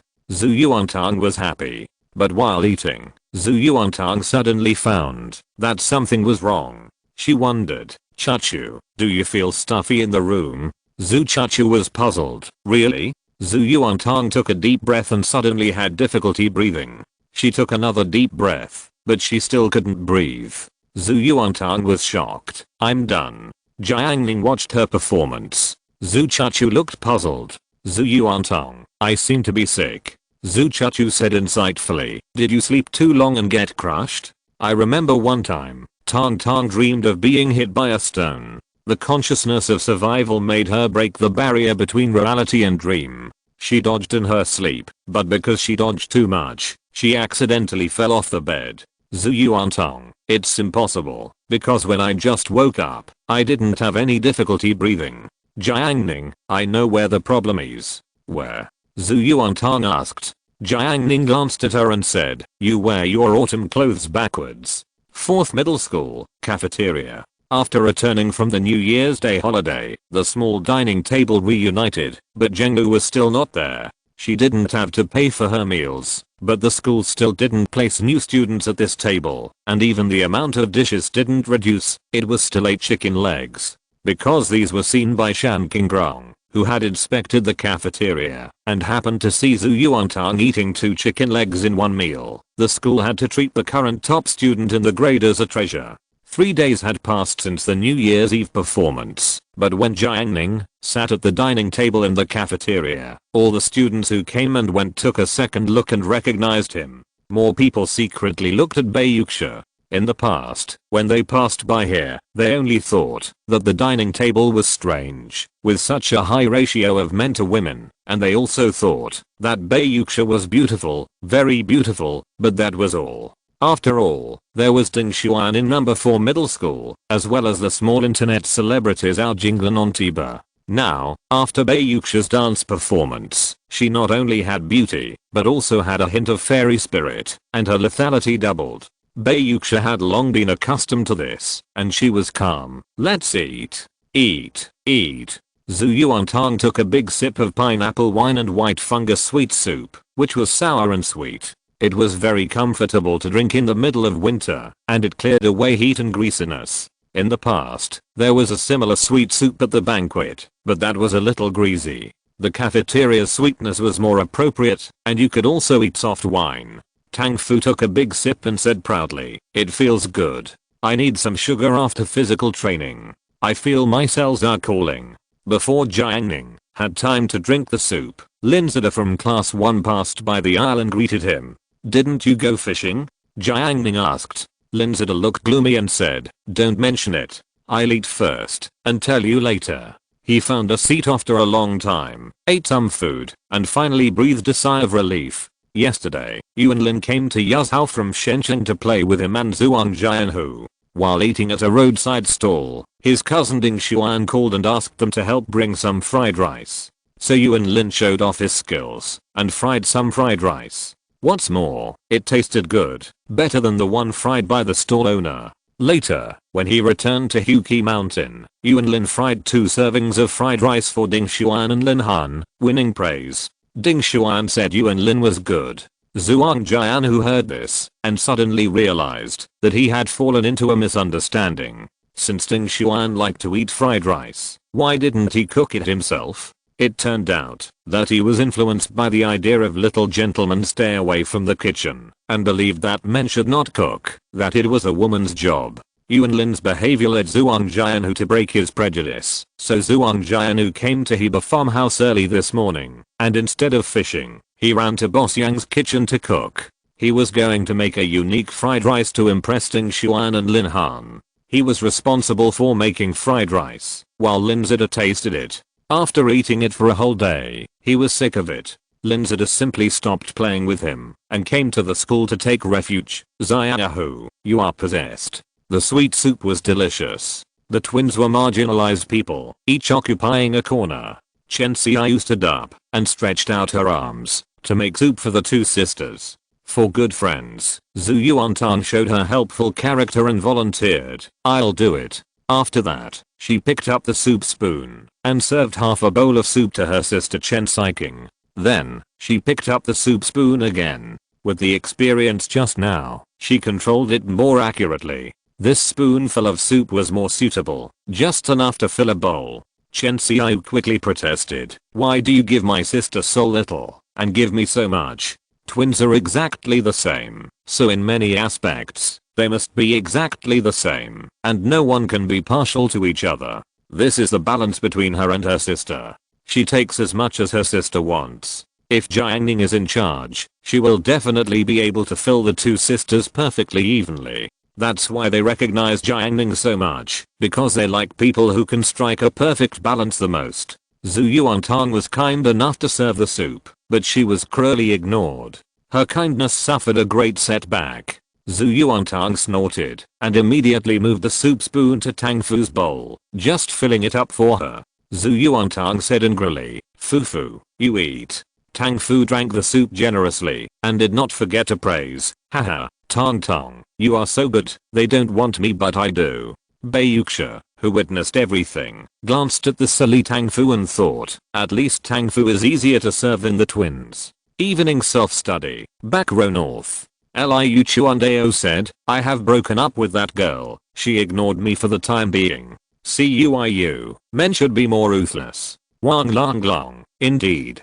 Duan Shigang, the next one is better. Hearing this, Liu Chuandao said boastfully, "Don't tell me, the next one is indeed better. I'm aiming for her best friend. It's just that her best friend has a partner." CUIU, what's wrong with having a partner? It's exciting to have a goalkeeper. Song Sheng was in the back row, and after giving Pang Jiao mints, the damage caused by her breath was not so severe. Even if Pang Jiao chatted with him within a foot of him during his study, he could barely endure it. But someone spread rumors that he had a crush on Pang Jiao, so he gave her candies. Now, Pang Jiao hated him very much, and he couldn't give her mints. Facing the chemical damage that the human body instinct could not resist, Song Sheng had no choice but to escape from the Devil's Cave, as long as he had spare time. At this moment, he heard the conversation between Liu Chuandao and others, and couldn't help but sneer. "She has a boyfriend, and you go to steal her girlfriend. If her boyfriend knows, won't he kill you?" Liu Chuandao heard this and laughed. He was disdainful. "Who dares to mess with me with my body? Song Sheng, you are good, but not strong enough. What if someone finds someone to mess with you?" Liu Chuandao, "What if I find someone? I don't have brothers." Duan Shigang stepped forward at the right time to support his brothers. Song Sheng, "Haha, if you are really alone, you know what will happen. If you are blocked by 5 people on your way home from school, they will push you to the ground, step on your head, and ask you to call daddy. Either call daddy or break your arm. Which one do you choose?" Song Sheng's words became more and more real, as if he was recalling the past. Liu Chuandao, "Damn it, I'll deal with them." CUIU looked at Song Sheng's face and suddenly asked, "What about you? What do you choose?" Song Sheng blurted out without thinking, "Of course, break my arm." As soon as he said this, CUIU, Meng Gui, and Wang Lang stared at his arm with inexplicable eyes. Song Sheng's eyes twitched, and he was pale. "What are you looking at?" Today, in the third evening self-study class, Huang Zhangfei seemed to be called to Building 4 for a meeting because of work related to the student union. After he left, Yuan became particularly active and talked to Jiang Yanan about gossip. When they talked about some explosive rumors, Jiang Ning keenly noticed that Bei Yuxia's ink pen stopped writing. "Yanan, do you know AI Man from the girl group in the first year of high school?" "Yes." I asked Jiang Ning for her contact information. "Oh my god, I ran into her on the street today, and she was wearing stockings. She was wearing stockings in such a cold day, so beautiful." Jiang Yanan, "Well, it's okay, Kiki sometimes wears stockings too." Yuan immediately lowered her voice, almost close to Jiang Yanan's ear, and whispered, "Look, Kiki is just a brat." Jiang Ning found that Bei Yuxia was listening carefully and even leaned forward quietly, but according to the sound waves captured by Jiang Ning, Bei Yuxia was not able to hear the content of the words clearly. So Jiang Ning's consciousness found that Bei Yuxia was slightly unhappy. Yuan and Lu Kiki were good sisters on the surface, but in fact she was closer to Jiang Yanan and often said bad things about Lu Kiki in front of Jiang Yanan. And Lu Kiki sometimes said in front of Shen Qinj and Jiang Yanan that Yuan was rustic and brainless, and a toad wanted to eat swan meat. Jiang Yanan would say to Shen Qinj again, "They are really weird, fighting with each other every day." Shen Qinj would advise, "They just have different values." Then, Jiang Yanan, Yuan and Lu Kiki discussed Shen Qinj behind her back, especially about Jiang Ning, studying why she and Jiang Ning went to the same junior high school, but they hardly communicated in class. In short, Jiang Ning could only figure out this complicated relationship after sorting it out. What's more complicated is that this kind of relationship is not static. Often because of a small conflict, the four people will start a new round of wooing and betrayal. Yuan thought of the scene of meeting AI Man today. Even if the other party was not in school, she was radiant outside of school. She was sure, you see, AI Man is so flamboyant, relying on her beauty, and likes to enjoy the attention of others. It's not a good thing for her to do this. Jiang Yanan couldn't comment, so she had to follow Yuan's words, and perfunctorily said a few words. Yuan was jealous again. Girls like this are the most popular with boys. Jiang Yanan, because they are beautiful. Yuan objected, is being beautiful so advantageous? Besides, I think she is just average looking, and shouldn't boys focus on her inequalities? CUIU sent a message across the river. Indeed, what Mosquito said makes sense. Yuan won the approval, and she liked CUIU a lot more, right?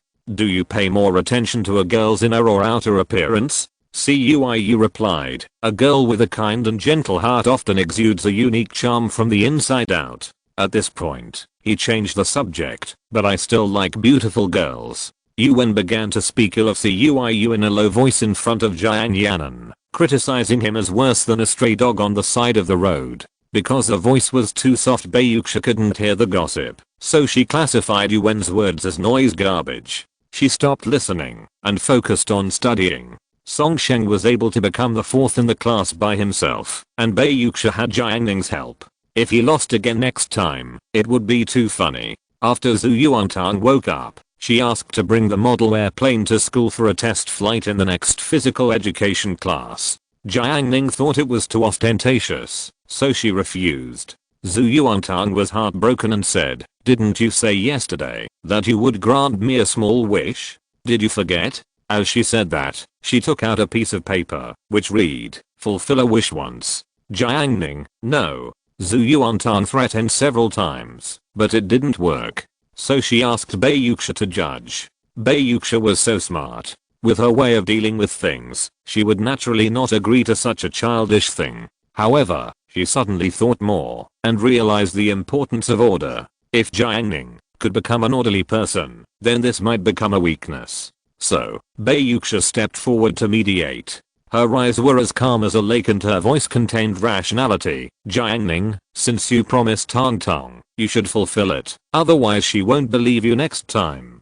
Zhu Yuantang came to his aid. That's right. Jiang Ning pointed at the wish card. This is something she made up herself. I didn't even know there were wish cards. When Bayuksha heard this, a look of embarrassment flashed across her beautiful face. Chapter 740 Insincere Invitation. January 5th. The school bell rang melodiously throughout the campus. TSK. Jiang Ning was upset because she didn't have dinner with Zhu Yuantang. She planned to lead the twins alone, promoted them to the left and right protectors, and went to the cafeteria together. The twins were not smart, but they were very wise. They knew the principle of being a minister for life. So they retorted, why should we be the left and right protectors? What are you better than us? Zhu Yuantang rarely used her advantages, but this time, she used it to suppress the voice of resistance. I have good grades. The twins were in awe and were convinced. The last joint exam included countless strong schools in the province, and Zhu Yuantang still won the first place.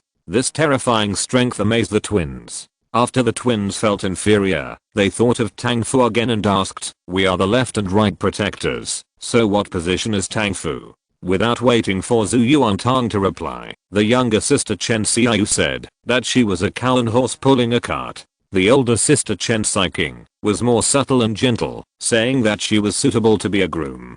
Zhu Yuantang agreed. The twins immediately felt that being the left and right protectors was a high ranking position. Bayuksha couldn't stand it, and praised them for being intelligent. Chen Xiaoyu asked her how intelligent she was. Two pairs of expectant eyes stared at Bayuksha, eager to get the recognition of the strong. Bayuksha pondered for 2 seconds, raised her face. Her eyes were clear and deep, and her tone was as usual. It is no exaggeration to say that the IQ of the two of you is better than 1% of people. If you add them together, it is no surprise that you are better than 1,000th of people. The order of Chinese characters is very interesting. The two sisters followed their expectations and heard that they were 1,000th of the masters. Chen Xiao was overjoyed. Hahaha, I'm embarrassed to praise you. There is no 1,000th, just a small group of 1/10th.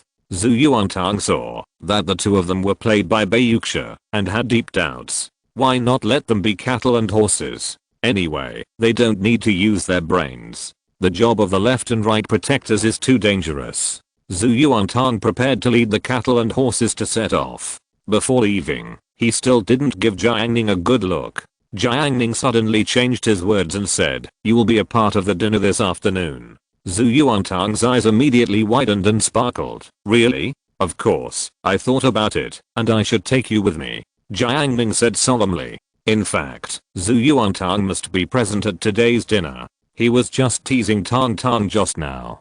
Zhu Yuantang smiled happily and gave the left and right protectors to Bai Yuxia. She followed Jiang Ning and went out happily. Jiang Ning and Zhu Yuantang went downstairs to the teaching building and waited for teacher Jiuo Ran. She said she would treat them to a delicious meal. Jiang Ning didn't ask in detail. Teacher Jiuo would never harm him.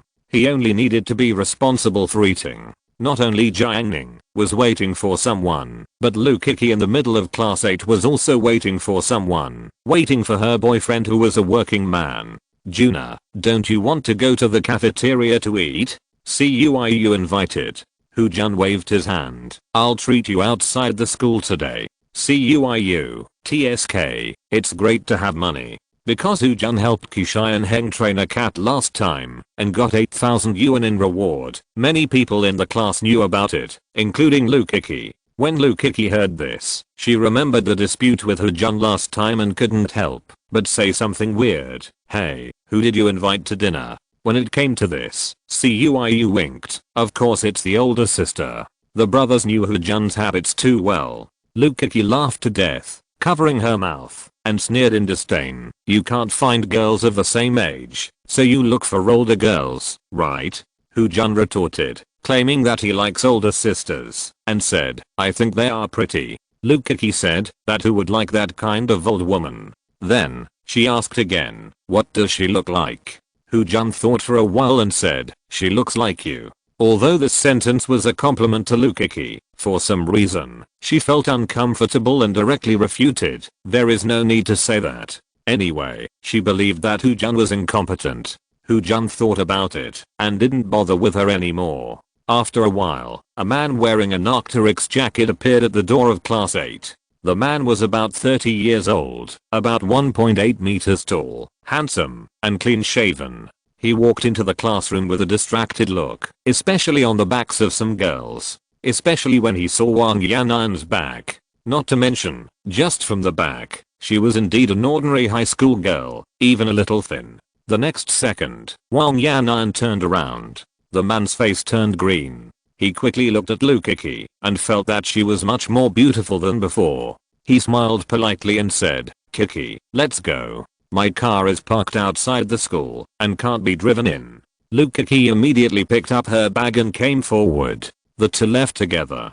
The man also took a special look at Zhu Yuantang's seat. Other students had stools, but this seat was a chair, which was very special. "Who is this?" The man couldn't help asking. "Lu Kiki, no one in our class. The number one in the class can sit on a chair." The man was stunned. Why was everyone the same in his era? Lu Kiki was a poor student and was a little unhappy, but still said, "She is still the number one in the grade." In the square downstairs, the graceful figure of teacher Jiuo Ran appeared in the corridor. The sunset glow poured down from the west, dyeing her with a halo. Jiuo Ran prefers jeans, especially slim jeans. In the eyes of many men, jeans are just a few styles, all the same. But at this moment, the jeans on Jiuo Ran's legs, the fabric is close to her skin, outlining the lines of her legs very movingly. Her legs are slender, but not chopstick legs. At the same time, they are slender and round. Looking up, the curve is like a gentle stream in a mountain stream flowing between pebbles, showing gracefully, and about to draw a thrilling curve, but the line stops abruptly. It turned out that Jiuo Ran was wearing a black jacket on her upper body. The length just covered her hips a little, revealing only a pair of beautiful legs. Jiang Ning retracted his gaze, secretly regretful. The next second, his spiritual sense was activated. Jiang Ning, Su Yuantang. Jiuo Ran greeted with a smile. Have you been waiting for a long time? No, we just came down. Zhu Yuantang came out to socialize. Jiuo Ran, the teacher will treat you to delicious food today. Before Jiang Ning spoke, Zhu Yuantang continued, I'm so sorry. Jiuo Ran hadn't communicated with Zhu Yuantang privately for a while. Seeing Zhu Yuantang's reaction now, she couldn't help but look at her and felt that she seemed to have become more cheerful. Well, it's good. However, there are also bad things. Little Jiang Ning doesn't like to stick to her as much as in the first year of high school. It's okay, I know a buffet restaurant that's delicious. She led the two to the outside of the school. Then they took a taxi and arrived at the door of the restaurant in less than 10 minutes.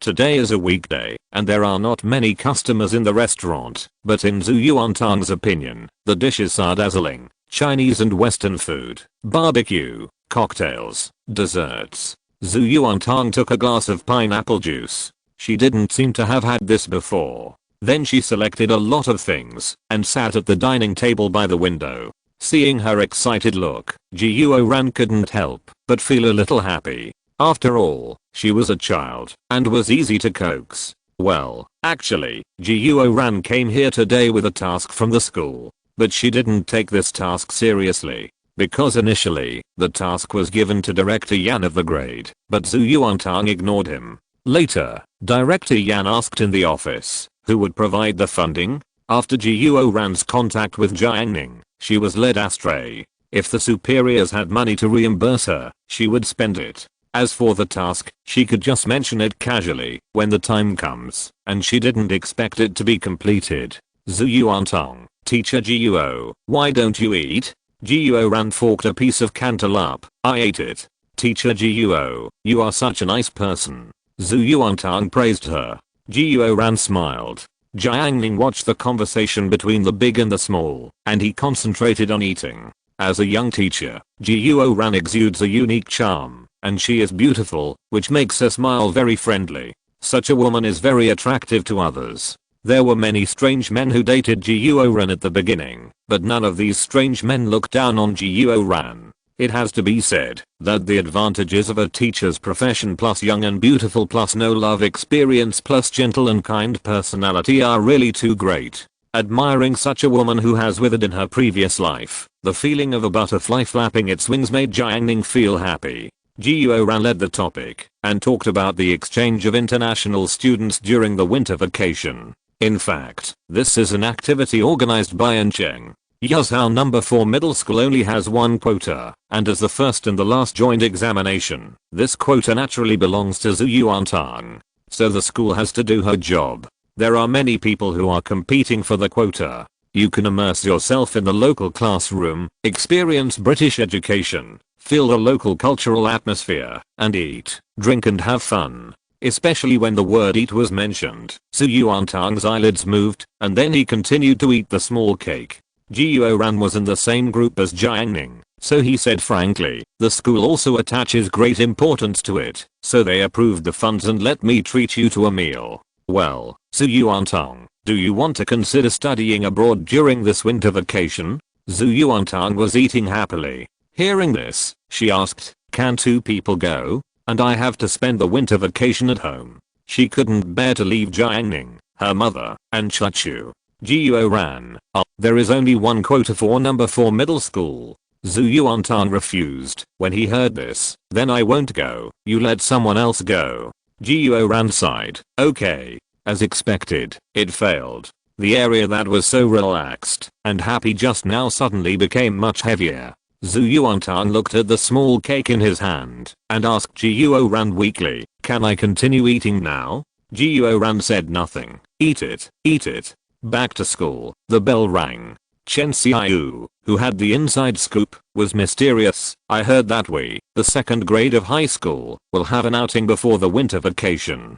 Jiang Yan and Yuan were attracted and turned to look at Chen Xiaoyu. What is the study? The two waited for her next words. After the number of people eating melons doubled, Chen Xiao's desire to gossip doubled. You can understand it as a spring outing. Yuwen was disappointed. That's it. Boring. The last time I experienced a spring outing was in the first year of high school. The most impressive thing was that we walked a long way to a broken park and then Yu fell into the river. Unfortunately, he didn't drown. Chen Xiao said, this time it must be different. Our school has money now, so we will definitely go a little further. Zhu Yuantong. That's right. The last time number 2 middle school went on a study tour, we went to Jiang Ning. She remembered it very clearly. It was the first time Chachu left Yuzhou and came into contact with the outside world. It was because of Chachu's bravery that Zhu Yuantong dared to travel with Jiang Ning during the summer vacation. Yuwen sneered. We are already in the second year of high school. The college entrance examination is coming soon. The academic workload is so intense. There are not many days off during the winter vacation. How far can the research and study go? At this point, Jiang Yanan understood. It's like this. The classmates who were originally excited because of gossip immediately became cold. Yuwen turned around and didn't think about the distant research and study. Instead, she whispered to Jiang Yanan, hey, what's wrong? Jiang Yanan asked. Yuwen was worried and pointed to the empty seat next to her. Huang Zhengfei was pulled away by a student union member this afternoon. It was a female student union member. Yuwen's sense of crisis suddenly increased. Hey, do you think I should be open and above board and let the class monitor see what I mean? She thought so. Jiang Yanan thought to herself, do you still need to hide your meaning? People pretend not to know because they don't like you at all. Liu Chuandao passed by the back row and announced, brothers, laugh silly, my buddy was found to be poaching. That grandson actually found 2 people to block me outside the school. Luckily I ran fast. Ciu, I thought you killed him back. Liu Chuandao disdainfully, go back and find brother gang to deal with them. Wang Lang advised, let's not do it. Liu Chuandao, he blocked me, how can he be so annoying? I'm doing justice for the heavens. The people in the back row thought, you stole someone's girlfriend. How can you be so annoying? Wang Lang is a pacifist now. He advised again. The school is strict now. If you are really found out, you will definitely get out. Liu Chuandao thought about it, and it was true.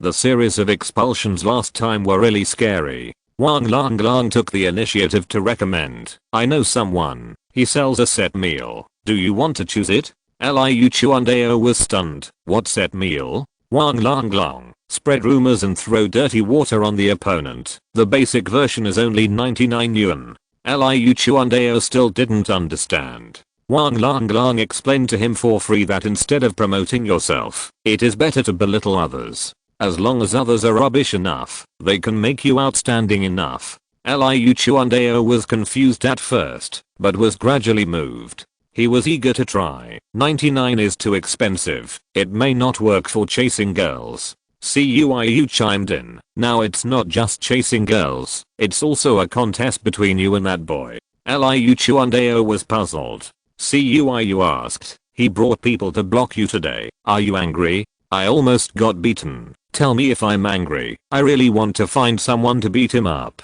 Liu Chuandao cursed. Ciu. Yeah. So think about it. The girl you like is held in his arms, kissed, and touched by him. Do you feel pain? Liu Chuandao thought about that scene, and his face turned green. Ciu clenched his fists and challenged him. So you should snatch his girlfriend away now, and trample on his dignity in front of him. Liu Chuandao, do it. Do it. Do it. Wang Lang mentioned again. The basic version is 99 yuan. Liu Chuandao took out 100 yuan bill. Buy it. Chapter 741 Experiment. January 6th. Minor cold. Jiuo Kunan warned Ma Jie that he was already halfway through high school. Ma Shicheng said that he saw a counterattack record post on the college entrance examination forum, in which an ordinary girl scored 200 points and got into a 985 university in 300 days, and shared the post with Jiuo Kunan. Jiuo Kunan was so excited that he couldn't help himself. Seeing their flushed faces, Meng Jiui thought there was something hidden, so she asked them if there were any top newcomers making their debut. On this day, Liu Chuandao bought Wang Langlang's rumor package and threw dirty water on his rival.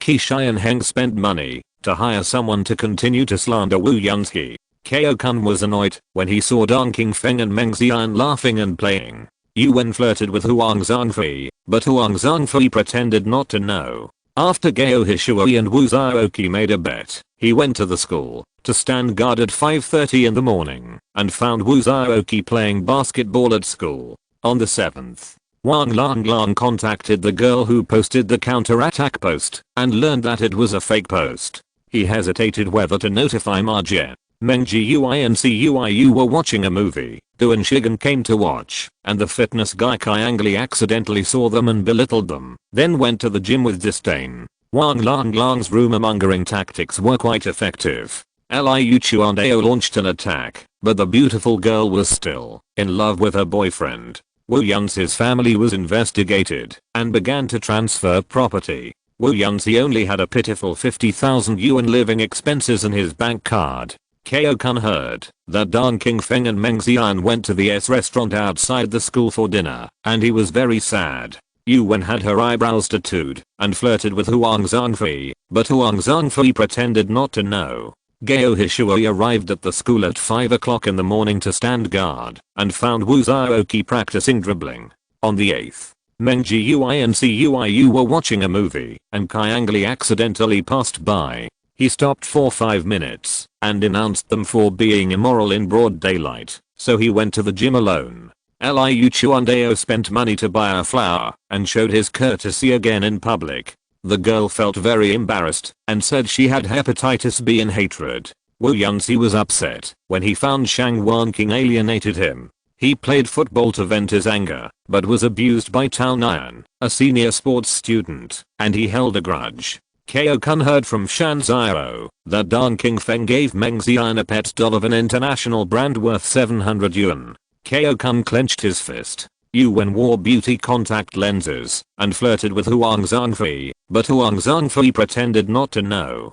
Gao Hishui arrived at the school to stand guard at 4:30 in the morning and found Wu Zhaoqi practicing shooting. On the 9th, Qiangli found Cuiu privately and asked him shyly if he had any resources. Meng Jiui told Qiangli that his house was very big and invited him to watch TV at his home, play fun things together, and have snacks and soda. The beautiful girl that Liu Chuandao pursued was broken up by her boyfriend because of hepatitis B. Wu Yunzi saw Jiang Ning and Tao Nian playing football together and witnessed AI Man delivering a drink to Jiang Ning at the side of the court. He punched the table tennis table. Meng Xian brought milk tea to Dong Qingfeng, and Kao Kun smelled the fragrance. Yuan wore hollow glasses and flirted with Huang Zhangfei, but Huang Zhangfei pretended not to know. Gao Hishui arrived at the school at 4 AM to stand guard, and Wu Zhaoqi was practicing passing. The long workday finally ended. On January 10th, Saturday afternoon, the wind started to blow. It was already winter in this season, and Chen Xiao looked at the weather forecast and saw that there might be snowfall in the next 15 days. The sun was shining outside, but the biting cold wind poured in from the classroom door, blowing up the chalk dust on the podium and falling on Yang Sheng's short hair. Cuiu also got some chalk dust, saying that they had turned grey together, and Yang Sheng told him to get out. The wind rolled up the pages of many classmates' books, and the classmates in the class couldn't help but tighten their clothes. However, Song Sheng sat in the abyss, guarded by a few golden flowers, but was not affected by the cold wind at all. Perhaps this was the only comfort for his soul. The 4 consecutive seats in the back row are now occupied by Jiang Ning and others. Jiang Ning was outside. Zhu Yuantang and Chen Xiao were huddled together. Both of them were wearing furry clothes. They looked very warm. Jiang Yanan praised them for their good taste in clothes again today, which made Zhu Yuantang and Chen Xiao have a much better impression of her. Gao Hishui stepped onto the podium in a fitted overalls. He looked a little listless, with dark circles under his eyes, not as vigorous as before. Today he gritted his teeth, got up at 3:30, washed and went to the school gate, and ran into Wu Zhaoqi holding a basketball. Gao Hishui asked him, "Is it that serious?" Wu Zhaoqi said in a slightly melancholy tone in the dim morning light. Teacher Gao, how many times have you seen Yazhao at 3 in the morning? Gao Hishui is not a young man of 16 or 17 years old. Men can feel their energy decline after they reach the age of 25. He is 30 years old, and the lack of sleep for days has made him a little overwhelmed. But Gao Hishui is an elite after all. He tensed his temples and his loud voice resounded throughout the classroom. Okay, everyone, take out the test papers distributed during the evening self-study yesterday, and let's talk about it. Chen Xiaoyu wrote in the communication book. He still has a test paper in his hand, which must be left for us to write during the holiday. Zhu Yuantang wrote, read. Chen Xiaoyu, the physics teacher will not be here in the next class. How about you finish it first, and we copy it? Zhu Yuantang replied, okay. Chen Xiaoyu was very happy. Copying Zhu Yuantang's test paper meant that she also did the test paper. Bai Yuxia watched this scene and felt that she was really self-deceiving. When people are sleep deprived, their emotions will be affected and become unstable. Gao Hishui asked several students questions today, and the unlucky Duan Shigen was called up to stand as punishment. Every time I call you up, have you ever answered correctly? Gao Hishui scolded Duan Shigen and scolded him. Duan Shigen's elder brother style was scolded like a grandson. Gao Hishui scolded for a full 5 minutes, and finally realized that he was affected by lack of sleep. He paused for a moment. It was impossible to apologize, otherwise where would the teacher's majesty be? Gao Hishui said seriously, do you know why I scolded you? He wanted Duan Shigen to find a reason for him to be scolded. Duan Shigen endured for a long time, and finally said, because you bring personal emotions into work. A minute later, Gao Hishui continued to lecture. Duan Shigen went outside to blow the cold wind. In the second class, physics teacher Run went to Ansheng training class, and the students of class 8 studied on their own. The new monitors in Yaoling sat high on the podium. Because of the great success of the New Year's Eve party, Xin Yaoling, as the monitor, got a lot of light. After all, Jiang Ning was the program she signed up for herself. Thinking of this, she couldn't help but look at Jiang Ning, and unexpectedly found that there was a long distance between Jiang Ning and Zhu Yuantang.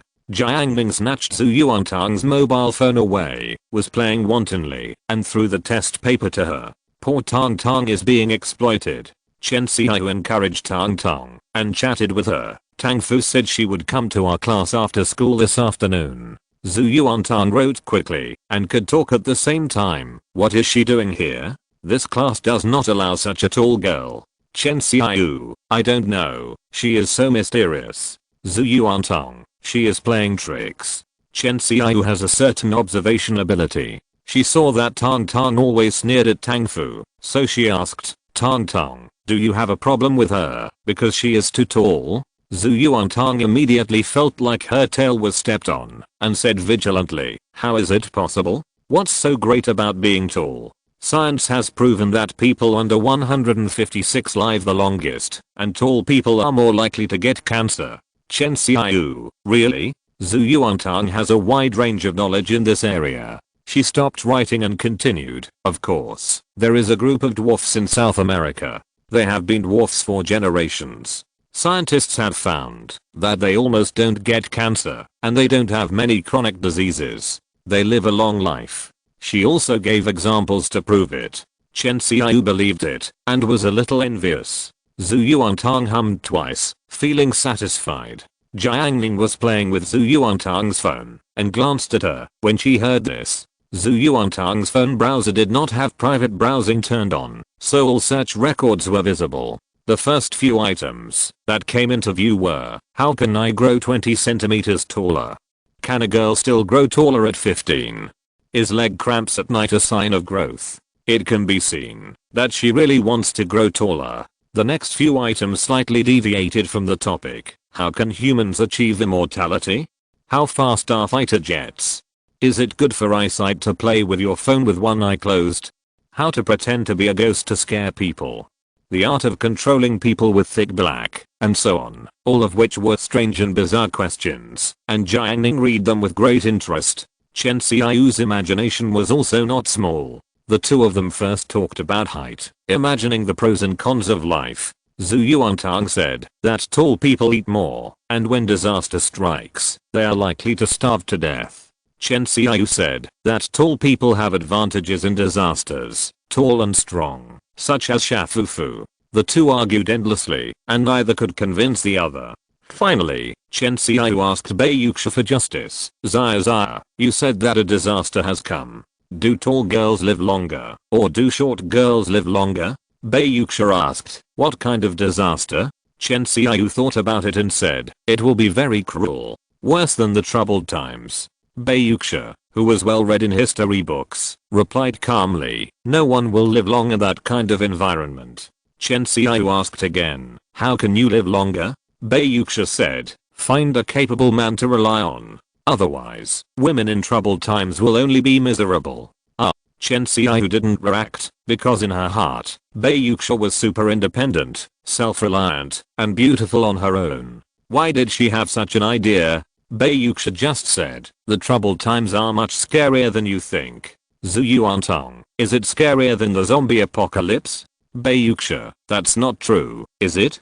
Zhu Yuantang invited to form a team. If zombies come one day, let's team up to fight them. Chen Xiaoyu worried. Zombies appear randomly at first. What if we are chosen to be zombies? Zhu Yuantang said seriously. Then we will forage together and eat our fill. After school in the afternoon, at 4 o'clock, the wind stopped. The classmates were very surprised. At this time, Chen Qian, who was watching the wind in the corridor, resolutely put his back behind him and explained, the pressure gradient force is the driving force for the formation of wind. During the day, the temperature is high, the solar radiation is strong, the ground radiation is also strong, the pressure gradient force is large, and wind is formed. In the evening, due to the effect of atmospheric back radiation, he talked endlessly, attracting the people around him to look at him with surprised eyes. Only Lu Kiki saw it from a distance, and said with disdain, a bookworm who studies too hard. Ma Shicheng said, I'm not a bookworm, I will be admitted to a 985 university in the future, and my future is bright. Graduates of 985 popular majors often have much better future development than ordinary undergraduates, and their future is bright. Lu Kiki couldn't refute it, so she attacked Ma Shicheng. What does a 985 university have to do with you? Ma Shicheng thought that he would also be a 985 university in the future. He didn't refute it, and decided to wait until the third year of high school to make a comeback. The tall Tang Fu ran to class 8 with a lollipop in her mouth, attracting a lot of attention at once. CUIU immediately said, oh, isn't this the sports committee member of class 7?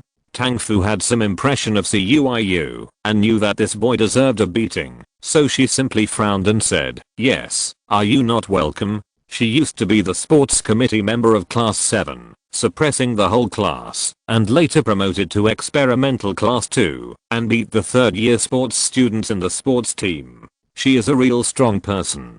Her usual stupidity is only towards acquaintances, but she is very strong in front of outsiders. CUIU was disappointed, and left in a huff. Silly Tang Fu, you're here. Chen Xiaoyu welcomed him warmly.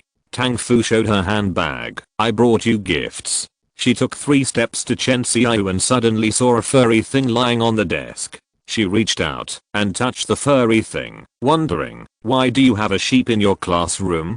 Zhu Yuantang woke up angrily. You are the sheep. Tang Fu must have deliberately humiliated her. Too bad. Zhu Yuantang accepted Tang Fu's gift with hatred. It was said that it was a Disney limited edition water cup bought by her relatives from abroad. It looked very cute and girls were happy at first sight. Even the picky Bai Yuxia praised it. Zhu Yuantang sat in the back seat of Jiang Ning's electric car, shaking her legs gently. Jiang Ning, do you want to change to a new cup? No, the cup you gave me is still good. Zhu Yuantang gave him a white rabbit cup before, and she used a pink rabbit cup herself. Zhu Yuantang was very happy to hear that. She added, it's getting cold. Tang Fu's cup has a better insulation effect. Where's the thermos cup? Jiang Ning said, it's troublesome to drink water from a thermos cup. Zhu Yuantang was even more satisfied, and the more he looked at Jiang Ning, the more he liked her. The battery car passed through the green wheat fields on both sides of the asphalt road and continued to drive eastward. The river dam was very popular on weekends. Unlike usual, there was a new snack stand today.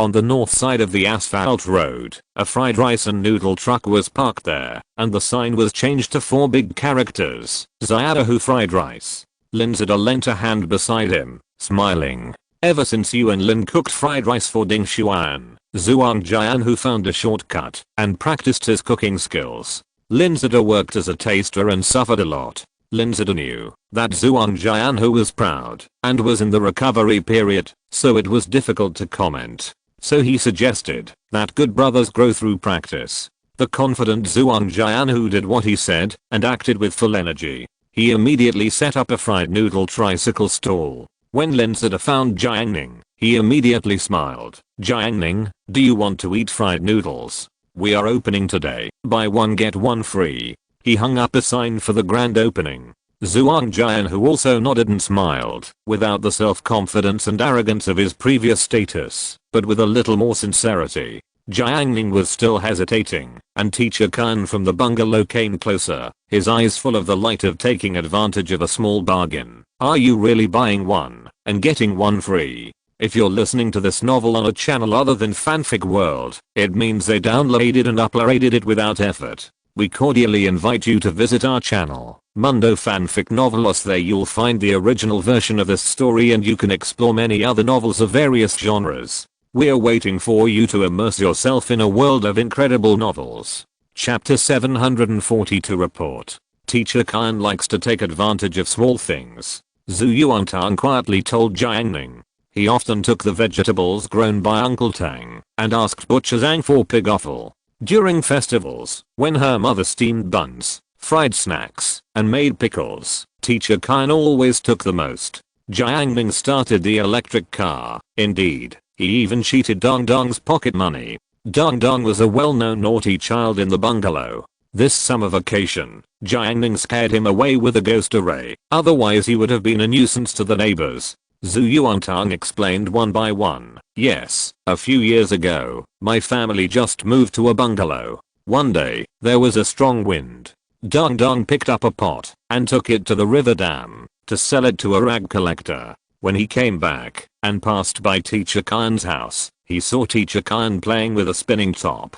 Teacher Khan sold the spinning top to Dong Dong for 10 yuan. In fact, even if the spinning top was new, it only cost 5 yuan. Jiang Ning, it's really black." Zhu Yuantang pecked like a chicken. "Yeah, so Teacher Khan got retribution?" Jiang Ning asked. "What retribution?" Zhu Yuantang gritted his teeth and held back his laughter. Teacher Khan was watching TV at night and found that there was no signal. "Later, I found out that Dong Dong picked up his family's satellite dish." Jiang Ning laughed twice and closed his mouth again. At this moment, he deeply understood how difficult the living environment of a bungalow was. In his previous life, Tong Tong was able to spend 3 years of junior high school and 3 years of high school in such an environment. During junior high school, this little girl lived with her mother and lived in a bungalow. When she went to school, she had to help the gang led by Duan Shigang, such as the little girl Qiu Dai, to do homework and provide cheating services for exams. It must be said that her ability to withstand pressure is indeed very strong. Jiang Ning decided that he could try to squeeze Tong Tong in the future to test her potential. The river dam was bustling with people. It was 4 or 5 o'clock in the winter, and many snack carts were already in place. When Linzada saw that Teacher Khan was interested in buying food, he immediately said, "It's really buy one get one free. Fried rice and fried noodles are 5 yuan a portion, with eggs and vegetables." Teacher Khan calculated that it was a bit expensive before 5 yuan, but buy one get one free, and it was reduced to 2 yuan a portion, which was a great bargain. "Okay, have a fried rice, eat one here, and pack one for me." Teacher Khan nodded and handed over an iron pot. Originally, he was going to pack it away, but since it was buy one get one free, it was just right to leave one for the old woman at home. As for the money, of course, he would pay after eating. After sitting down, Teacher Khan saw the empty plastic table and frowned and shouted, "Where's the tea? Bring me some tea." Linzada had prepared himself to serve customers before setting up the stall. He didn't complain when he heard the shouting and quickly poured a cup of tea. Teacher Kine took a sip of tea and looked at the slowly flowing Hushu River in the north. He cleared his throat and recited a poem. The setting sun shines on the river in winter, and the flowing water silently reflects the setting sun. Linzada clapped his hands. What a good poem. The artistic conception of this poem is really good. Teacher Kine felt that Linzada was a teachable child. Now he was reciting poems at the river dam. Old Man Tang said he really loved to recite, and the dam butcher Zhang called him a poor guy. Tong Tong and Jiang Ning next door didn't even look at him. What a group of wild boars can't eat fine bran. Teacher Kine was very dissatisfied. I met a little friend today, and Teacher Kine was in a great mood. He likes to teach others. Why do you come to the river dam to fish every day? Now you have set up a snack stand. Don't you study? Linzada said nonsense. Of course we study. We are students of number 4 middle school. Isn't it important to practice in life now? He has a wide range of knowledge. Although he is only 16 or 17 years old, he has read a lot of books. In addition, he has a high emotional intelligence. He can actually chat with Teacher Kine. Only Zhuang Jianhu, who is disabled but determined, is left to fry noodles by himself. His right hand is not yet healed. As a young man, Zhuang Jianhu has learned to use chopsticks with his left hand during this period, so frying rice is naturally a piece of cake. Anyway, it's just a matter of using the spatula twice. Teacher Kine saw it and secretly agreed. He said, "You two are really good. You know how to work and study. Unlike our neighbor, who is about the same age as you, he just sleeps at the door every day and doesn't think about making progress." Linzada thought about it. Wasn't the neighbor he was talking about Jiang Ning? It seems that this person doesn't have a good relationship with Jiang Ning. It seems that Jiang Ning is indeed capable, but he doesn't seem to be good at interpersonal relationships. Linzada made such a judgment. A few minutes later, a plate of fried rice was served. Zhuang Jianhu wiped his hands and said, "You are our first customer, so I added an extra egg for you." Okay. Teacher Kine got the upper hand again, and was very happy. He looked down, and found that the fried rice was black. He thought, too much soy sauce. Linzada made up for his good brother. Haha, you guessed it. Zhuang Jianhu's words were not finally spoken. It was not that there was too much soy sauce, but that the rice was fried black. Linzada brought a can of Laoganma and gave Teacher Kine 2 spoonfuls. Laoganma is not cheap. A can costs nearly 10 yuan. Linzada gave 2 large spoonfuls to help as a side dish. Teacher Kine was a little unhappy at first, but seeing this, he hurriedly urged, "Another spoonful." Linzada generously added it. Damn, I made a profit. Teacher Kine was very happy. He picked up a disposable spoon. Zhuang Jianhu was not an ordinary person. The spoon he was given was a high quality hard plastic spoon with a frosted surface. Not bad, not bad. Teacher Kine had a good eye, and he was ready to taste the rice. Zhuang Jianhu was full of expectations, expecting to be recognized by others. The second generation brother who usually stood above all others was now holding his head, waiting for the evaluation of ordinary people. Teacher Kine took a big mouthful of fried rice. The taste was bitter, the rice was half cooked, and it had a weird smell. Teacher Kine spit it out directly and asked with a painful face, "Did you fry it with gasoline?" Linzada burst out laughing. How could it be? Gasoline is more expensive. Teacher Kine took another bite and spit it out again. Before Zhuang Jianhu asked how it tasted, Teacher Kine cursed. "It's really disgusting." He finished the Laoganma sauce in 2 bites, took a sip of tea, and left without looking back, without paying. Zhuang Jianhu's handsome face was distorted. Linzada was stunned. They were chatting well just now. Why did they suddenly turn against each other?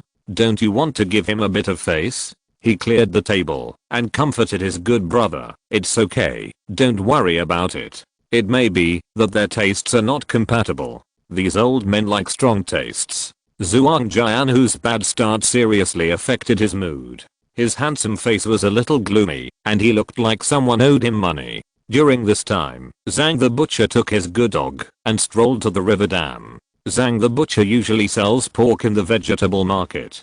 Because of business, he can only suppress his nature, but once the meat is finished, he likes to take the dog to go shopping. Wherever he goes, he is domineering. Young man, do you look familiar? Zhang the butcher recognized Linzida and Zhuang Jianhu. Linzida said, Uncle, I'm the one who usually goes fishing. Zhang the butcher, oh, it's you. Linzida solicited customers, would you like a bowl of fried rice? Today is the opening day, buy one get one free. Okay. Zhang the butcher didn't want to cook tonight. He said, no need to buy one get one free, just give me one bowl. When Linzida heard it, he was really loyal. He also helped, Uncle, when you finish eating, just give me $2.50. Butcher Zhang patted him on the shoulder, you are a sensible young man. Linzida was good at chatting, talking, and laughing. Butcher Zhang was happy, hey, you are really talented.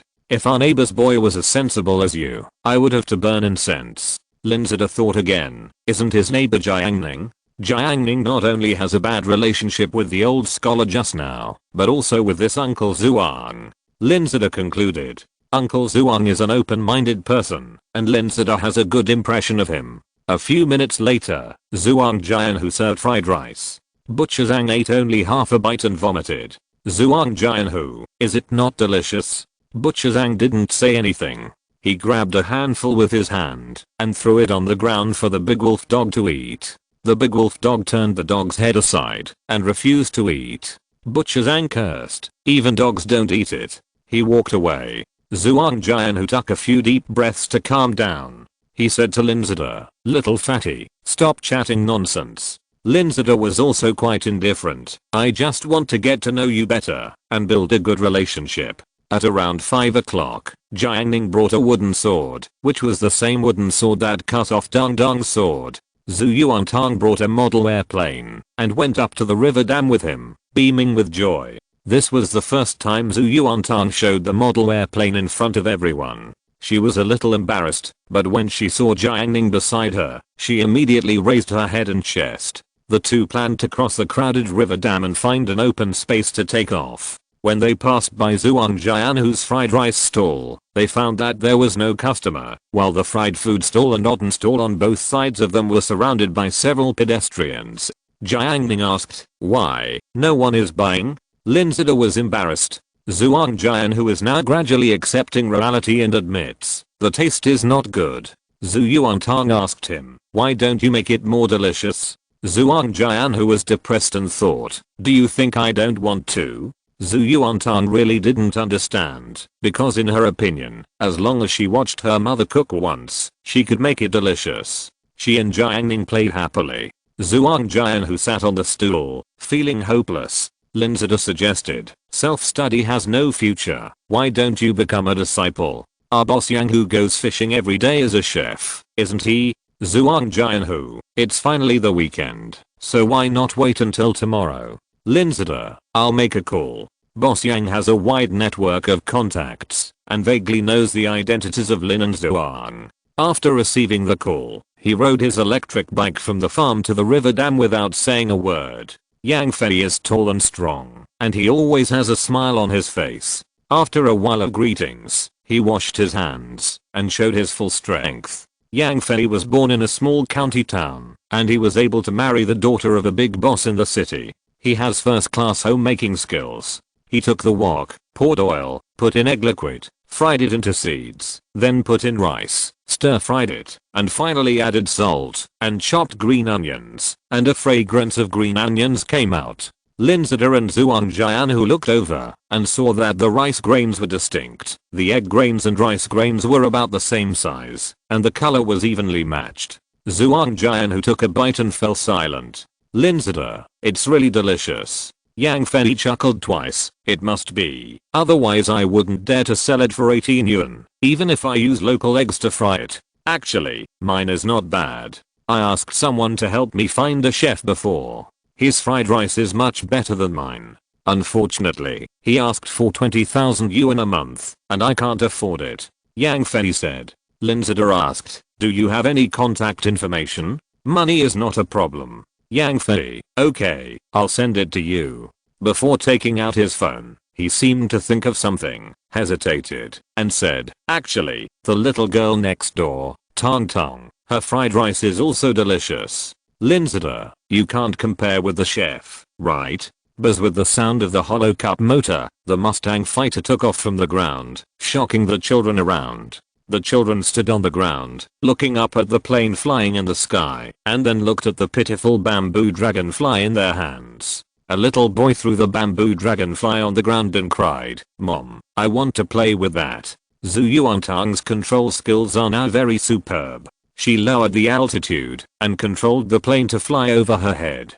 The buzzing sound of braking through the air resounded, causing the children to cry anxiously. Zhu Yuantang was extremely happy. Unknowingly, she changed from a little girl who could only watch others play with toys to a happy child who was watched by others playing with toys. Jiang Ning rarely took photos before, one because he didn't like taking photos, and the other because he didn't know who to share them with after taking photos. At this moment, he took out his mobile phone, recorded Tong Tong's silhouette and the model airplane in the sky, and sent it to the Kuaishao platform. Before exiting, he glanced at the chat list and seemed to see the message from Brother Liu of AAA Building Materials. He smiled and didn't reply. Afterwards, Jiang Ning took a few photos of Tong Tong from a high altitude with his mobile phone and photographed her from a height of 1.5 meters to 50 centimeters and then sent them to Chachu. Zhu Chachu was in the school, just after school. That Tsinghua and Peking University class was very quiet.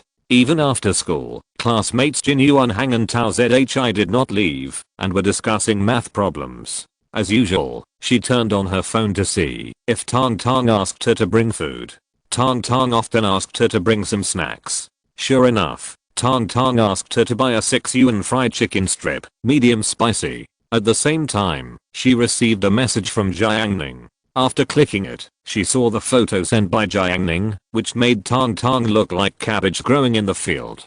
She was speechless and replied with a string of ellipses. After sending it, she wondered if such a reply would make Jiang Ning feel that she was too cold. So, Zhu Chachu replied again, "She will be angry."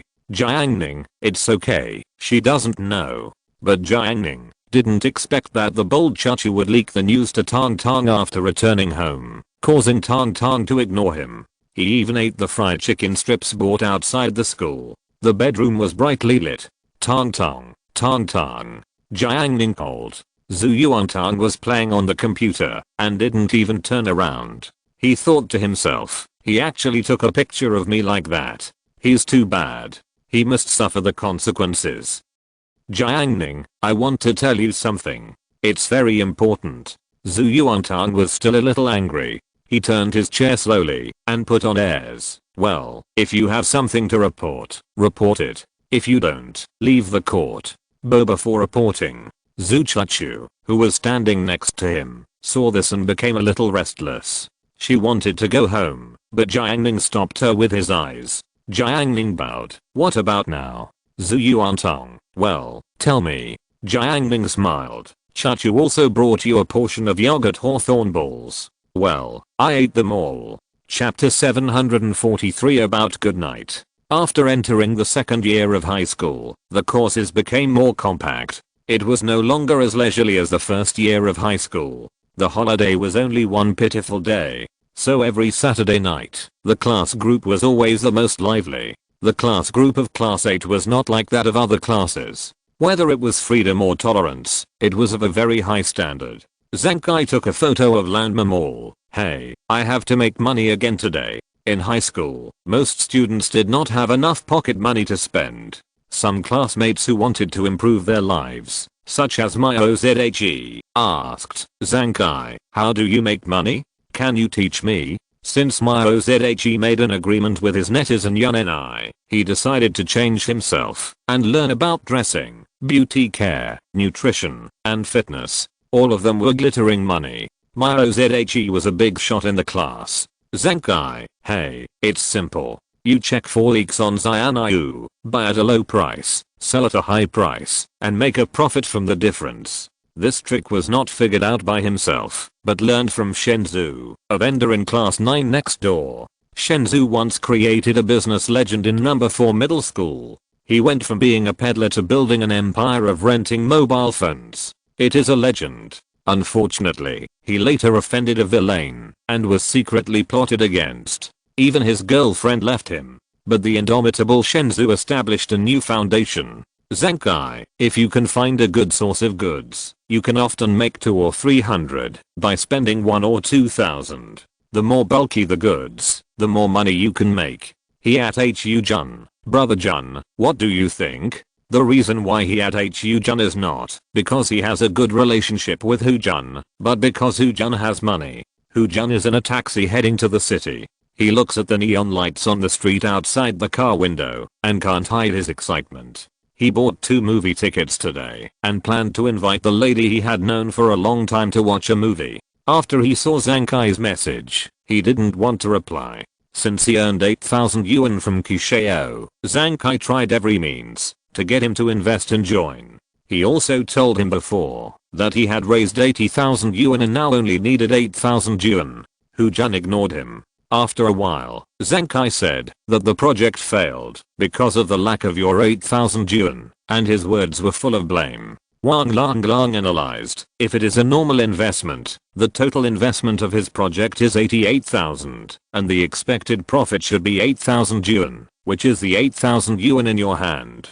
At this time, Hu Jun saw Zankai at him again, so he said, sorry, no matter what method of making money, it is no longer profitable if it can be passed on to me. CUIU said in the group, is it the 100 or 200 yuan I lack? It's the capital of 1000 or 2000. For ordinary high school students, 80% of the students probably can't come up with 1000 yuan. Zankai pretended in the group, no way, you don't even have 1000 yuan? At the same time, Jiang Ning in the river dam bungalow was playing with his mobile phone and suddenly received a message. Zankai, brother Ning, don't tell anyone that I lent you 1000 yuan. Jiang Ning replied briefly, yes. Zankai was relieved to continue pretending. His 1000 yuan was borrowed from Jiang Ning and transferred to him directly online. Zankai usually doesn't ask Jiang Ning to borrow money because he has to pay it back. After all, Jiang Ning's beating really hurts. If it weren't for this rare opportunity to pick up a bargain, he would never ask. Thinking of this, Zankai looked back at the Xianyu chat record. This is a 99% new, fully original Apple 5S in gold color, with a genuine serial number. The seller said he would accept the knife. Zankai directly swung the dragon slaying sword. He cut 2000 yuan with one knife and offered 1000 yuan. As a result, the other party actually agreed. He clicked on the other party's homepage and browsed the other party's historical transactions. The products included cameras with cute stickers, foreign brand dolls, and some women's clothing. So Zankai made a judgment that it was definitely a girl. No wonder she is so innocent. It turns out to be a girl. Zankai thought that he could make a lot of money today, and he was happy. He bought it for 1000 and sold it for 3000, making a net profit of 2000. Zankai thought that when he made money, he would immediately show off in the group and then pay Jiang Ning back and give him a reward of 50 yuan. Forget it, it's still a 5 yuan tip. After all, now, only Jiang Ning and Huang Zhangfei in the class are willing to lend him money. When the time comes, he will take a screenshot of the reward and send it to the class group to slap the faces of those who once looked down on him. Imagine a little bit. Zankai felt very happy. He stood on the 3rd floor of the mall. This is the entertainment area, which has an ice rink, a table tennis club, and video games and a racing area. When he has money, he will definitely have a good time, and then go to the food area on the 4th floor to have a barbecue buffet. Where are you? Zankai urged the transaction party. This is a transaction in the same city. Soon, he received a reply. Wait 10 more minutes. Zankai, okay. The waiting time is tormenting. In order to pass it as quickly as possible, Zankai's fingers aimlessly switched on WeChat. When he found a red dot on the dynamic page, he immediately clicked in. Lukaki posted a circle of friends. I give up. Let's scold men. With the expression pack of Director Jin. Zankai speculated, this bitch was dumped by a man again. She really deserves it. Then, he thought again, those stupid men. They have money, but don't know how to spend it. They really deserve to be extinct. Ma Shicheng attacked the front line and made a comment. Your father is an idiot. Zhang Kai also saw that Hu Jun, who had never been involved in these things before, also made a comment and replied to Ma Shicheng. His father is indeed an idiot. Zhang Kai was puzzled. What happened to Hu Jun? After watching for a while, 10 minutes had passed, and Zhang Kai asked again, where are we? The other party sent a message. We are at Lanma. Which floor are you on? Zhang Kai excitedly. Third floor. Third floor. Oh, I'm on the 4th floor. Zhang Kai took the escalator upstairs and asked, where are you on the 4th floor? Received a reply. Go forward. Do you see a KTV? Zhang Kai climbed to the 4th floor and saw a mass market KTV. He asked, do you want to go in? On the 4th floor of the mall, AI man sat by the French window of a Western restaurant. She lifted her legs wrapped in white stockings, which attracted the attention of all the customers. Just by watching, they seemed to be able to feel the delicate texture. AI man, who shone brightly at the New Year's Eve party, replied expressionlessly at this moment, well, go in and find a microphone and tell others how stupid you are. Remember to speak loudly. Then, AI man blocked the stupid buyer. She looked at Jiao Yiao across the table, as if nothing had happened, and said curiously, a hero saves a beautiful woman. Tell me more about him. I love to hear it. Zhang Kai was furious when he received the message and cursed him crazily, but he was greeted with an exclamation mark. 20 minutes later, Jiang Ning received the 1000 yuan transferred back by Zhang Kai. This was the fastest time Zhang Kai paid back the money, less than 2 hours apart. At the same time, he also received a red envelope from Chachu, with a sentence attached, thank you for buying me chocolate today. Here's the money for the chocolate. Jiang Ning frowned after reading it. Although Chachu was nice, she just didn't like to owe others. Sometimes he bought snacks and shared them with Chachu, but she actually wanted to give him money. It was too strange. Moreover, Chachu didn't have much pocket money. Hua Fengmu's control over her was much stricter than Aunt Gu's control over Tang Tang. Even today, it was Tang Tang who asked him to come to play games. He looked up and found that Chachu and Tang Tang were playing games in front of the computer. Tang Tang was playing hard, and Chachu was being taken to lie down. At this time, it is probably not a good time to ask Chachu to go out alone, otherwise Tang Tang will definitely have doubts. So he sent a message to Chachu under Tang Tang's nose, I gave you snacks because I wanted to give them to you. Should I give you money when I go to your house for breakfast? After seeing the message, Zhu Chachu said, it's different. Jiang Ning, what's the difference? Zhu Chachu replied stubbornly, what should be distinguished? I can't let you suffer. Jiang Ning, no kind of affection can be repaid. The relationships in the world are supposed to be owed to each other.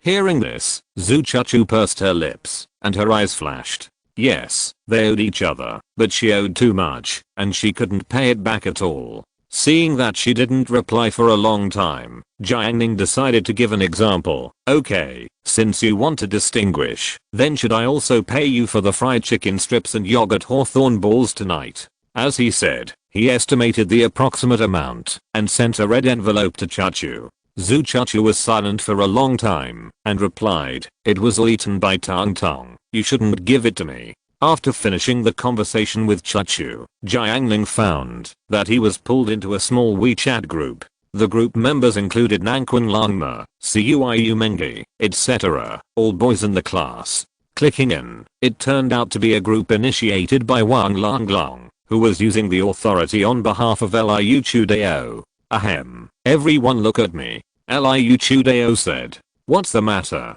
Cuiu asked.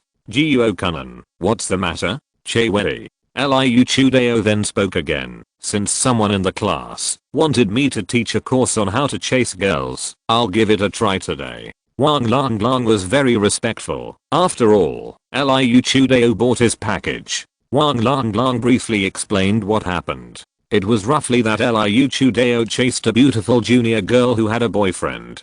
Because his offensive was too fierce, the junior girl has now broken up with her boyfriend. The success rate was 80%. This was exaggerated by Wang Langlong. In fact, the junior girl was annoyed by Liu Chudeo, and then she claimed that she had hepatitis B as a result, because what she said was too true. Her boyfriend broke up with her, and Liu Chudeo was still attacking. Liu Chudeo now taught, first of all, let's start with chatting. I believe that when you chat with girls, you will often receive such replies from girls, such as I'm going to take a shower, I'm asleep, etc. Gyu-kun took the lead in supporting. Indeed, I often receive it. Kyo-kun, alas. Duan Shigang, damn it. Liu Chudeo used only one trick, to move the male students. Many students stopped joking and became serious, looking forward to the next move. Liu Chudeo said shamelessly, if you want to listen to the class, just add the video chat.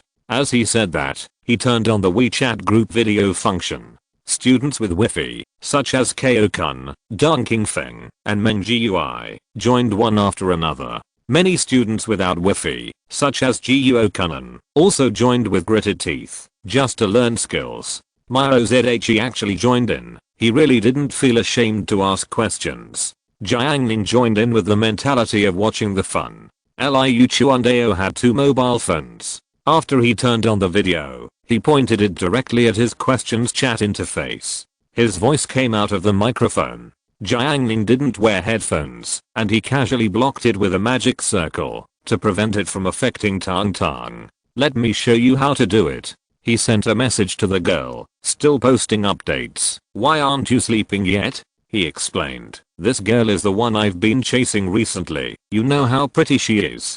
Gyu-kun started to talk. She's really pretty. Soon, the girl's reply appeared on the chat page. I slept. Liu Chudeo flirted with the girl. Live. Don't say I slept in the future. I slept is polite. Good night means I like you. Hello means I like you especially. And good night means I like you twice as much.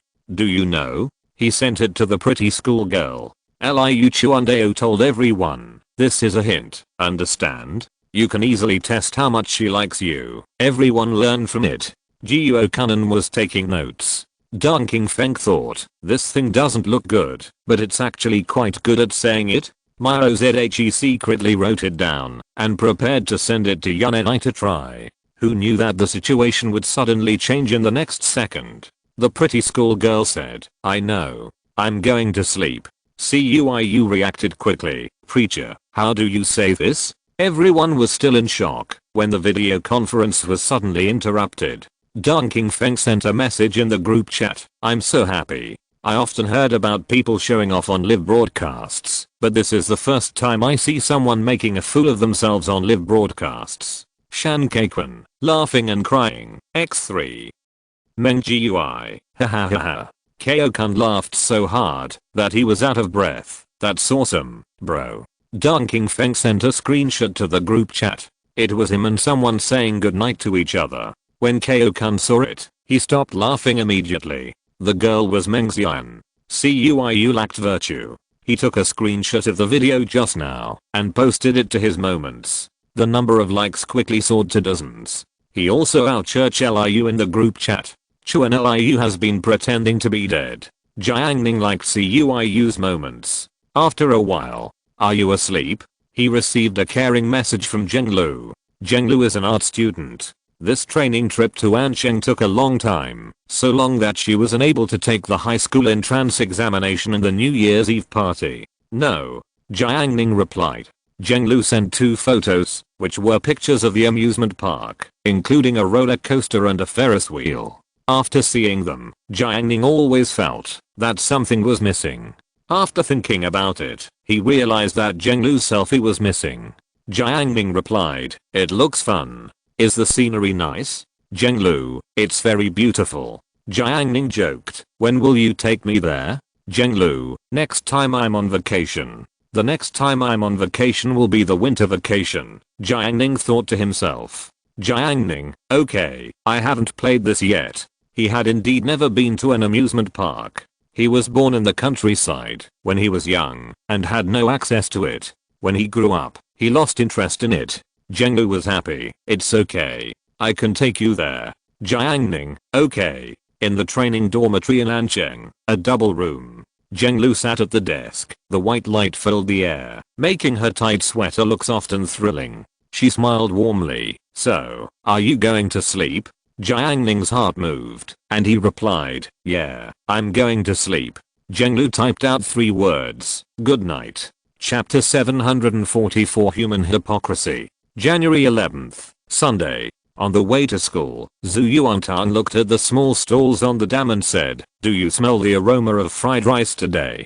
Jiang Ning certainly smelled it. In the range of his spiritual sense, in Yang Fen's farmhouse restaurant, Zhuang Jian, who was not addicted to fishing, he had been learning from the master today. He only learned one skill, egg fried rice. "I want to eat egg fried rice," Zhu Yuantang said. Jiang Ning, "What about grilled cold noodles?" "I want to eat it." Jiang Ning said again, "What about no vegetable and shredded pork rolls?" "I want to eat it too." Jiang Ning judged, "Okay, you just want to eat it." Zhu Yuantang smiled, "You are worthy of being my general." Facing the gorgeous sunset in the sky, the battery car slowly moved forward, and the two talked slowly. It was cold, the temperature was close to 0 degrees, and the wind was cold. Zhu Yuantang raised his hand and gathered Jiang Ning's scarf. Jiang Ning looked at the city view of Nanhan Road from afar. The lights of the shops on the street were on, and there was a vague feeling of desolation.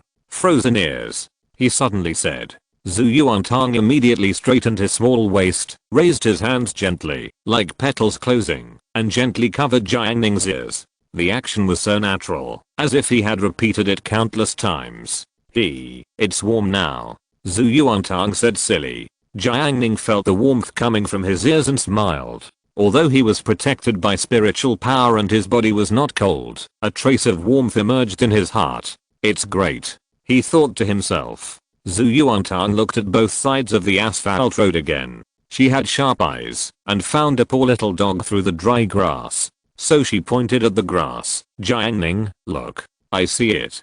"Jiang Ning, it's probably another dog thrown away by someone." Zhu Yuantang, poor. In the middle of winter, no one took care of the puppy. Most of it would die. It was really pitiful. After Jiang Ning saw it, he thought for a moment, and then he drew out a spiritual power, pointed at the puppy, and gave it a guide to the Qinghai Lake area. If the dog is lucky and walks into the Qinghai Lake area, it may live for a few years or months. As for its final fate, it depends on whether its meat is delicious. Zhu Yuantang didn't know what Jiang Ning did.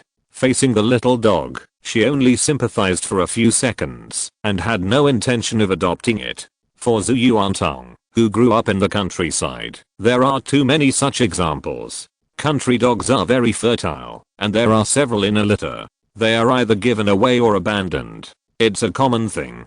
Raise? There is no way to raise them all. The living standards of rural people are generally average. It's good to have 1 or 2 dogs to watch the house. Zhu Yuantang was about to pass by, but she suddenly thought of something and asked Jiang Ning to stop the car. Then, she ran out of the car and actually recorded a video of the little dog, intending to post it on the Kuaishou platform to find a destined person.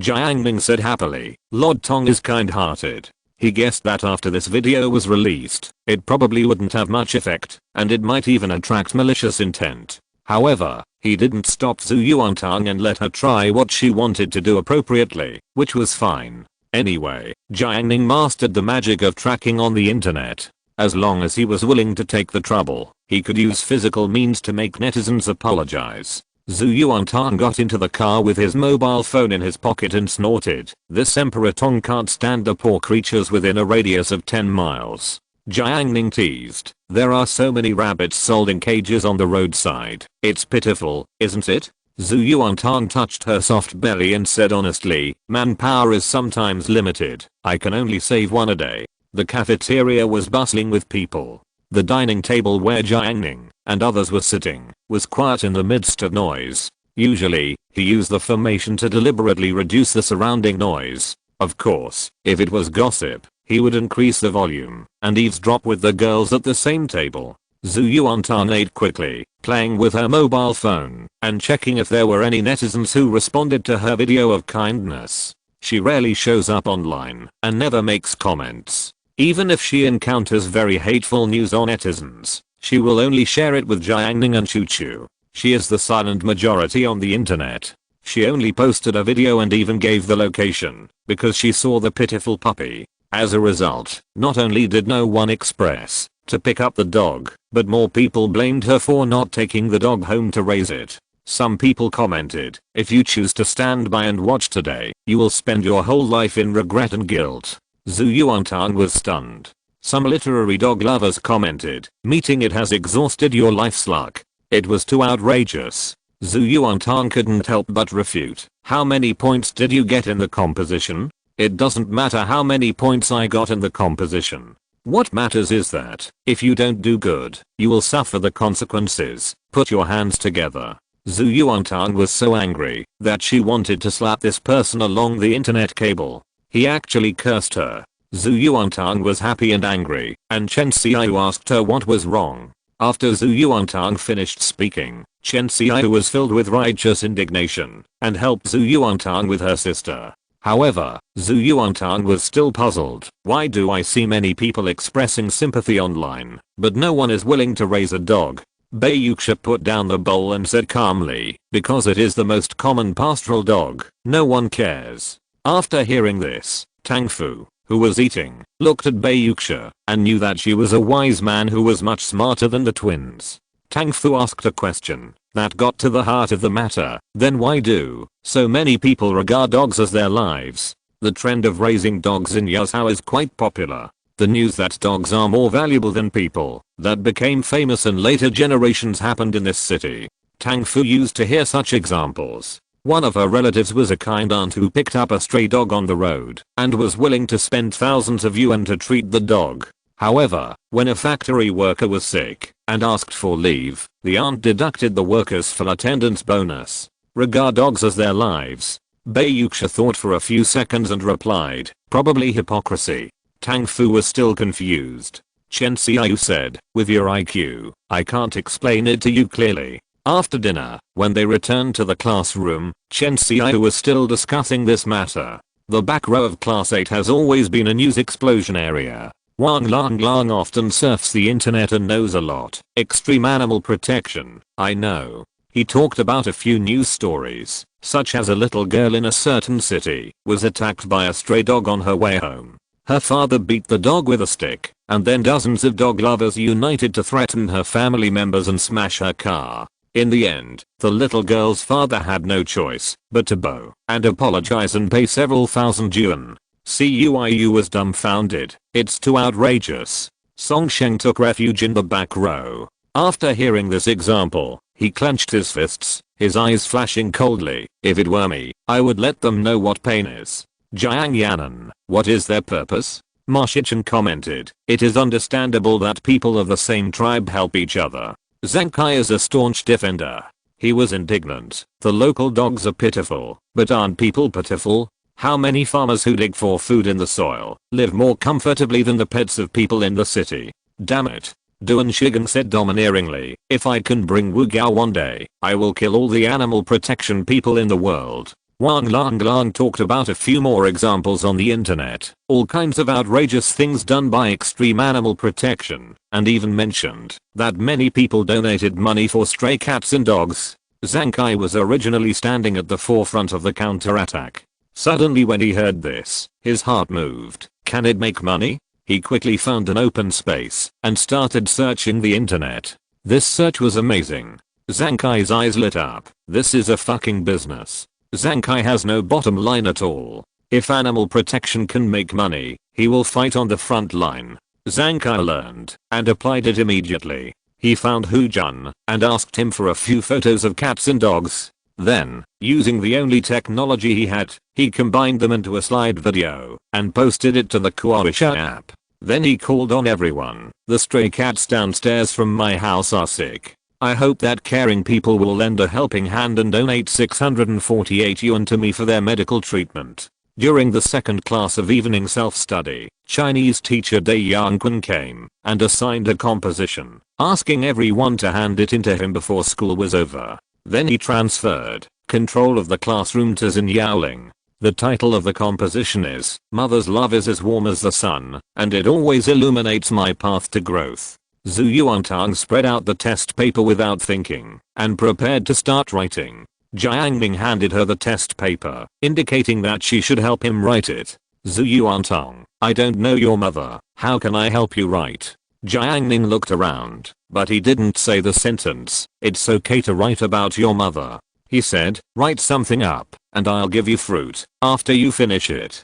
Okay. Zhu Yuantang agreed happily. In fact, the fruit was given by the head teacher Shan Qingrong, who was originally intended to give it to Zhu Yuantang, but was intercepted by Jiang Ning halfway. Although the four leaders often gossip, they will not delay their studies. Chen Xiaoyu and Bei Yuxia are busy writing essays. Only Jiang Ning continues to play with his mobile phone leisurely. Not to mention, it's really comfortable to have a deskmate who helps with homework during school days. He glanced at the table in front of him. Jiang Yanan and others were also writing essays. Zhu Yuantang wrote quickly, with sharp thinking, almost without thinking, and wrote super fast. After finishing one essay, Chen Xiaoyu next to him was still biting the pen cap, thinking hard. After finishing the second essay, Chen Xiaoyu started writing for a while. Jiang Ning flipped through the test paper and said calmly, as soon as I got home from the evening self-study, my mother standing by the door was the first thing I saw.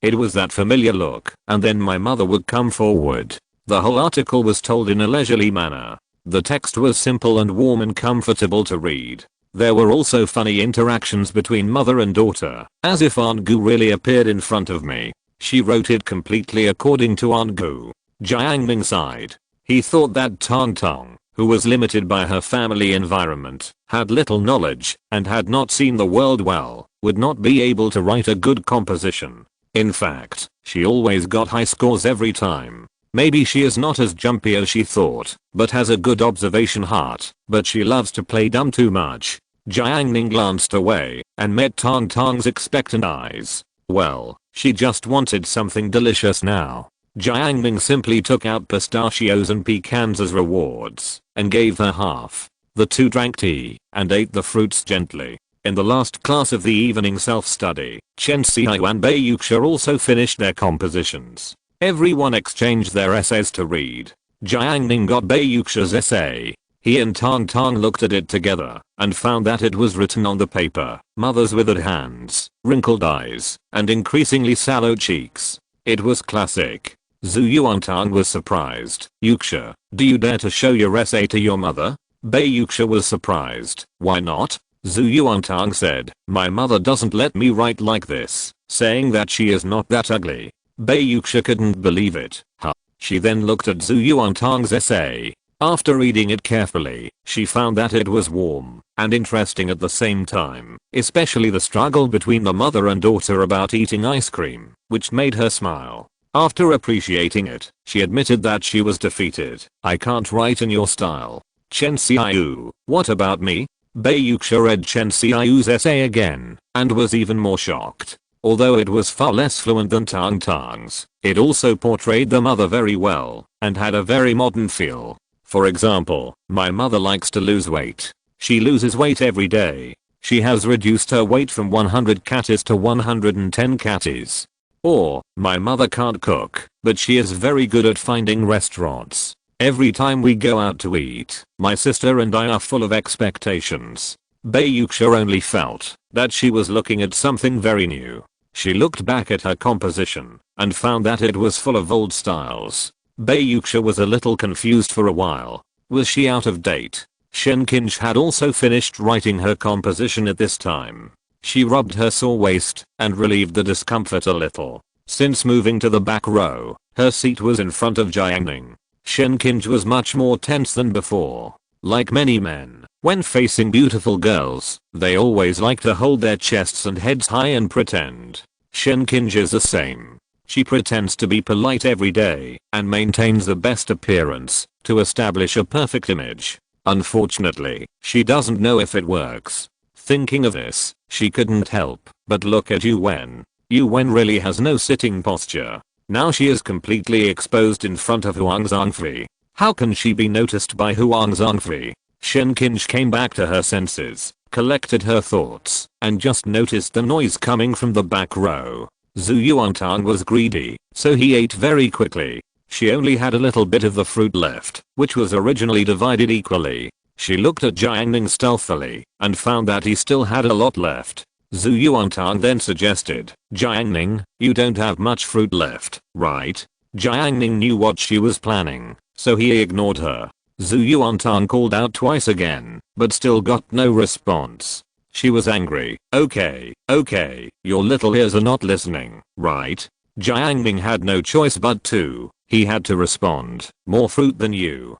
"But, it's still not enough," Zhu Yuantang said. After waiting for a few seconds, she saw that Jiang Ning didn't respond. Then she said, "Do you want to have more fruit? I have a good idea. Jiang Ning, go ahead. Let's mix the snacks together and eat them. This way, there will be more snacks. Do you think it makes sense?" she suggested. Shen Qinj at the front table almost laughed after hearing this. This trick is for 3-year-old children, right? Using the same tricks as to trick children to trick Jiang Ning? She couldn't help but despise Zhu Yuantang. Not only did he look childish, but his methods were also extremely childish. How could Jiang Ning agree to such a thing? The next second, Jiang Ning said, "Okay." Shen Qinj's expression was stiff. Chapter 745. Going out. Monday afternoon school was over. After returning from the cafeteria, Zhu Yuantang and Chen Xiaohu went back to the classroom together.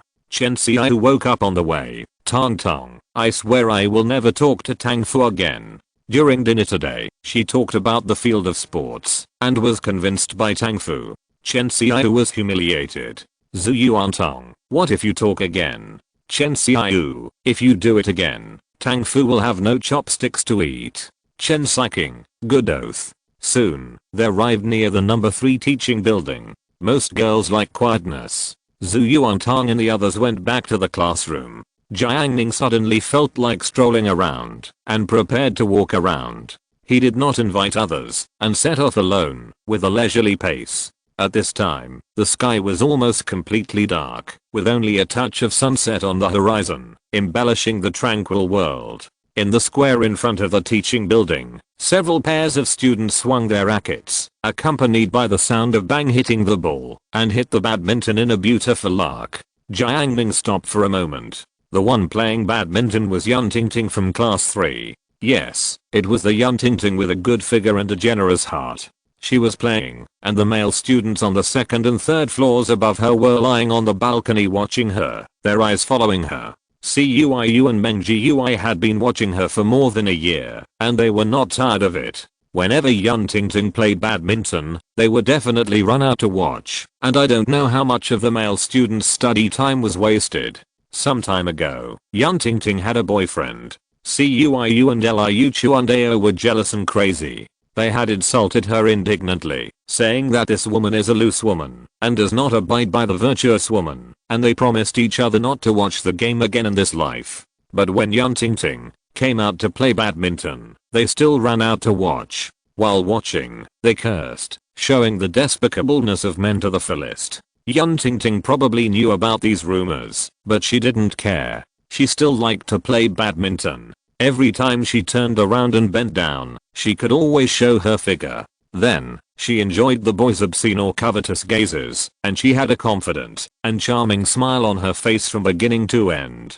Jiang Ning had no opinion on her. After all, she was too conservative compared to those women in later generations who wore yoga clothes and played frisbee on the grass. In such a dim environment, the street lights in the school suddenly lit up. It seemed that the number 4 middle school was prosperous, and even the street lights were much brighter than before. Jiang Ning, who was passing by the street lights, was illuminated by the street lights. Yan Tingting drew out a beat, attracted by the sudden light of the street lights, and her eyes involuntarily looked to the east, only to see a tall and slender boy in a black windbreaker, now under the light. She looked at it intently and immediately recognized Jiang Ning. Not long after the New Year's Eve party, many classmates still remember Jiang Ning's performance on the stage, and Jiang Ning himself was inquired, asked, and understood by many classmates. Yan Tingting found that his profile was handsome, and he had a special temperament. He was not ostentatious, but he had an innate transcendence.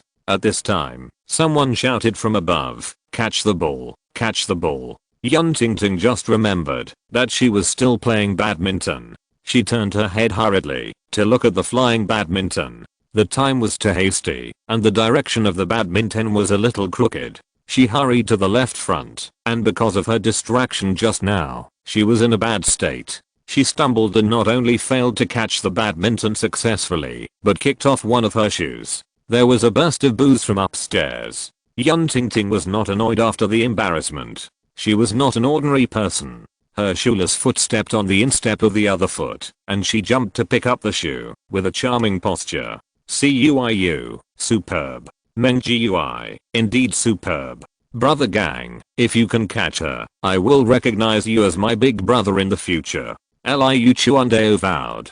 Duan Shigen was unhappy. Damn it, don't think I don't understand. Ha ha ha. The balcony was full of laughter, but everyone was just joking. In their hearts, they knew that a girl like Jiang Ning who liked to show off would definitely pursue Yun Yun. Without some skills, it would be impossible to win her over. Jiang Ning put on her shoes and found that her ankle was not sprained. She saw that the man near the street lamp did not leave, so she immediately raised her racket and invited, Jiang Ning, do you want to play 2 games? Her voice was neither loud nor soft enough for the spectators upstairs to hear, and they were immediately shocked. Liu Chuandeo, damn it. How can he be so worthy? Ji Zuan from class 9 wanted to punch the wall. When Jiang Ning heard the shout, his eyes moved and fell on Jiang Ning's face. Probably because of exercising, the girl's face was rosy, and round beads of sweat oozed from her high nose bridge. She looked young and healthy. He waved his hand. Forget it, I have something to do today. Jiang Ning did not expect to be rejected. Nowadays, girls who are slightly good looking do not have to be very good looking. Basically, they are pursued by countless boys from childhood to adulthood. Jiang Ning's appearance and figure crush those little beauties. She is treated too much preferentially on weekdays. No boy disagrees when asked to play badminton, and many of them even bring double drinks. She was stunned for a while, a little annoyed, and then in order to maintain her image, she smiled and said, okay, next time. Yeah. Jiang Ning responded and continued to move forward. Jiang Ning retracted her gaze, feeling a little uncomfortable. In the past, she would never invite him. She didn't pay much attention to Jiang Ning until he showed up at the New Year's Eve party, which completely shocked many classmates. Especially, thinking of the girl who danced with him that day. Her name was Bayuxia. Jiang Ning, who likes to play badminton in public, naturally would not miss the New Year's Eve party, but was ruthlessly knocked out by Bayuxia during the rehearsal. It became a thorn in her heart. This time, with an inexplicable feeling, she wanted to invite Jiang Ning again, but was rejected. It was too painful. Jiang Ning continued to play badminton, but she inevitably lost some of her sharpness, and her jumping movements were much less. The audience sighed in disappointment. Jiang Yanan and others who had just returned from the cafeteria were about to go outside the school to buy milk tea, and happened to witness this scene. Jiang Yanan's eyes were bright. Kinj. Jiang Ning was called by Jiang Ning. Shen Kinj was in a bad mood, and her face turned black. Just call her. She recently discovered that, since moving to the back row, Jiang Yanan has mentioned Jiang Ning much more frequently. Maybe Jiang Yanan didn't mean it, but Shen Kinj was upset.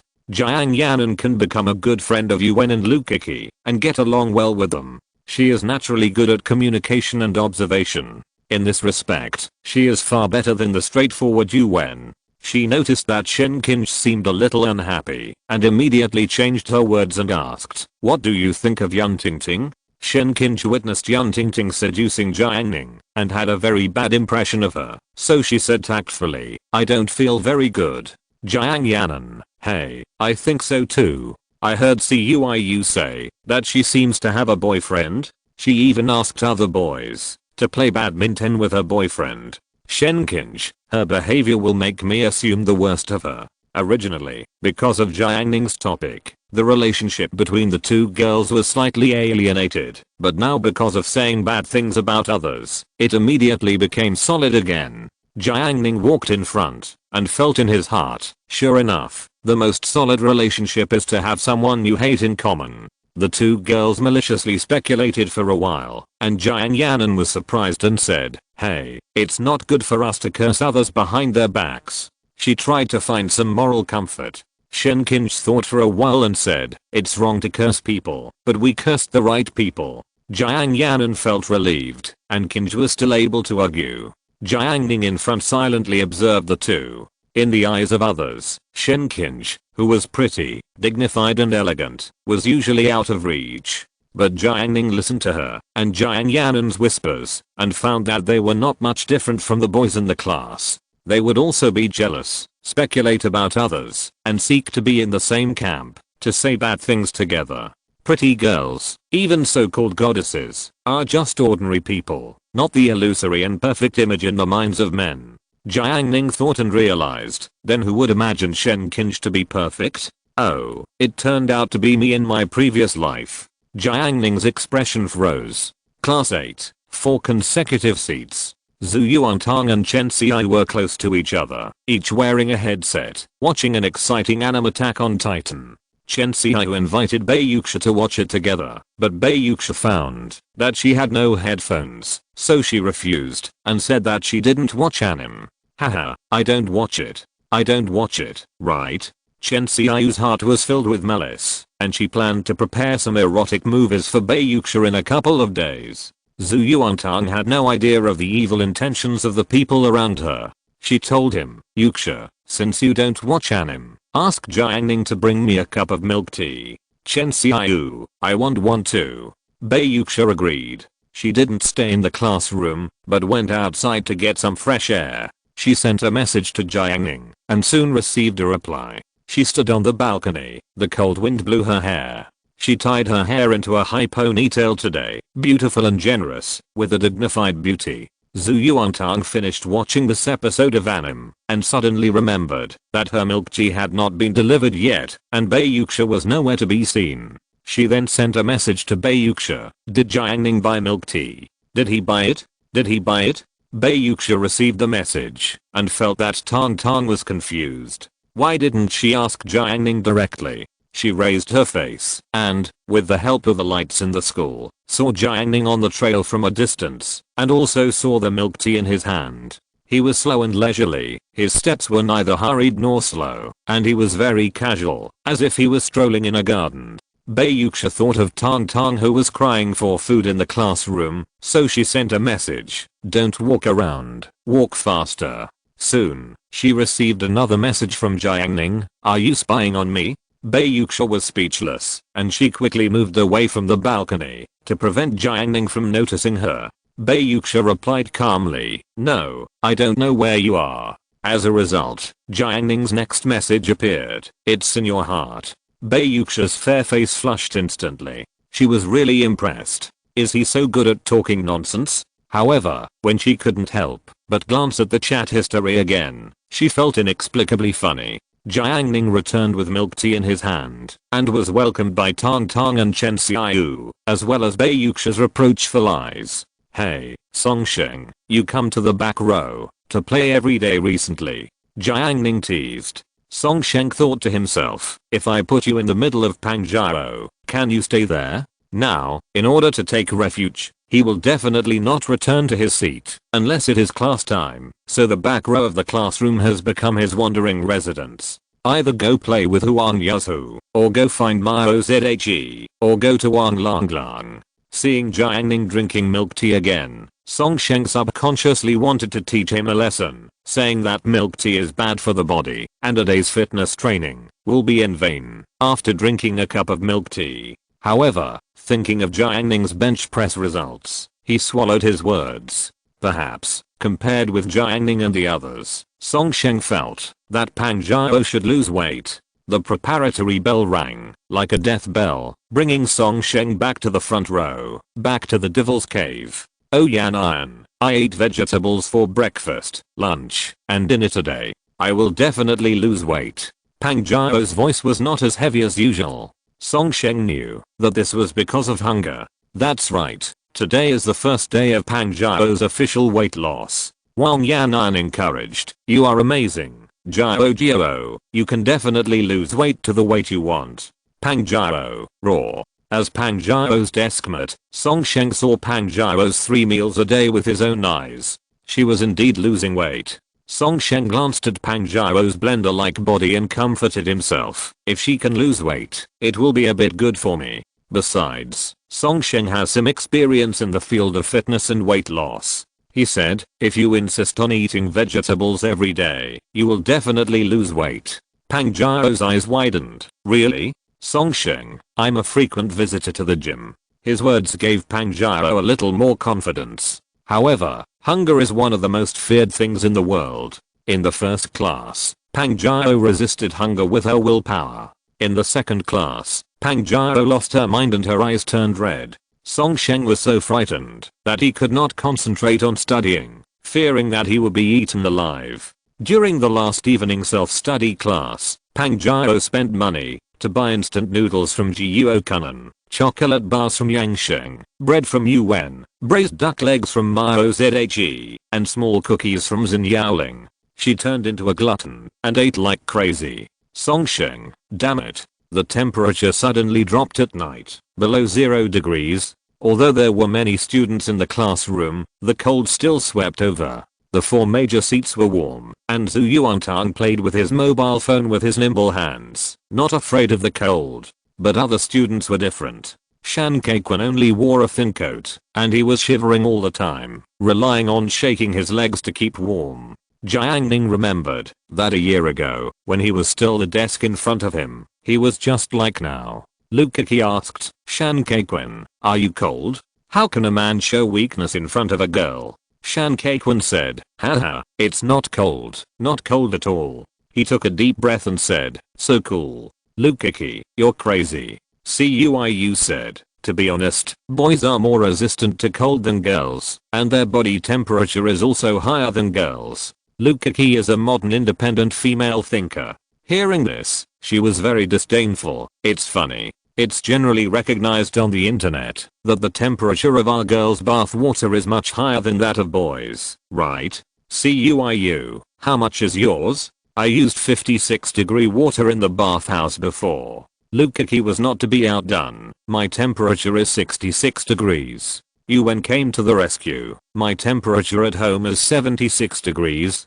Zhu Yuantang came out to fight. What's yours? Jiang Ning uses 100-degree water and it's not too hot. Chapter 746. Attack and win over. Although Zhu Yuantang was the top student in the class and was treated favorably by the head teacher, she was not considered as an equal by the girls in the class because of her childish appearance. For example, Shen Qinj, Yuan, and Lukaki. When Lukaki heard this, she retorted, 100 degrees? Are you kidding? Boiling water is only 100 degrees. She used her tyrannical power to let Zhu Yuantang know that the dispute between them was not something that outsiders could interfere with at will. Yuan seized the opportunity and objected. That's right. 76-degree bath water is the limit. 100 degrees is boiling water. You can't brag like this. Jiang Yanan secretly pulled Yuan and thought to himself, we are all joking. Why are you two so serious?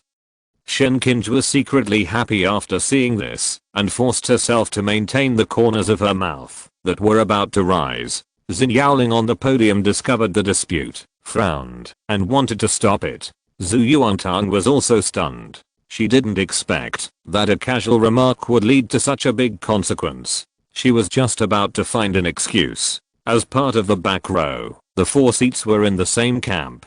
Bayuxia said, the human body temperature is about 37 degrees, and the temperature of ordinary people taking a bath is about 40 degrees. 55 degrees hot water may be understandable, but why can you use 66 degrees and 76 degrees? After hearing this, Cuiu, who was at 56 degrees, had a good impression of Bayuxia. Lukaki felt a little inferior to Bayuxia because she was not as good as the other party in all aspects, but women are jealous by nature. At this moment, she must not retreat no matter what. She realized that a war had begun. She must win and defend the glory of independent women. Lukaki laughed. Since 66 degrees is unreasonable, isn't 100 degrees even more unreasonable? To the north, Wang Lang sat and watched everything, sighing. Even this can cause a dispute.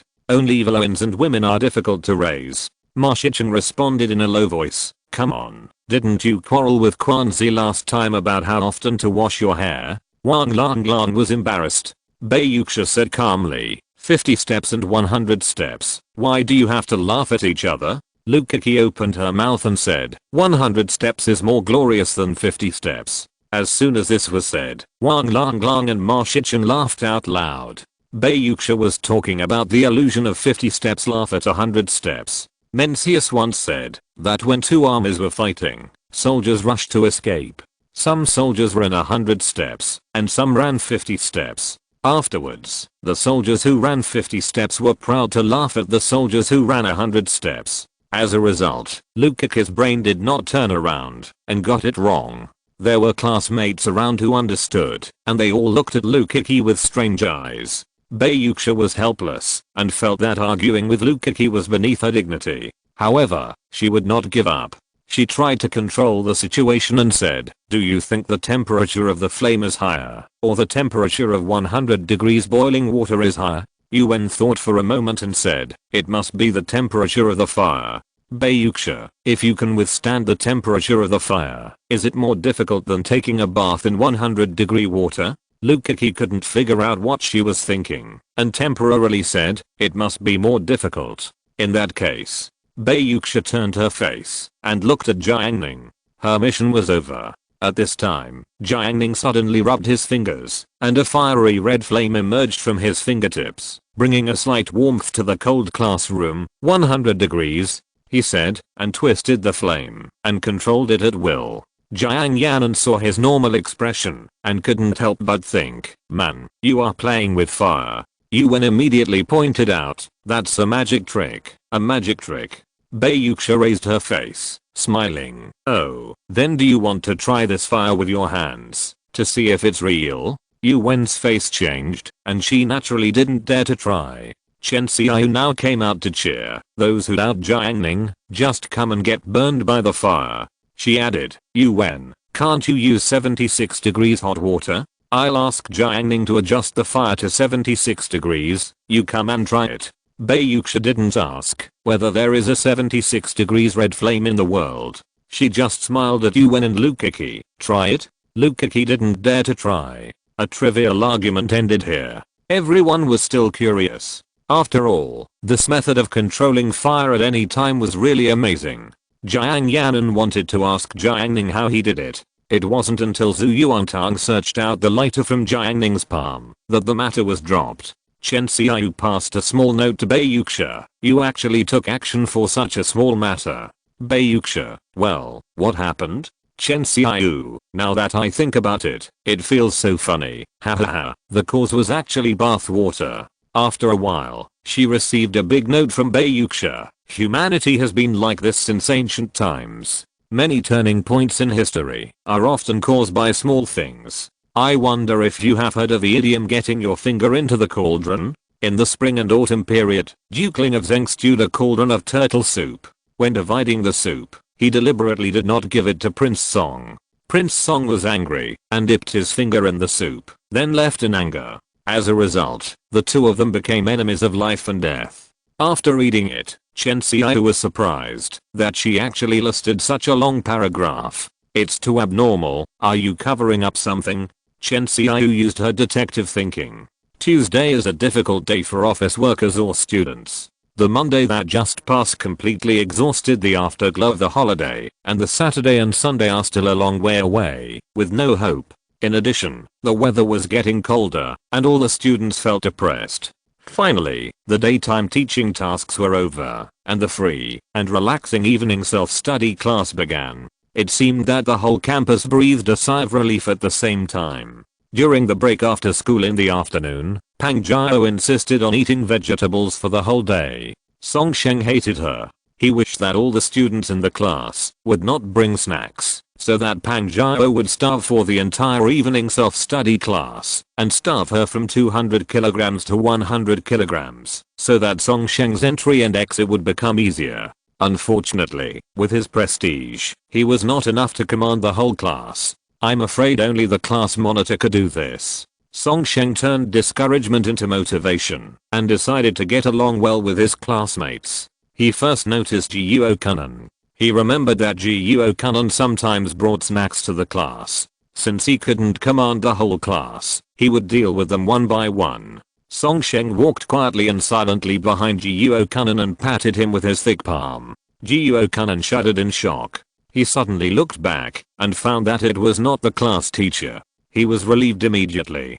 Damn, I'm so scared. Song Sheng said, what are you playing? Gyuo-kun, I was looking at my questions space and suddenly found my old elementary school classmate. He showed it to Song Sheng openly. When his deskmate Kyo-kun saw it, he was surprised. Your classmate is pretty. In the photo, in front of the entrance of the scenic spot, a young and beautiful girl raised her hand and made a V sign, smiling brightly, which made people happy. As soon as these words came out, Liu Chuandao and Duan Shigen came over. Gyuo-kun was in a good mood. Hey, she was in our town elementary school, in the same class, and sat in front of me. Kyo-kun took another look. His family conditions were okay, otherwise they would not be able to support Meng Xian for more than a year, and even Tang Jing was included. Her family should be quite rich, right? Gyuo-kun was stunned. How do you know? Kyo-kun pointed at the girl's clothes. I know this brand. It seems to be massful, so I know a relative who wears this. Gyuo-kun, who was born in the countryside, had never heard of this brand. He asked, how high-end is it? Higher than Adidas and Nike. Kyo-kun converted it. About the same.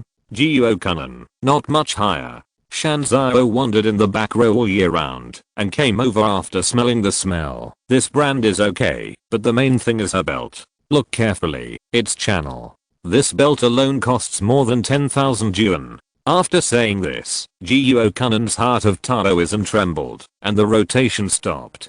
Countless darkness and ominous sea of consciousness were born. Inferiority and frustration blinded his heart of Taoism, and he was depressed and suffocated. He maintained his smile and said, she moved away from junior high school and didn't study in the town. I heard that her father opened a factory to make money. I didn't expect that he was so rich. He never thought about the belt worth more than 10,000 yuan. The usual fantasy was completely annihilated. Gyuo-kun plucked up his courage and said, we used to walk home together after school. I didn't expect that now you have become a phoenix. Song Sheng couldn't stand the sky and the earth, but he was able to be admitted to the 4th place in the class. His overall quality was still very good. He noticed the loneliness hidden in Gyuo-kun's tone. Song Sheng, who wanted to have a good relationship, comforted him at the right time. Don't be sad. You are not the same kind of people. You just walked a distance together. Gyuo-kun's heart millstone was originally silent, waiting to recover. Now a crack has directly appeared. His heart, his person, has been cracked. Damn Song Sheng, get out of here. Duan Shigen, haha, what do you mean we are all the same? Are there any kings, princes, generals or ministers of different species? Liu Chuandao, aren't there people in our class who are also well off? For example, Dong Qingfeng, Wan Yang, and Qi Xianheng are in our grade, but they are still in the same number 4 middle school as us. What's so great about that? Duan Shigen, that's right. Song Sheng looked at the two of them and said mercilessly, 99% of your future after graduation is to work. Can you compare with others? Duan Shigen said disdainfully, studying can change your destiny. Song Sheng said seriously, sorry, I was wrong just now. You were destined to work, but you just happened to go to school for a few years. This remark not only hurt Gangzi and Chuandao, but also hurt Gyuo-kun. Not only did Song Sheng fail to establish a good relationship, but he also made several people look gloomy and very dissatisfied with him. Song Sheng left angrily. After he left, Liu Chuandao said, haha, what's so great about being rich? As for your elementary school classmate, no matter how rich she is, she will never get a man like me. Duan Shigen applauded. Well said. Kyo-kun laughed awkwardly, and Gyuo-kun was also embarrassed. Liu Chuandao saw their expressions and said, this girl is rich, right? She is out of reach, right? Haha, can she be as rich as Baiyuxia from our class? Baiyuxia's family background is semi-public in the class. Kyo-kun calculated, Baiyuxia's family should not be as good as his classmate, but Baiyuxia's family's social status should be slightly higher than hers. Kyo-kun still has some vision. Considering the age of Bayuksha's parents, and the fact that they are all highly educated talents, they will definitely be a full professor and a chief physician in the future. With a strong combination, they will be the top in Yuzhou. Liu Chuandao weighed it up and said, then it's a tie. Brothers, let me show you what it means to be poor, but not poor in spirit, and to be poor and humble, and not be moved. He turned his back to the crowd, and strode to Bayuksha.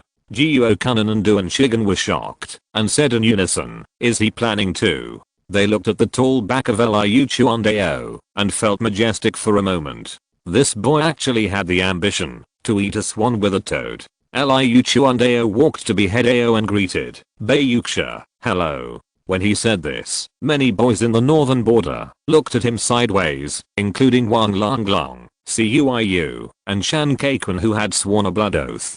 Bayuksha was puzzled. She was very polite on the surface. Hello, what's the matter? Liu Chuandao straightened his collar, dressed formally, and solemnly invited, after the evening self-study, can you give me a chance to go for a ride in the BMW together? Cuiu was so shocked that he almost bit his tongue. Liu Chuandao was actually the son of a rich man. Jiuo-kun was shocked. Ah. Shan Kaikun clenched his fist. Is it great to be rich? Du and Shigen looked Liu Chuandao up and down. Could it be that he was once a king and later hid his identity? Bayuksha's face was normal, and she calmly refused. Sorry, I have a BMW at home. Liu Chuandao, yes, I'm talking about your BMW. Liu Chuandao left, and the class bell rang. Zhu Yuantong, who had been tired all day, ate melon seeds with Chen Xiaoyu. These were the crab-roe flavored melon seeds that Chen Xiaoyu bought, which were quite delicious.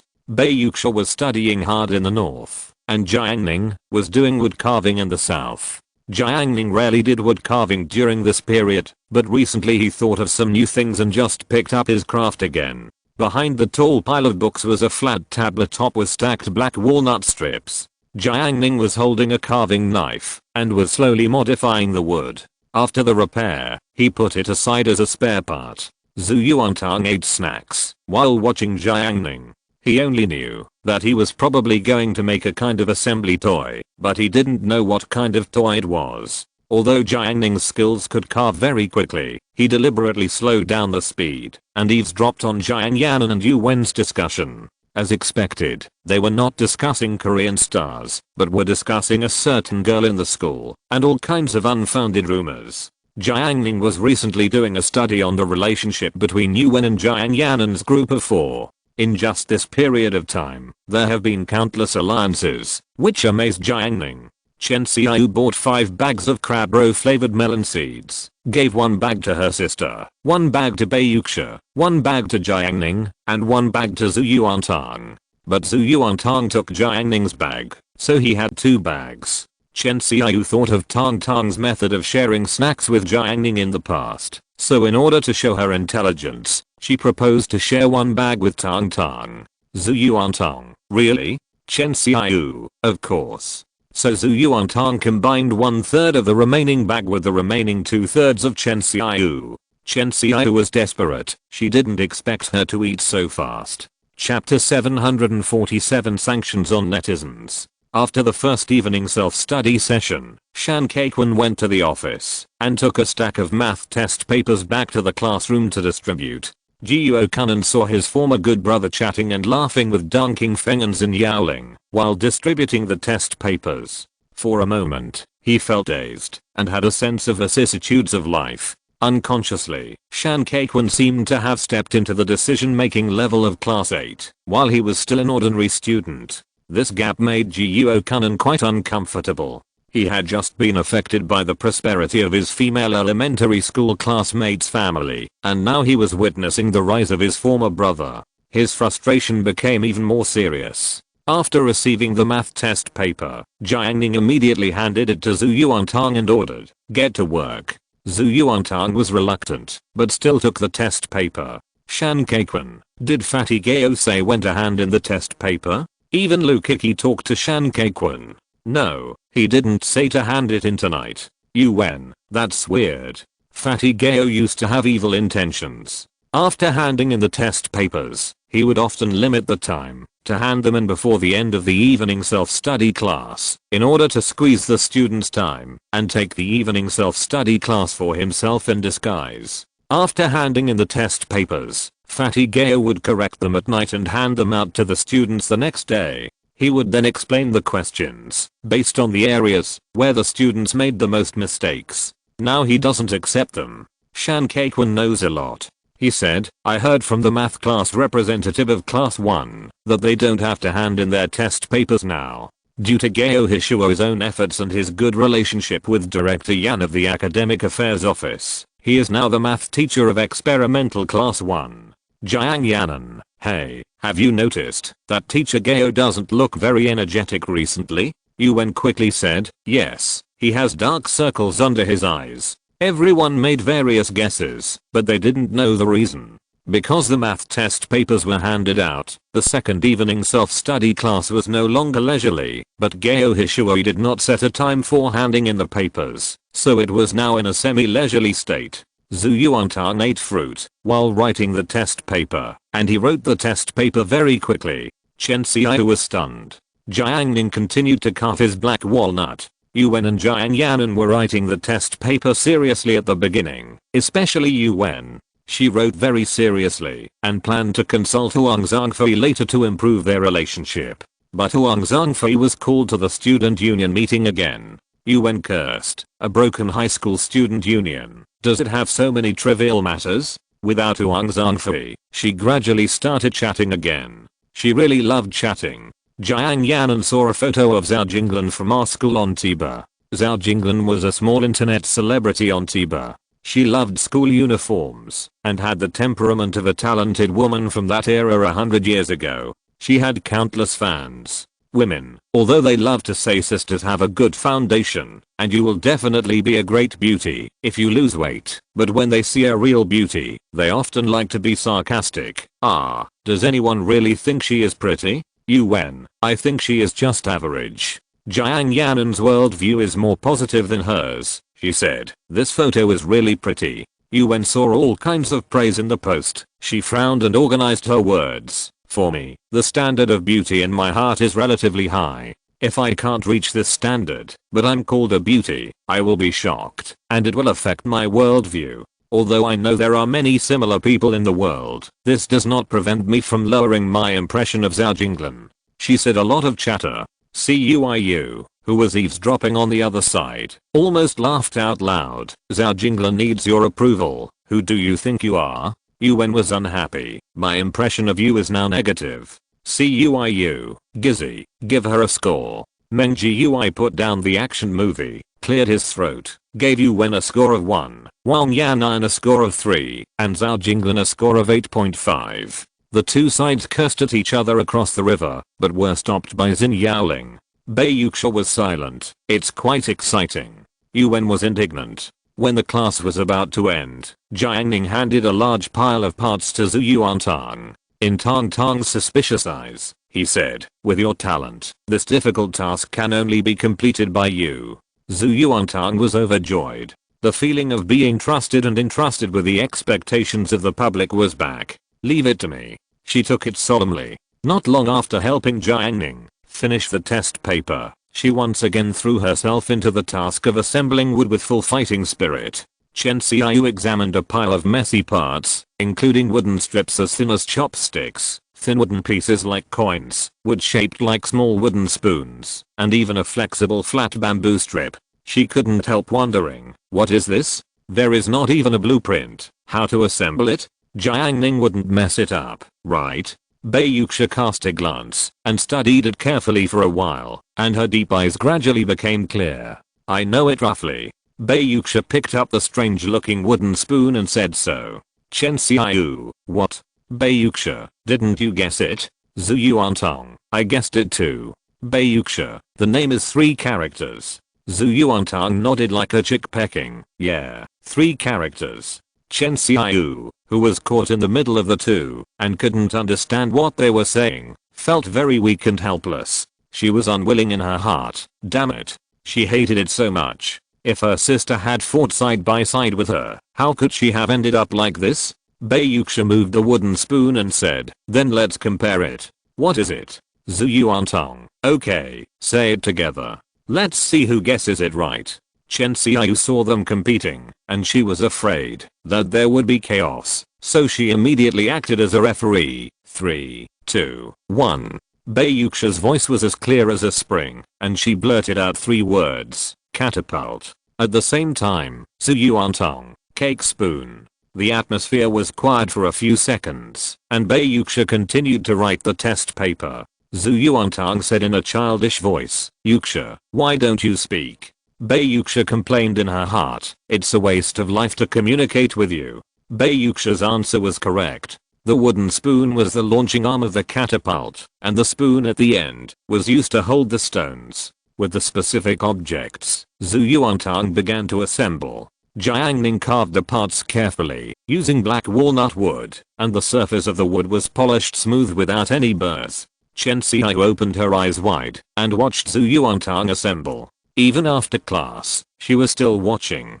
Compared with those large assembly toys, the ancient catapult did not have many parts, and Zhu Yuantong understood the so-called principle of the catapult. After assembling the main body of the catapult, Zhu Yuantong installed the wheels, rotating disc, bow wings, as well as the capstan and ropes, etc., and debugged them a little to make sure the assembly was complete. At this time, many male classmates had gathered around.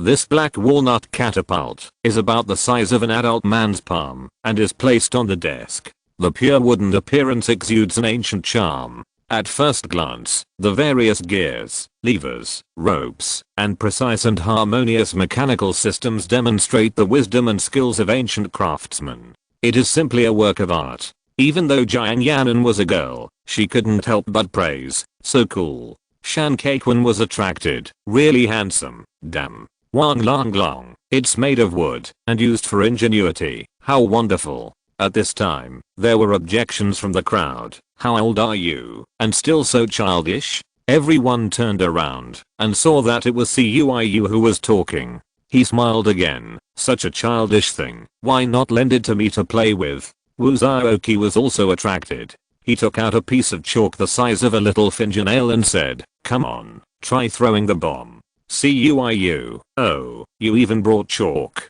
Wu Zhaoqi was proud. Fatty Gao hit me, and I caught the trophy. Zhu Yuantong shook the capstan of the catapult and saw the launching arm slowly fell, the bow wing bent, and accumulated powerful power. Wu Zhaoqi loaded the chalk head. Zhu Yuantong pulled the mechanism of the stone throwing hook rope, and then the mechanical structure transmitted the elastic force and the lever structure exerted force at the same time, and the chalk head flew up instantly and hit the front of the classroom, spanning a distance of nearly 10 meters, leaving a chalk mark on the blackboard. Everyone was amazed. Can it hit so far? Cuiu was overjoyed. If I have this, I can hit anyone I want in the class in the future. Jiuo Kanon looked at it with envy. Can I buy it? Chen Xiaoyu, no, it's made by Jiang Ning. Everyone knows that Jiang Ning likes to carve things, and they also know that he can carve jade, but many boys didn't take it seriously before, until this catapult came out, and the male classmates looked at him with unbelievable eyes. This catapult is too exquisite. During a break, Zhu Yuantong gained countless envy. He placed the catapult on the pile of books as a medal, but Song Sheng, who was in the front row, took his hand away from his desk because he felt that Pang Jiao, who had been hungry for a day, seemed to want to bite him. In order to protect himself, Song Sheng trembled and said to Pang Jiao, whose eyes were green, how about you eat something and lose weight tomorrow? Pang Jiao was waiting for this sentence and immediately growled, eat. Xin Yaoling couldn't stop it at all. She was also worried that Pang Jiao would eat the podium. Pang Jiao led Wang Yanan to search for snacks for classmates. Tonight, Pang Jiao bought Shankaiwa's Oreo chocolate pie, Kyangla's energy drink, Mao Zhe's braised duck feet, Dong King Feng's potato chips, and Xin Yaoling's biscuits. She tore open the bag and threw it into the big mouth of the glutton, dragging her fat body and continuing to search for food. Not enough, not enough, not enough. This snack is not enough to fill Pang Jiao's stomach. Xin Yaoling was stunned. She stared at Pang Jiao swimming in the river. She was like a disaster in ancient mythology. Pang Jiao continued to search and got 2 packs of Weilong spicy strips from CUIU. She tore open the package and threw it into her big mouth immediately, but it was still not enough. At this time, Zhang Kai stood up. He held up a bag of lucky instant noodles and waved the flag and shouted, "I have instant noodles. I have instant noodles." Pang Jiao stretched out his burly arms and tried to grab it. Instant noodles are a great food to fill hunger. Hey. Zhang Kai rolled his eyes and took the instant noodles back before Pang Jiao could touch them. Pang Jiao stamped her feet in hunger. Mao Zhe beside her had a headache and recalled the fear of being dominated again. "Give it to me. Bring it to me." Pang Jiao growled. Zhang Kai was not afraid at all. He was one of the strongest people in class 8. Zhang Kai held up 3 fingers and offered a price, 3 yuan. Wang Yanan shouted angrily, "You are crazy. Lucky instant noodles are only sold for 1 yuan in the small supermarket outside. You sell them for 3 yuan? A bucket of instant noodles is only 4 yuan. Zhang Kai was not ashamed, but very tough. He curled his lips and said, "It's up to you to give it or not, to eat it or not. If you don't want to eat it, get out." After that, he sat back in his seat, crossed his legs, and looked so careless that it made people very angry. Pang Jiao was almost going crazy with hunger and wanted to buy it at a high price. However, Wang Yan'an, the think tank and military advisor among the 4 golden flowers, was not happy. "Do you think Jiao needs your little food?" Wang Yan'an scolded Zhang Kai. "We need it?" She went back to the back row and found the 4 seats. "Who has the most snacks in class 8? The uncrowned king must be Zhu Yuantang." Previously, due to the existence of Jiang Ning, Wang Yanan and Pang Jiao did not ask Zhu Yuantang to buy them. Now that she was forced by Zhang Kai, she was anxious. After Wang Yanan found Zhu Yuantang, she asked loudly, "Zhu Yuantang, do you have snacks? Can you give me some?" As she said that, she raised her head and looked down at Zhang Kai with her flatfish eyes. The whole class heard her words. Zhu Yuantang flipped through the hole in the table and replied, "Sorry, you came at an inopportune time. I just finished my snacks." Wang Yanan's face rose. In desperation, she had to find Zhang Kai again to buy snacks. Zhang Kai held up the lucky instant noodles and said, "Haha, 10 yuan. Go home after school in the evening." Zhu Yuantang was looking at the moon in the backseat of the electric car and was very puzzled. Why can't Pang Jiao stick to losing weight every day? Jiang Ning, because human nature is lazy. Zhu Yuantang, oh. He boasted again, "Look how hardworking I am. I help you practice computer every day after school." Jiang Ning thought of the training order given by his cousin today, so he said, "You are really hardworking, rare." Zhu Yuantang was very happy to get spiritual recognition, and his mouth curled up sweetly. Jiang Ning was also very happy when he thought that Tang Tang could get more than 100 yuan after completing the order. Everyone is happy, but that's it. After returning home, Zhu Yuantang played a promotion game in the diamond game, and he won easily. Outside the 4th middle school, in a small internet cafe, CUIU was ready to practice an account and play with the boss. Suddenly, he received a message from Jiang Ning, "I bought a game account, and someone else gave me one. I can't beat it. Do you want the gold rank one?" CUIU stopped what he was doing. "Okay, thank you." Having a gold account would save him a lot of trouble. In fact, this was not a new one bought by Jiang Ning, but something he had picked up. The day before yesterday, Tang Tang posted a video of an abandoned puppy and was insulted in a private message. The words were very unpleasant, and they were like greetings to the whole family. Zhu Yuantang was very angry. Jiang Ning has been cultivating himself recently and has not been able to meet him offline, but he must avenge Tang Tang. What's more, if that person insulted Tang Tang's family, wouldn't that also insult him? So he used some means to get that person's game account. CUIU logged in and saw that the account was not bad, and there were quite a few skins. He was just about to call his boss to play the game when a game friend in the list sent a message, "Honey, can you take me to play games?" CUIU was puzzled. Who was it? CUIU replied, "I'm not your husband." "Then what about my husband?" CUIU laughed. "Haha, your husband sold the account to me From now on, I'm your husband. Chapter 748 Countermeasures. Winter, early morning. The sun just peeked out of the corner of the horizon, casting a faint light. In the quiet and cold weather, the little girl broke away from the comfort of the quilt, wrapped in a small cotton jacket, and stepped out of the door in cotton slippers. The cold outside was getting heavier. Zhu Yuantang looked around. The wheat fields in the south were covered with silver and white frost. The winter was very strong. I really want to go to the fields for a walk. She exhaled, and a small piece of white mist condensed in front of her face. She no longer hesitated, and ran to Chachu's house. She walked through the door, passed through the main room, and came to the door of the kitchen next to the courtyard. She ran into Jiang Ning leaning against the door. Fortunately, she stopped, otherwise her head would be stuffed in Jiang Ning's arms. Zhu Yuantang was so scared that he took 2 steps back to make room, then raised his little face and looked at Jiang Ning seriously. Jiang Ning usually dresses casually, but today he has a different style. He was wearing a black casual windbreaker, which made his figure stand out. He wore a white shirt inside, a belt tied around his waist, and a pair of simple sneakers. Jiang Ning leaned lazily against the door, looking free and easy, calm and composed, with outstanding temperament. Zhu Yuantang thought to herself, oh no, how come he suddenly became so fashionable? She couldn't help but lower her head and glanced at her old-fashioned cotton shoes, feeling ashamed. Zhu Yuantang was stubborn, with a stern face, pretending to blame. Why do you dress so handsomely? Are you going to school, or are you just showing off? Zhu Chachu, who was cooking in the kitchen, also agreed with Tang Tang's words after hearing what Jiang Ning said. When Jiang Ning came to her this morning, she was even stunned for 2 seconds, and when she took the egg, it almost slipped from her hand. Jiang Ning said, I'm doing this for you. I want to dress handsomely, to make you look good. Zhu Yuantang felt sweet in her heart after hearing this. She didn't pursue it anymore.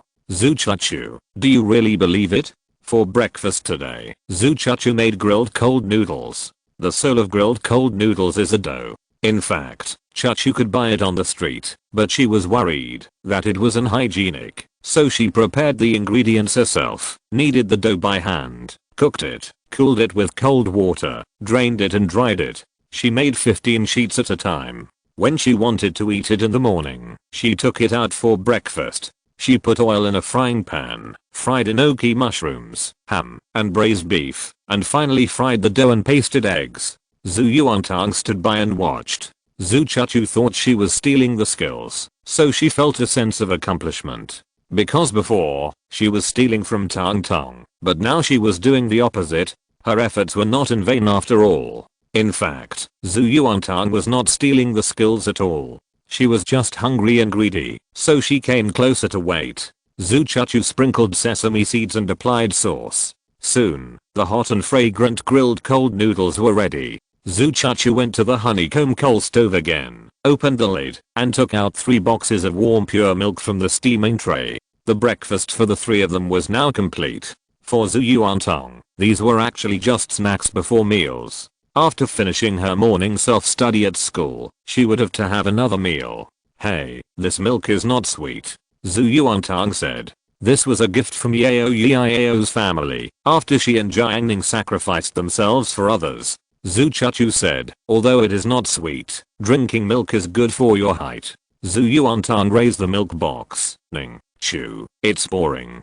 Jiang Ning also tasted the milk. The taste was indeed mediocre. Yuzhou was limited by its geographical location and natural conditions, and the level of dairy industry was very average. Jiang Ning thought of the cow he asked Xiao Shuangshan to choose. Yesterday, he received a message from Xiao Shuangshan, claiming that the excellent little cow had just got off the plane and was in Anshi. After a rest last night, it is estimated that it will arrive at Huqi Mountain today. Starting tomorrow, the little cow will be able to enjoy the spiritual grass and start its extraordinary journey. Jiang Ning said, I hope it grows faster. After breakfast, Jiang Ning packed up his electric bike and prepared to take Tang Tang to school. When he went out, he ran into Zhuang Jianhu, who was wearing a fracture brace. You came early. Jiang Ning greeted him. Zhuang Jian, who smiled confidently. It's okay, mainly because I'm relatively free. How is your study going?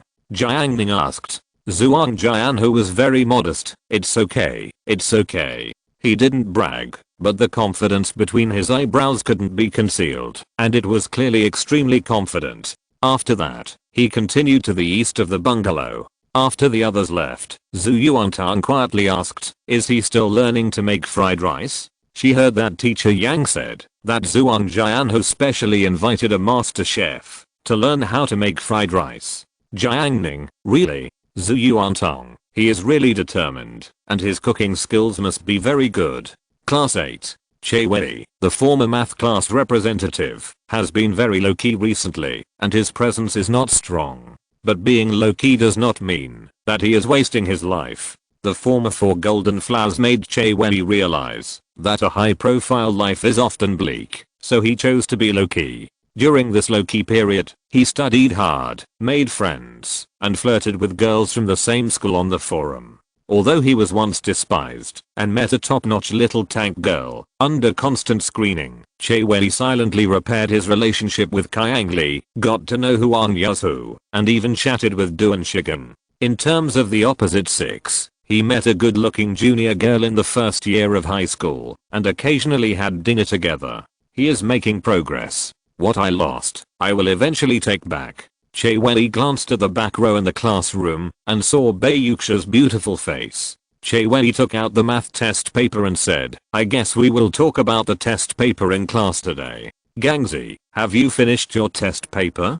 Duan Shigen has been playing it down since he came to the front row. Right a hair. Che Wei handed over the test paper and said generously, take it. Che Wei used to be very careful about his feathers, but now he is very generous in order to make friends. If there are answers to copy, Duan Shigen will definitely be willing to write. Oi, thank you so much. You are such a nice person. He said proudly. Hey, with the test paper to copy, even if Gao Hishui suddenly attacks me in class, I will not be punished to stand outside. So loyal. Che Wei was very polite and deliberately made friends. We are all brothers. This can be regarded as touching Duan Shigen's heart. Brotherhood and brotherhood dreams must not be forgotten. That is his regretful, unfinished dream of the underworld. Duan Shigen reciprocated. Oi, I'm not saying that with your serious attitude. You are the representative of the mathematics class. Che Wei's heart sank, thinking of the position of mathematics committee member deprived by Gao Hishui. He was in a bad mood now, disdainful, just a representative of the mathematics class. Duan Shigen saw that he didn't agree, and said again, a representative of mathematics class is not worthy of you, brother. If I were to say, only the position of monitor of this class 8 can be worthy of you. Che Wei liked to hear this. Yes, if you want to be a monitor, be the best monitor. Defeat Xin Yaoling. Take the position of class monitor, depose Shan Keiquan, suppress Zhang Kai, expel the 4 golden flowers, defeat Jiang Ning, take Bei Yuxia, and finally, dominate class 8. Step by step, reach the top. This is Che Wei's ideal. Therefore, he will definitely take the position of class monitor. He felt sorry in his heart. I'm sorry, Xin Yaoling. Duan Shigen was copying the test paper while bragging to Che Wei. Che Wei's level was still very high when he deliberately made friends. After all, he had established good relationships with many people. Hahaha, Oi is too good at my temper. Duan Shigen slapped his thigh and laughed. Suddenly, a sentence floated from the door. You are laughing happily. Gao Hishui, with his eyes wide open, appeared at the door of class 8.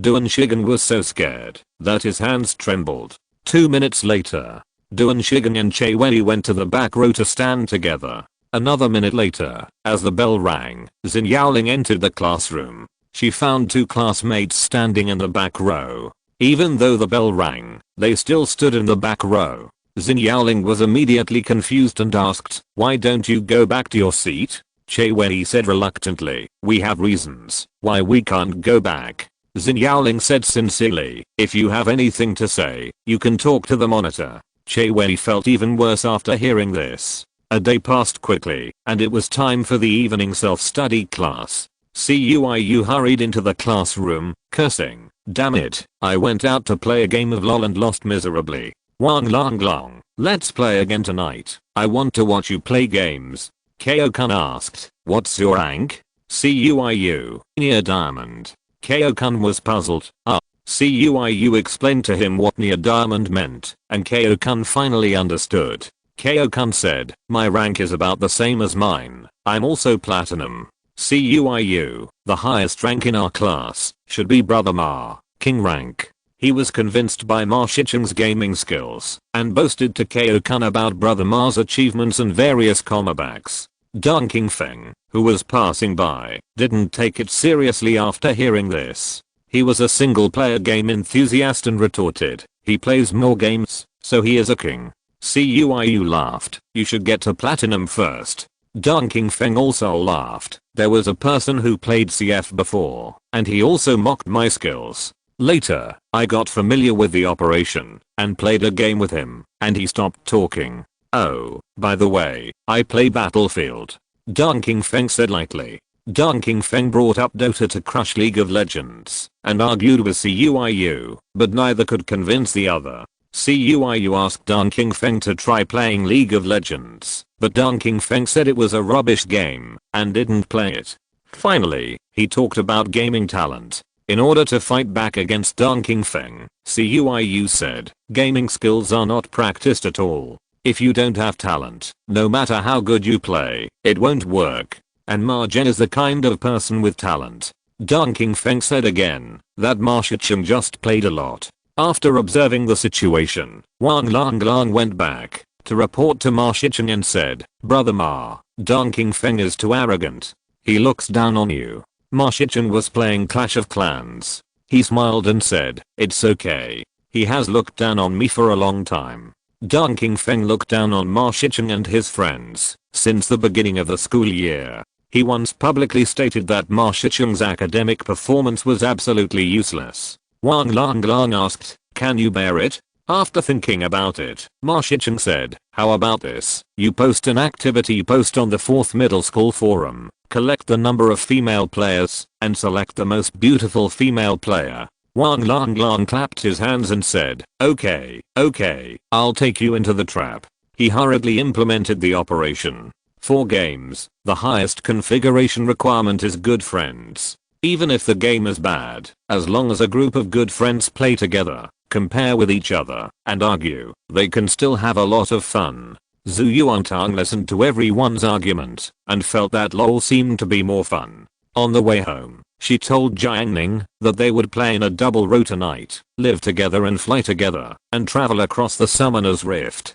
Jiang Ning readily agreed. As a result, when Zhu Yuantang returned home, he did not come to find Jiang Ning, but went to Chachu's house instead.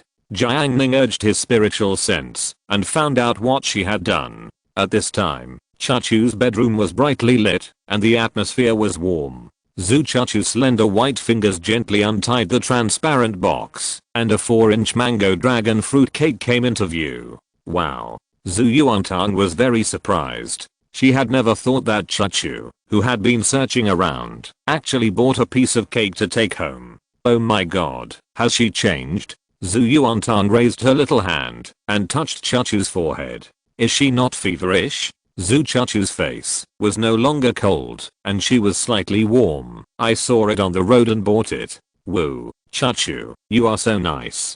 Zhu Yuantang said, much better than Jiang Ning. He even snatched my candy during evening self-study. It's so hateful. Zhu Chachu thought to herself, but Jiang Ning has bought you more cakes. The cake cutting process involves a difficult problem, how to divide a piece of cake into 3 even pieces. Zhu Yuantang suggested, why don't you cut it into 4 pieces and dilute 2 pieces? Wouldn't that solve the problem? Zhu Chachu, she didn't listen to Tang Tang's gossip, and decided to try to divide the cake into 3 pieces. After cutting, Zhu Yuantang hugged a piece of cake and went out happily. I'll give it to Jiang Ning. As a result, because he was too happy, he didn't pay attention to the stool at his feet and accidentally tripped, and the cake was about to fall to the ground. In an extremely urgent situation, in order to prevent the cake from being wasted, Zhu Yuantang slapped the cake on his face. Chachu, who was quick-handed and quick-eyed, grabbed Tang Tang and prevented her from falling. When Tang Tang turned around, Zhu Chuchu saw her face clearly and couldn't help laughing. She hurriedly found a tissue to help Tang Tang wipe it. Zhu Yuantang was unhappy and said in a muffled voice, "Am I terrible now?" Zhu Chuchu brought a mirror and asked her to look at herself. In the mirror, Zhu Yuantang's eyes were wide open and her face was covered with cream and dragon fruit, as if she had applied a thick layer of makeup.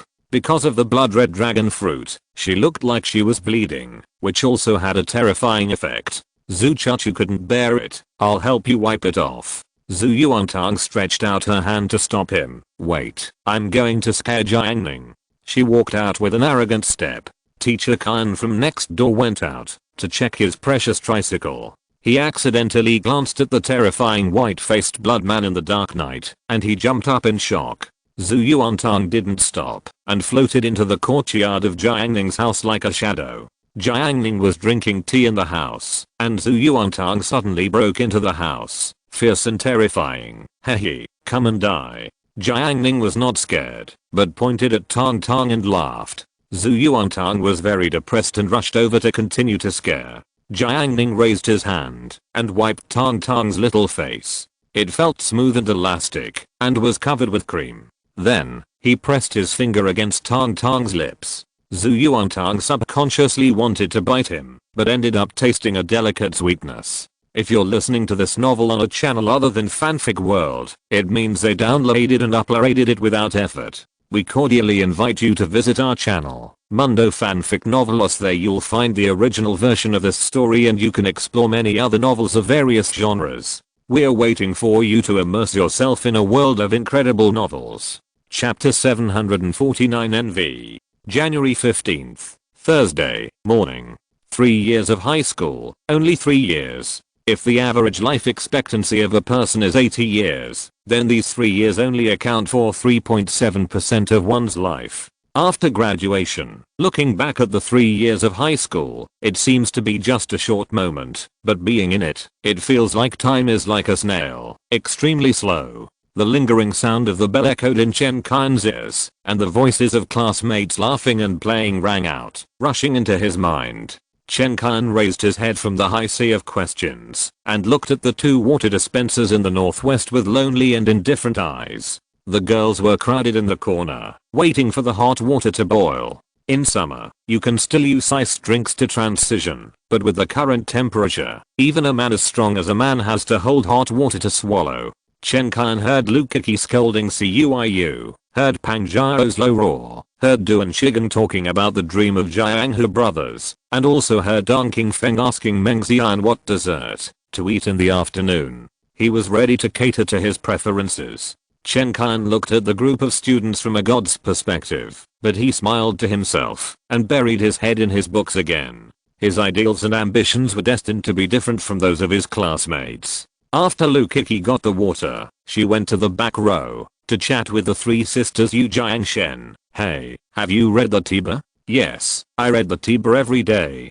Jiang Yanan said. The Tiber of Yuzhou No. 4 Middle School is very well managed, with a large number of active people, from students in school to alumni, and even junior high school students who are interested in applying for the No. 4 Middle School. There are even fans of Mr. Shao, the president of Changqinghai, who gather in the Tiber of No. 4 Middle School. Now the number of users has exceeded 100,000. There are gossip posts, study posts, record posts, game posts, friendship posts, etc. There are also some posts for grabbing the building regularly. Jiang Yanan was lucky enough to succeed in grabbing the building and won 2 cups of milk tea as a reward, so she is very enthusiastic about visiting the Tiber now. Recently, the most beautiful LOL female player in No. 4 Middle School is being selected, and the champion reward is 1,888 yuan. Lukaki was jealous. That's 1888 yuan. Even for someone as picky as Lukaki, it's enough for her to have several Japanese and Western meals. Besides, Lukaki, is the top player in No. 4 Middle School when it comes to selfies. But Kiki, you don't play a LOL. In addition to selfies, you also want to send a ranking chart? Jiang Yanan was more honest. Lukaki was dismissive. Just ask someone for a screenshot. Jiang Yanan sighed. In that case, Kiki, you are invincible.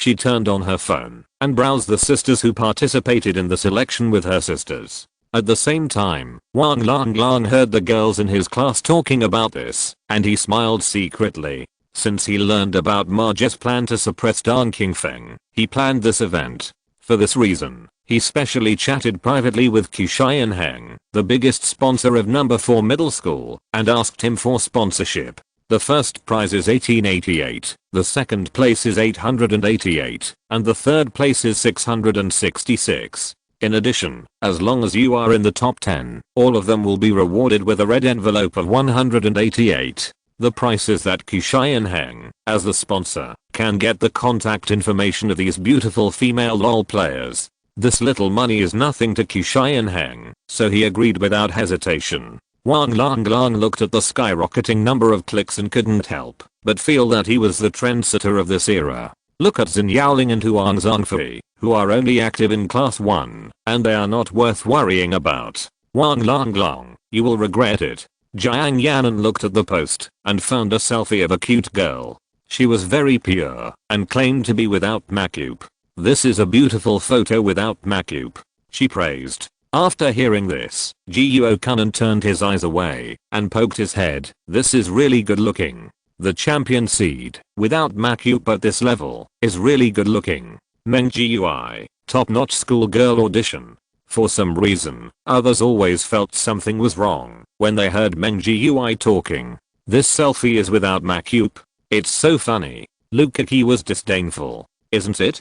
Jiuo Kanan asked. Shen Kinch said, the nose is too three-dimensional, with highlights. Lukaki commented, it's so funny, lipstick, bags under the eyes, eyebrows and blush, no shadow, so this is what boys think of a girl without makeup. Yuan commented, she doesn't look like a good girl. Several people criticized this girl. Jiuo Kanan was upset, he definitely couldn't argue with the girls. Lukaki flipped through the posts and picked on the pretty girls she saw. Her photo editing skills were at a high level, and she was very convincing, and could not be refuted. At this time, a fat girl with big ears appeared in the post. Her face was smoothed by Photoshop, and the caption was pretty girl applies to participate. Someone commented below, damn, I turned on the no picture mode.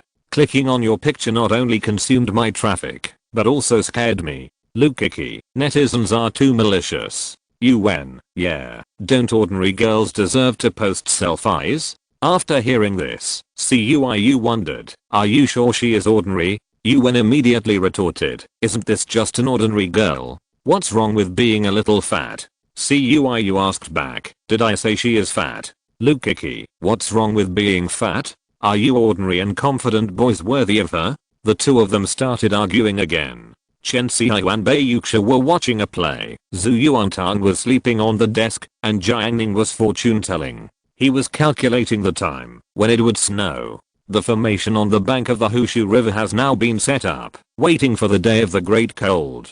By then, he will freeze the river. When the argument was at its most intense, a body as strong as a bear appeared at the back door of the classroom, and Yan Xianpeng stepped into the territory of class 8. Kiki, here I come. Lukaki felt sick when she saw Yan Xianpeng. He was tall and mighty, but he was extremely stingy and a very bad person. After knowing him for a year, Lukaki had not been able to take advantage of him. The key is that Yan Xianpeng is still a dogskin plaster, and she is disgusted. Oh. Lukaki responded with disgust. Yan Xianpeng said, Kiki, you are so beautiful, you should participate in the beauty pageant on Xiba. Lukaki, oh. He continued. Lukaki used the one-word reply method. The male and female classmates around were all watching, but Yan Xianpeng was not annoyed. He just tried to get close to Lukaki and talk to her. Until Lukaki got tired of listening and said, I'm in a relationship, don't bother me in the future. Yan Xianpeng didn't care. Hey, it's no big deal. I'm waiting for you to break up. CUIU, haha. From the first year of high school to now, Lukaki has changed boyfriends countless times, but her boyfriends change, but Yan Xianpeng remains the same. Lukaki looked grim. It was not so bad in the past, but now Bai Yuxia is sitting in the back row. Bai Yuxia has always been the girl with the best comprehensive conditions in class 8. Lukaki subconsciously regards her as a competitor. However, only after the enhanced Lukiki can compete with Bayuksha. Women are creatures who love to compare and are jealous. Boyfriends and even potential sweeties are often classified as capital for comparison. Don't you see that even many women who have been in society for many years can say things like the boy who pursued me is 185 centimeters tall, has 3 houses at home, and is so good to me. At this moment, facing Bayuksha's plain and deep eyes, and the harassment of the low-quality Yan Xianpeng, Lukiki felt terrible. Oh my god. What a sin I have committed. Break it, it must be broken. Lukiki was determined. With a cold face, she asked in the coldest voice, have you said enough? Yan Xianpeng was stunned and said, my whole life is not enough for you. Chen Xiaoyu covered her mouth. Ahem. Bayuksha, what's wrong? Chen Xiaoyu, the pancakes this morning were a little oily. Because of her interruption, the surrounding environment became much colder. Lukiki said, what on earth can you do? The next sentence her whole face became extremely gloomy, and she said shockingly, do you have to see the scene of them kissing me, before you give up? When these words came out, everyone was shocked. After all, in this day and age, as high school students, everyone's hearts are still relatively blank, and Lukiki can actually say such words in public. Too exciting. Yan Xianpeng was also stunned, and then he said in surprise, can I really see it? At night, in a small dark room in a black internet cafe outside the school, Jiuo Kanan sent a message. Mana, since I added you on Tiba, we have played dozens of games together. Every time I played as a jungler, and you played ADC, we cooperated very well. I want to ask you, how do you feel about me? No one replied to the message list for a long time. He sent another message. This post on Tiba is so heartwarming. After reading it, I felt warm in my heart in the middle of winter. It turns out that good love can really make people better. I want to fall in love after reading it. Jiuo Kanan sent another message to hint. Still no one replied. Cuiu was eating instant noodles in the small dark room. Brother Nan, why are you staring at your phone? Jiuo Kanan, waiting for something good to happen. Cuiu, huh? In the dim room, besides the two of them, Ma Shichen was also in front of the computer. Wang Lang moved a stool and ate instant noodles while watching Brother Ma play games. Wang Lang had never played a game of LoL, but he knew every hero's skills, mechanisms, and even values clearly, and he could often give Brother Ma advice. He could occasionally open the Tiba app to see the netizens' replies and delete the posts. It was freezing outside. The black internet cafe was just one of a row of brick houses, separated from the outside by a wooden door. There is no air conditioning in the room, but when Wang Lang feels cold, he drinks a mouthful of boiling instant noodle soup. He enjoys it and thinks it is the happiest time in the world. In fact, it is true. Compared with the happy Langma, Jiuo Kanan sighed and felt sad. Yuzi, am I useless? Cuiu was enjoying his instant noodles, and he added a bowl of instant noodles with ham, which was delicious. Cuiu had a good attitude. Brother Nan, relax. So what if you are useless? Just enjoy your useless life. Jiuo Kanan was even sadder. After a while, he said, I really envy other people's lives. Cuiu, who's? Jiuo Kanan spit out 3 words. Huang Zhangfei, handsome, rich, and popular. Cuiu expressed his understanding. Cuiu lives a broad-minded life. He said, what's there to envy? There are so many things in the world worth envying. I also envy Qishan Heng's life. He is so rich that he can't spend it all. Cuiu raised the fork again, but I don't have the idea of replacing him, because I believe that I will definitely be richer than him in the future. He was in the small dark room, and he spoke freely about his future. Jiuo Kanan, what if I'm richer? Even if I can make 100 million or 1 billion in the future, can I be really liked by girls? Ma Shichen suddenly asked, are there only women in your life? Jiuo Kanan, but I like girls. Ma Shichen, does it matter whether it is true or not? Wang Lang, yes, life is hard to be confused. Cuiu regretted, I should call Jun brother to enlighten you and tell you the beauty of your aunt. Jiuo Kanan suddenly asked, by the way, what did Hu Jun do tonight? Cuiu said sourly, dating. Jiuo Kanan felt even worse. Jun was liked by big sisters, even though he was a bird. Although Cuiu is cunning, he is still quite righteous when facing his good brother, Brother Nan. Remember one sentence: even if 99% of the girls in the world don't like you, there are still 30 million girls on the earth who like you. At first glance, it seems to make sense. Jiuo Kanan asked, where are the 30 million girls? Cuiu, if you say so, then I have nothing to say. The atmosphere was silent again. Jiuo Kanan stared at the last message about wanting to fall in love and sent an invitation to the girl. Do you want to play games? The girl actually replied in seconds. Online. Jiuo Kanan, at least, his gaming skills have been recognized. Tang Tang turned on the computer as soon as he got home. She regretted. Chuchu didn't buy a small cake today. Jiang Ning accused. It must be because you ruined the small cake yesterday. Zhu Yuantang snorted. What do you know? Fortunately, I slapped the cake on my face yesterday. If it had really fallen to the ground, Chuchu would have been so distressed. She might have cried in her bed again. She looked determined. Jiang Ning thought to herself, I should have used my spiritual power to trip Tang Tang earlier. What a pity. Ning Ning, go online. Zhu Yuantang urged. Jiang Ning had nothing to do, so he accompanied her to play with her. Tang Tang chose Fizz as a jungler as usual. She loved this hero.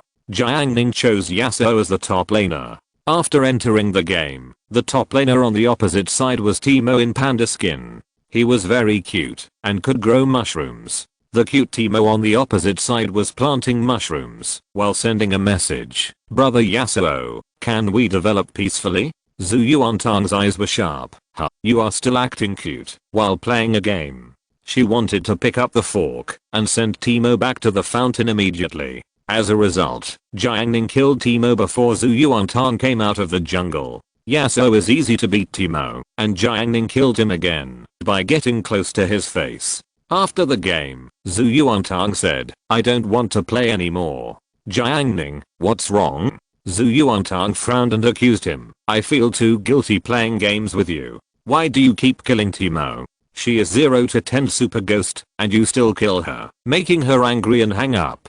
Teemo will not only drop in rank, but also be banned for a day. How sad she must be. Zhu Yuantang was heartbroken and denounced Jiang Ning's evil deeds. Jiang Ning, how do you know she was banned for a day? Zhu Yuantang grinned with mischievous eyes. Because I reported it. Chapter 750 Sincere Education. Friday afternoon. Only one day left before the weekend. The students looked much more cheerful. Cuiu snatched a cup of boiled water from the 4 golden flowers, which made Wang Yan'an so angry that she gave a speech on the podium, openly despising Cuiu. Cuiu ran to the back row and got a few dried wolf berries from Jun. He was very proud and showed off everywhere. Look, my buddy is soaking wolf berries in a thermos. It was obviously just a cup of boiled water, but everyone was envious because Pang Jiao had a seizure today and immediately blocked the water dispenser as soon as the get out of class was over.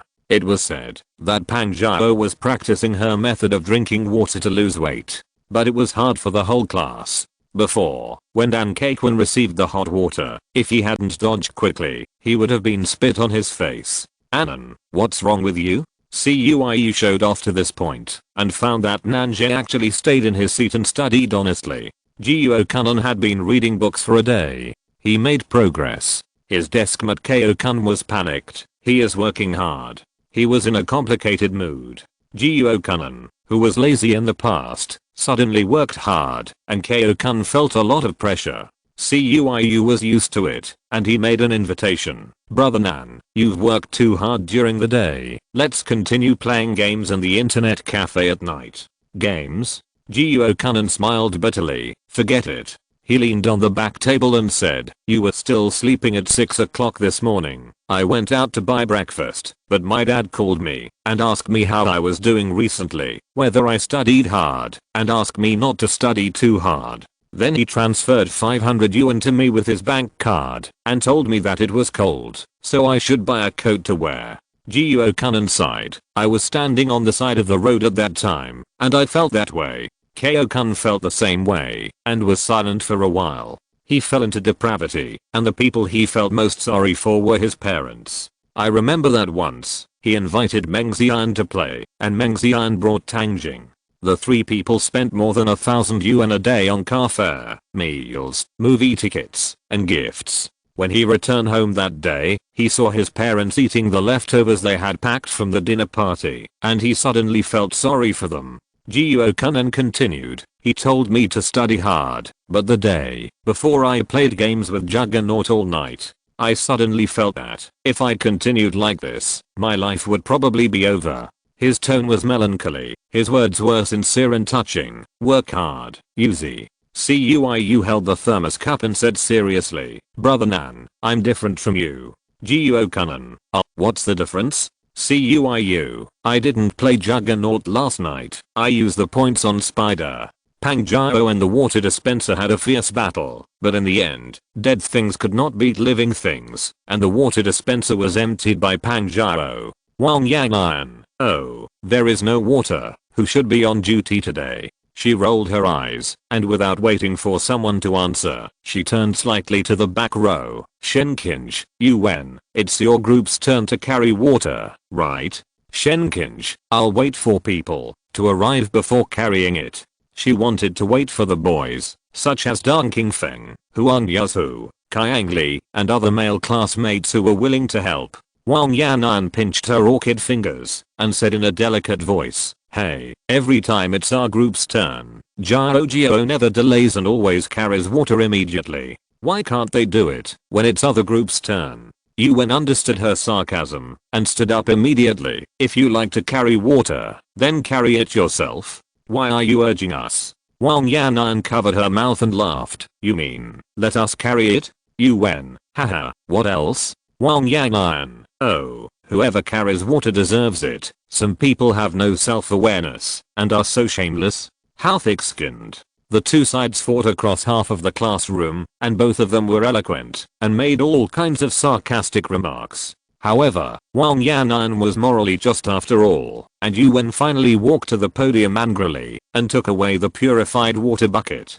Wang Lang recorded in his notebook, Yan'an vs Wen, wins 7, loses 1. After Yuan and Shenkinj left, Wang Yan'an sneered and thought to herself, what a slutty vixen. She regretted that Shenkinj didn't say anything, otherwise she would have defeated both of them. Cuiu praised, Sister Yan'an, you are really a heroine, I admire you. Wang Yan'an said modestly, oh, I just want to maintain fairness in the class, so that some girls won't act like young ladies, and I don't know if they are going to school or playing princesses. She spoke in a very yin-yang way, which made Jiang Yan'an uncomfortable. Wang Lang flattered, Sister Yan'an's level is really high.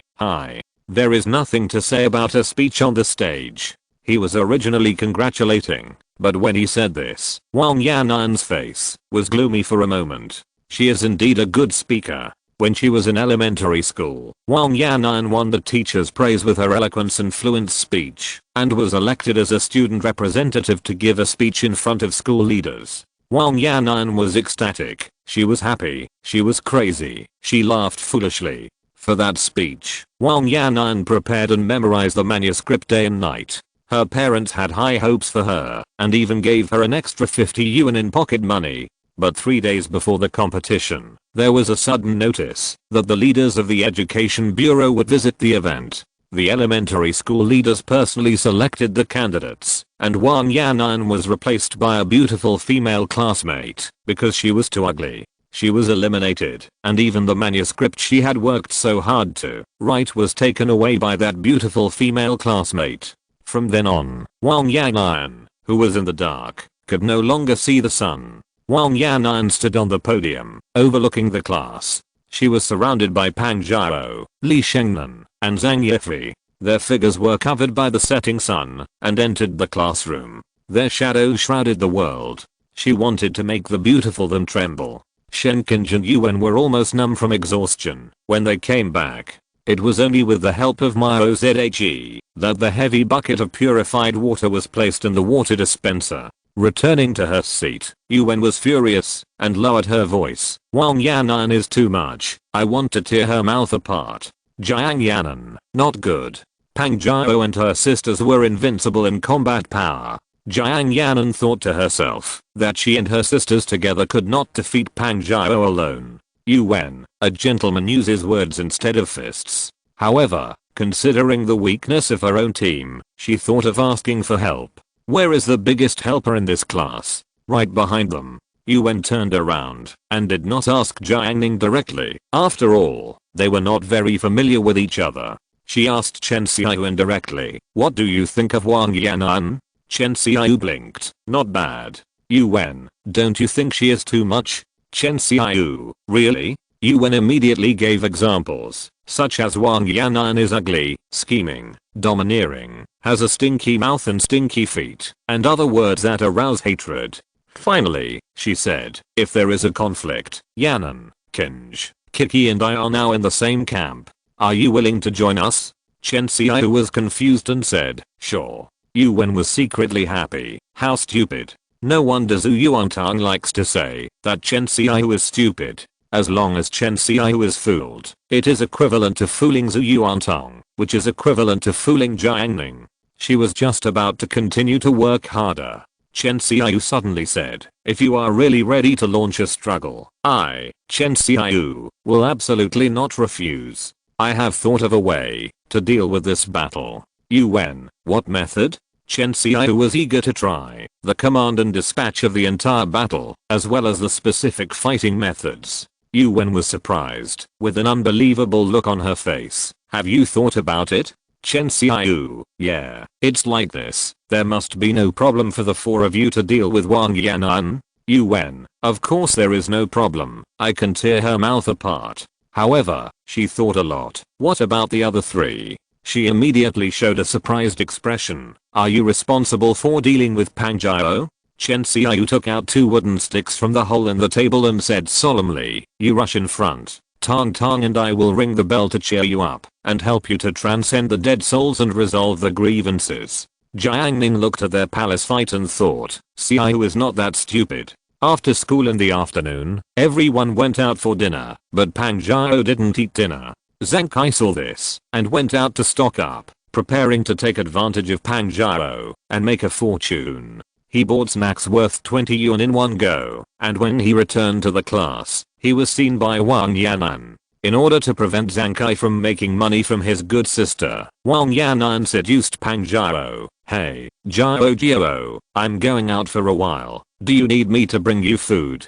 Pang Jiao was starving, and Song Sheng had already been scared away. In the past, Pang Jiao could only resist eating after being persuaded by her sisters, but now as soon as Wang Yanan said that, she immediately said, "Give me 3 hamburgers, 3 chicken rolls, and 5 egg tarts." Wang Yanan, "Do you want Coke?" Pang Jiao still had some rationality, and she refused with determination, growling, "No, I want to lose weight, and Coke makes me fatter." Wang Yanan praised, "You're crying, Jiao. You can still persist in this situation. You will definitely lose weight successfully." A smile appeared on Pang Jiao's big face. "I just don't want to be fat anymore." Lukaki ran to the back row and complained, "I give up.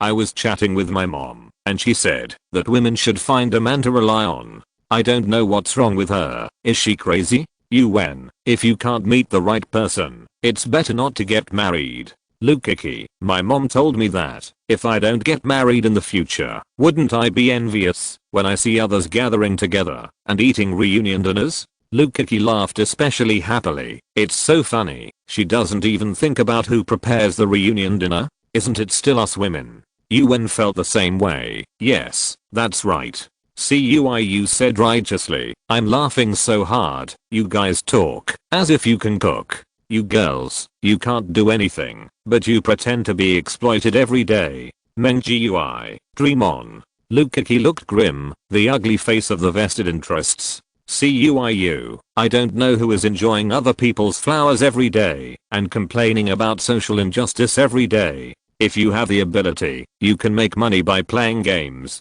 Zhu Yuantang was puzzled. "Can you make money by playing games?" Jiang Ning, he was ready to cast a spell to block Cuiu's words. Lukaki pointed at Cuiu, "You are just like the older generation of parents. I can't communicate with you. At this time, Jun coughed lightly and walked closer. He said in a loving tone, "Kiki, did you have a fight with your mother?" Kiki asked with a question mark on her face.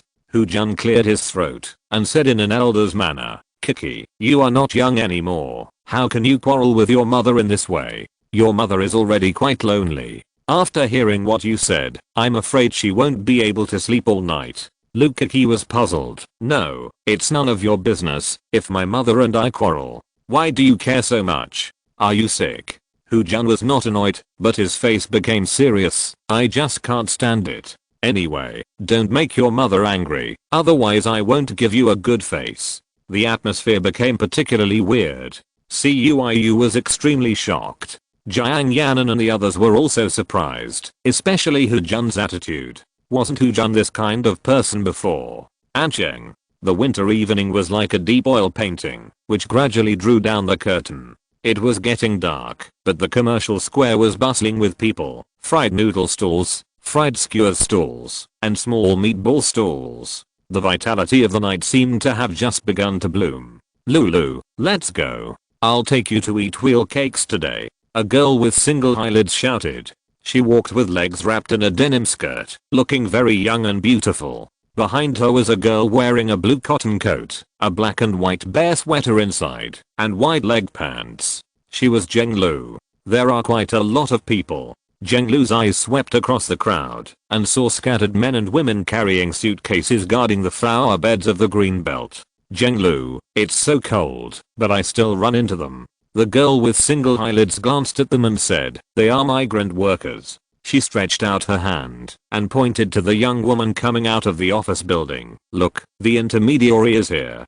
Zhenglu, are you introducing them to jobs?" "Haha, I'm introducing them to jobs, but I don't have any good intentions. These black intermediaries are so cruel." Seeing Zhenglu's interest, the girl with single eyelids said, "The hourly wage of these migrant workers is about 14 yuan, but if they enter the factory through black intermediaries, at least 4 yuan will be taken away. You can calculate how much you have lost." The salary was reduced by 30%. Zhenglu was surprised. "How do you know so much?" The girl with single eyelids, "Hey, my family used to work as black intermediaries." Zhenglu was speechless. She and the girl went to buy wheel cakes together. On the way back, they saw a new convenience store opened in the commercial plaza. The two of them walked around for a while and found that they actually sold ice cream. "Well, Zhenglu can eat today." She bought an ice cream cone and took photos. During the time she came to Ansheng, she always shared her life with Jiang Ning. Far away in Yazhou No. 4 middle school, Jiang Ning received the message and stared at the cone quietly. He replied, "It's good. It won't melt easily in this weather. It's elegant to eat." Zhenglu, "Yes, it will melt if you are not careful in summer. But I'm in an air-conditioned room now, and the temperature in the room is quite high." Jiang Ning reminded, "Be careful, don't drip on your shoes." Zhenglu, "No." Jiang Ning reminded, "It's not elegant if it drips on the ground." Zhenglu, "It won't drip on the ground, nor on your shoes." Jiang Ning was interested. "Huh? Where is that?" Zhenglu secretly glanced at her female companion, and when she wasn't paying attention, she lowered her cheek and replied, "Can you try to guess?" End of this chapter. Thank you very much for reaching the end. Don't forget to like. Looking for more exclusive content and immediate access? Subscribe to our Patreon. Remember, every like, subscription, or donation encourages us to continue. Thanks to everyone. See you in the next video.